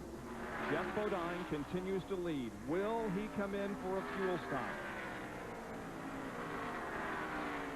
There are less than 10 laps to go in the AC Spark Plug 500 from Pocono. Davey Allison's supposed to be coming in this time. But he is not. Harry Gant, meanwhile, is second place. Now Allison is third. Allison appeared to be waving to his pit crew. Maybe radio communications have been lost? Could that be? Well, he was waving. There was no question about it. Let's go to Jerry Punch. He apparently cannot hear him, Bob. That's exactly what the problem is. They wanted him to pit on lap 189. They thought he heard him because they never came back and said anything. When he didn't come in, they called him again to come in on lap 190. He did not come in, so Jake went out on pit road and started waving the board, and Davey waved back at 50 on pit road this time. Jerry, I wonder if Jake forgot to put his microphone back down. When you talked to him there a moment ago, his microphone was up on the forward of his head. He might have forgot to put it down. I don't know. Look at Davey waving, though, as he comes down the front stretch. Yes, it's like, okay, I'll be right in, guys. Get ready. Well, let's look up toward turn number 3 now. There's Jake Elder as he prepares for, yeah, he's got the microphone down there by his mouth, so that's now the problem. Here comes Davey. Let's go to Jerry Punch. The key member of this stop will be Darrell Ferguson. He is the gas man with that big Unical can on his right shoulder. Davey will try to bring the car in and stop for about 5 or 6 seconds, and Darrell must hit that opening. He hits it, he pushes the can in, they're getting fuel, and Davey says, go, go, go, go. Put it back in gear, and he is away. You see the second gas man standing there? He was standing there in case Davey Allison overshot his pit. He was there with the second can to get it in case he overshot. Good thinking. Bobby Hillen, who is running in the top 10, also comes in for a gas and go. He moves out. He was running in 10th position when he came in. Now there are less than 8 laps to go for the leader, Geoff Bodine. He's trying to make it to the finish. We think. I believe Harry Gant will also try to make it to the finish, because Leo Jackson's engine gets incredible fuel mileage.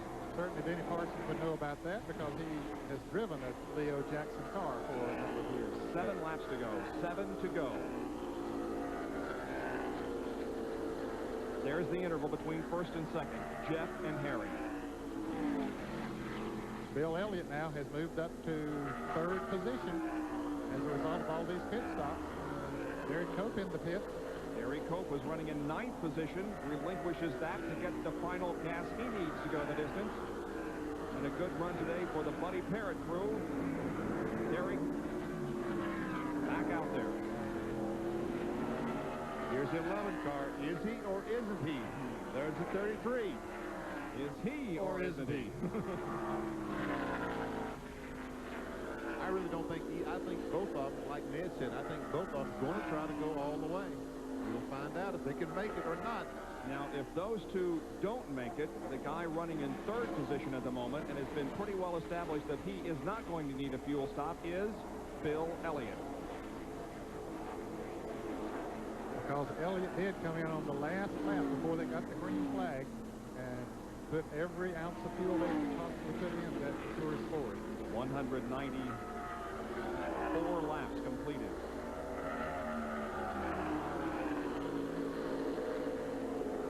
I think Geoff Bodine has eased off the gas just a little bit because Harry seems to be gaining a little bit. I think Geoff is backing up, trying to save a little bit of fuel because it has to be close. Denny, I got my unofficial stopwatch on him this lap just to see. I thought the same thing, so I put the watch on him when he came by the start-finish line the last time. See, they had been running down in the 59-second bracket. Even Davey Allison ran a 58.5 just after a pit stop when they had on new tires. They won't be running that fast now, but we'll see how fast Geoff Bodine is running. This is the completion of lap number 196. There are 4 laps to go, 10 miles. Took him a minute, 3,200 for the second. So yes, he definitely has backed off. He's backed off a good second. Right about 150 miles an hour. Let's go to Jerry Punch in Bodine's pit. Is he or isn't he, Jerry? Well, they really don't know either. As a matter of fact, Henry Benfield, one of the best gas men in the business, is here with a gas can on pit wall, but the crew is very relaxed. Junior Johnson, as you look down here talking to Tim Brewer, apparently they're going to wait for Bodine to make the call. If the fuel pressure would begin to fluctuate, they would bring him in and try to just put a drop or 2 in the tank to finish. But I think they're going to leave him out and try to win it here at Pocono. Spin up in turn 1. Ken Reagan is spun up in turn 1. Uh-oh, this may race may end under caution. There's Ken Reagan, who has tagged the wall up in the first turn, and the yellow comes out. And this may be the break that Geoff Bodine needed and wanted to give himself the victory. He comes down and takes the checkered flag on lap number 197. The yellow flag. The yellow flag. And it would appear as if Ken Reagan's car did make considerable contact with the wall, indicating that it may be at least 3 laps before they can get the car off the track. I don't see how they could get it restarted. I think the race is going to end on the caution flag. Now, can they finish the race on the caution flag? But they're not using as much fuel on the caution, so we'll just have to see if they had enough fuel or not. Yeah, they can make it easier now than they could have before. And Bill Elliott's one guy that didn't want to see this come out. Caution. We see Jeff Bodine, folks, he has slowed down dramatically since he has taken the caution flag. No one can pass him under the rules. He has slowed dramatically to save all the fuel he can. Yeah, he has no choice now but to stay out there. He is absolutely committed. Of course, he already was, it looks like. It's his right to go as slow as he wants to. Oh, exactly. He's the leader. Well, let's hope that Ken Reagan is okay after obviously having hard contact with the first turn wall as Jeff Bodine pulls up beside the pace car and says, slow down, you're going too fast. Let's take it easy here, huh? No, what he did there was he did not hit the brakes. Because if he had hit the brakes and had to hit the gas again, that would have meant more fuel. Just a little bit more fuel. Very smart. We do come up with good things once in a while, Dave. This will be lap number 198. Yep, there'll be 2 to go. Well, we're going to duck away for a quick break. Obviously, they're not going to have any green flag laps here for at least a little while, so we'll take a break and be right back with more at Pocono.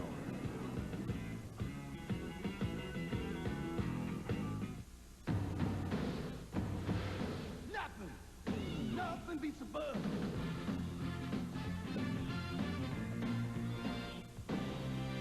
Nothing beats number 1. Nothing beats the loud and clear. Nothing beats reaching the top. It's the best, and we've got it right here.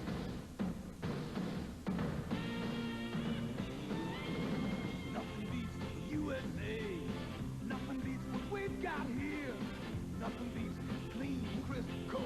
Nothing beats the king of beers.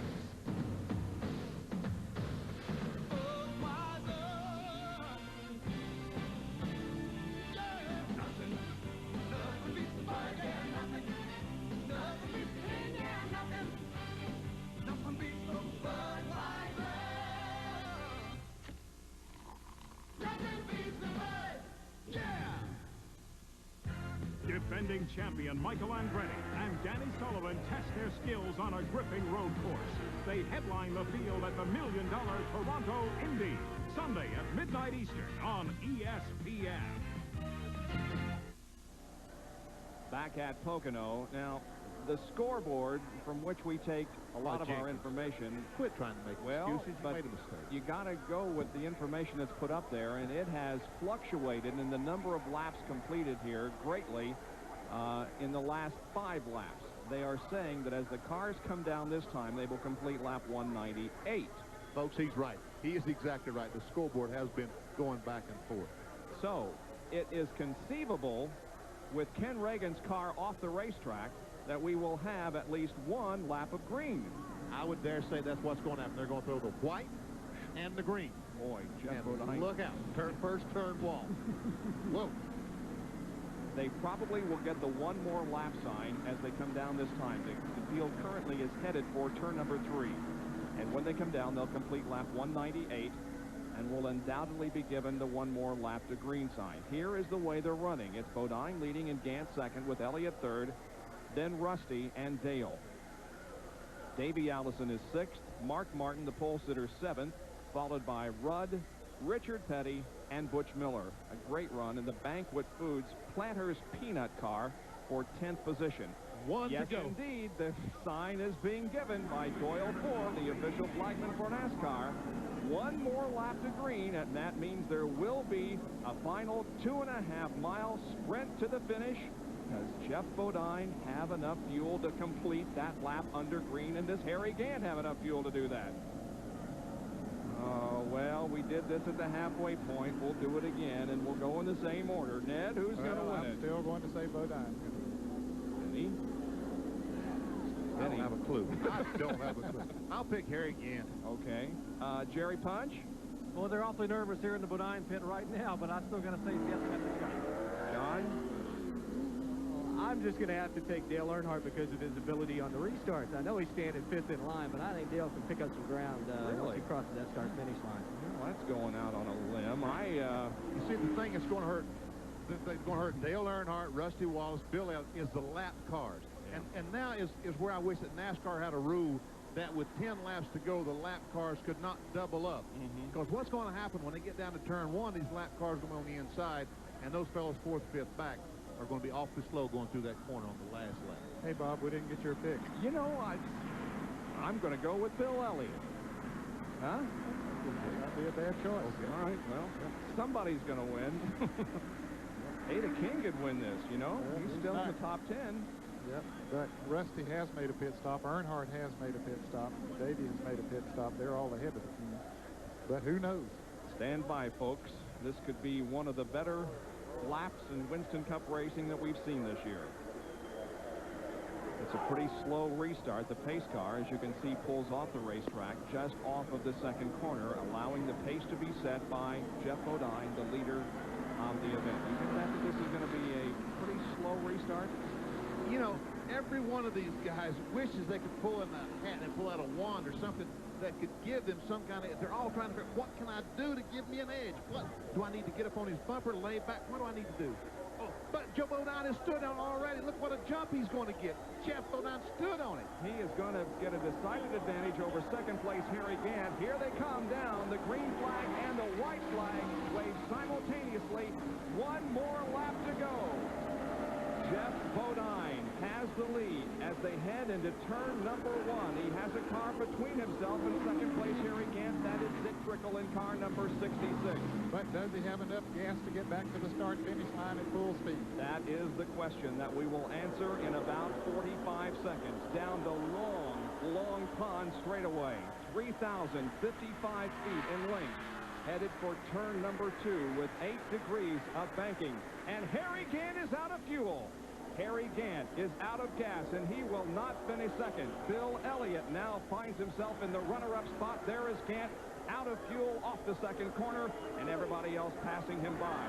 It appears to be in good shape, however, for Geoff Bodine as he remains on the throttle, and the car appears to have enough gas that carries him to the checkered flag. Here he comes off corner number 3.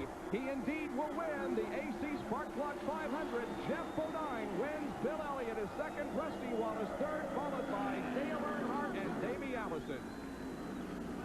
How about that? The gamble worked. There's a happy guy. Harry Gant finally rolls across the start-finish line. He'll finish fast on the lead lap. And for Geoff Bodine, it's his second win of the 1990 season, and he starts the second half off in great shape. And it'll be his 9th career Winston Cup win. You think you'll get back? You think maybe a wrecker will have to push him back? He looks like he still has fuel, still the engine is still running. Let's go down to Jerry Punch, who's with Tim Brewer. Well, you made the call, Timmy. You guys put it close.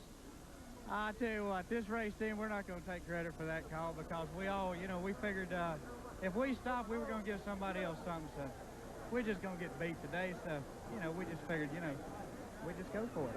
But it's great. I mean, Doss, he figures the gas mileage, done a great job. I didn't believe him. I figured it. I still don't believe it. I'm just glad to be here. They are indeed excited here in the Budweiser pit that Geoff Bodine wins for the second time this year. So the battle of the beers ends with Budweiser winning and Coors finishing second as Geoff Bodine beat Bill Elliott here in this Winston Cup race this afternoon. We'll be back to talk with a very happy Geoff Bodine after this.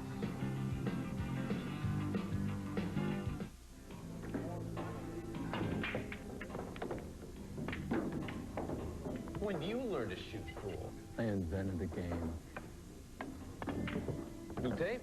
Uh-huh. Well, fancy. Just because I use something every day doesn't mean it has to look like it was made before World War II. No way you're making that shot. You got no chance today, pal. I've even got better socks than you. We tested STP oil treatment under the worst possible conditions. in the taxi cabs in New York City. The result? Engine lift to wear was reduced by up to 50%. And now there's an STP for your newer car, too. You haven't got half the parts I need. How about a nice, tasteful hood ornament? No, actually, I was looking for something in an air freshener. At Big A, we take our customers seriously. Our nationwide parts network helps make sure we have the parts you need when you need them. You know, summer heat can wreak havoc on house paint, so choose Weather Beater. Come to Sears Summer National Paint Sale. We've reduced our Weather Beater flat finish paint to just $11.76. So see you at Sears. Sale ends July 28th. Hurry. He did it. He had enough fuel to go to the end of the race, and Geoff Bodine is in victory lane for the second time in the 1990 season. An absolutely incredible race here this afternoon. Let's go to Jerry Punch with the Road Handler Winner's Circle interview. Jerry? Well, he is getting covered with the foam from an ice-cold Budweiser, and the crew congratulated. They can't believe it either. They absolutely couldn't believe it. I don't think even Jeffrey believed they could make it all the way on fuel. He's getting wiped off here and getting down a favorite sum from nearby Chemung, New York, about 2 hours from this racetrack. And Jeff, congratulations on a great effort.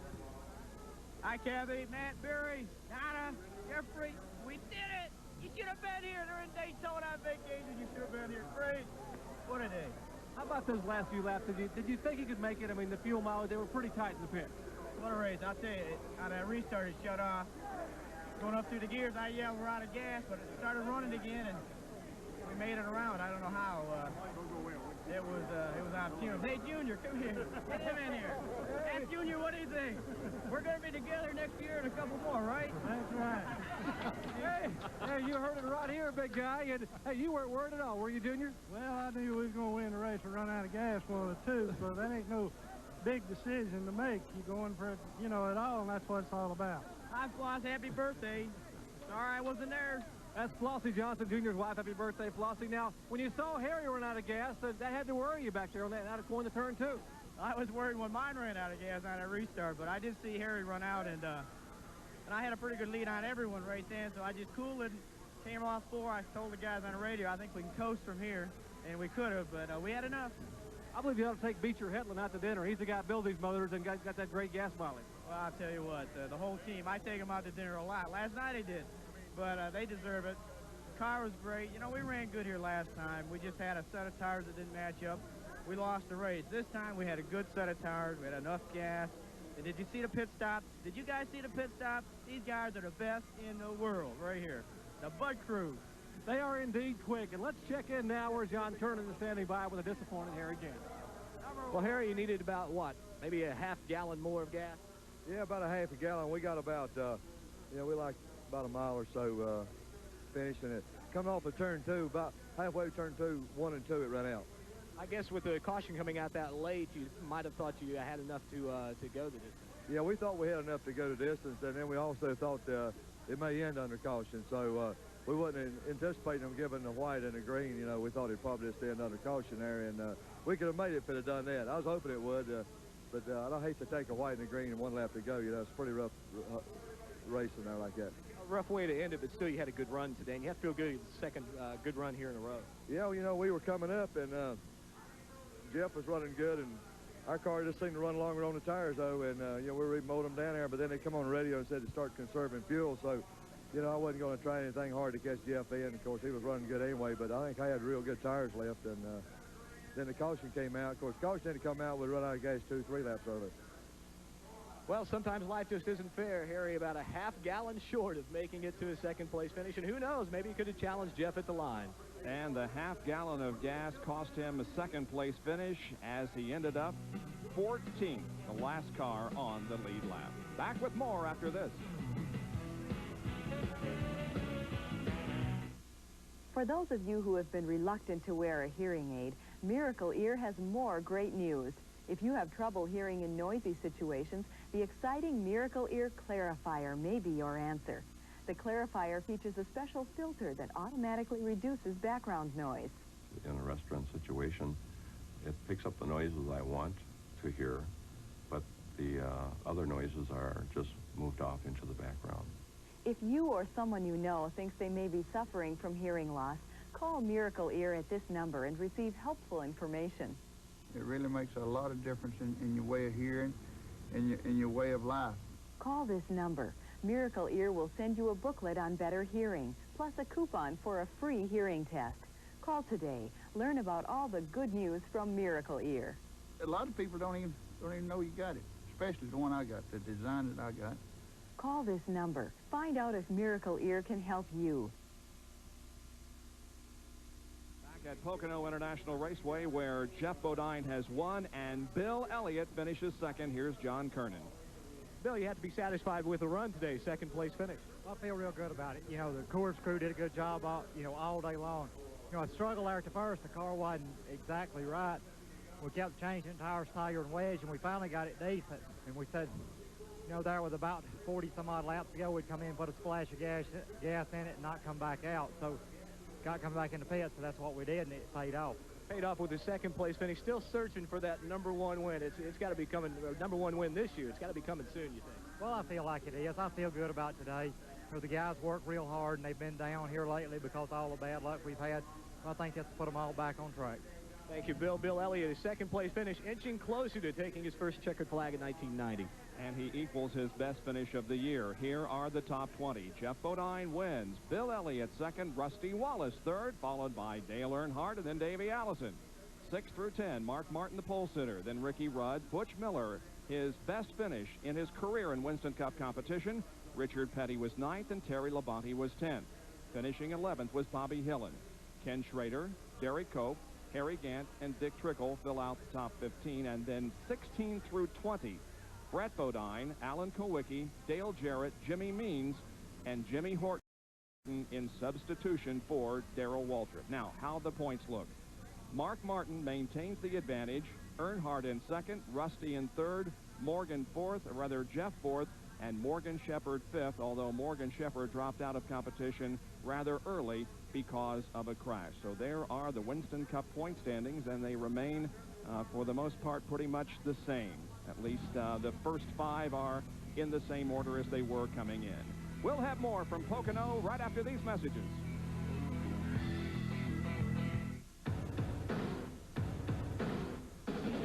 Nothing beats the USA.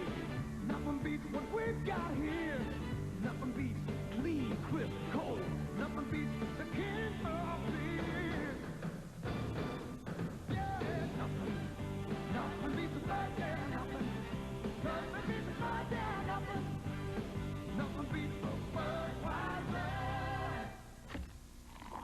Nothing beats the Bud.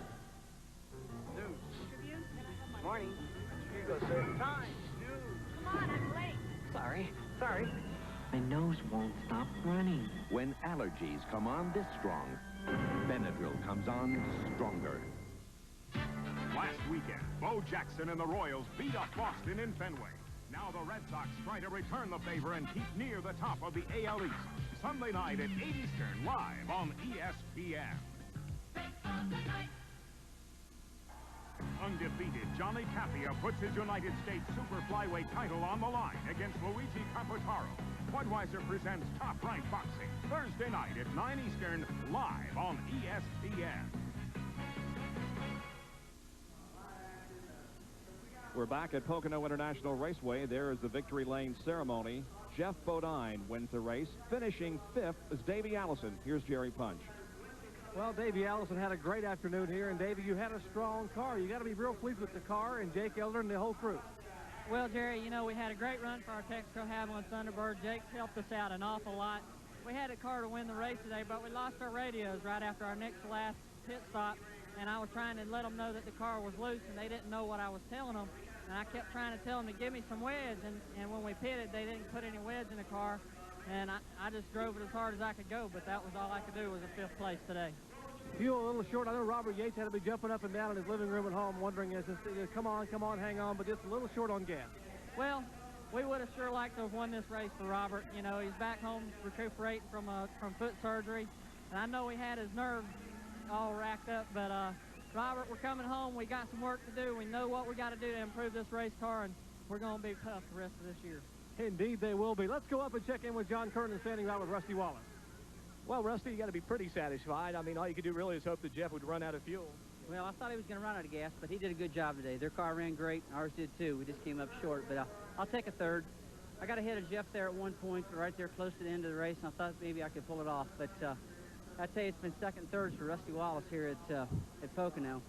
I'd like to thank Miller Genuine Draft, Pontiac Mobile One, AC Spark Plugs, and everybody. But the crew, I tell you, they really had some good pit stops today, in and out fast, and you know, track position is so important. That was really good for us. The car handled good today.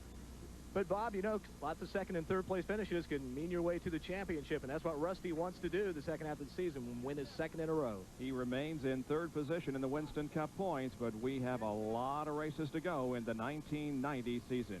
We have more coming for you from Pocono International Raceway, where Geoff Bodine has won.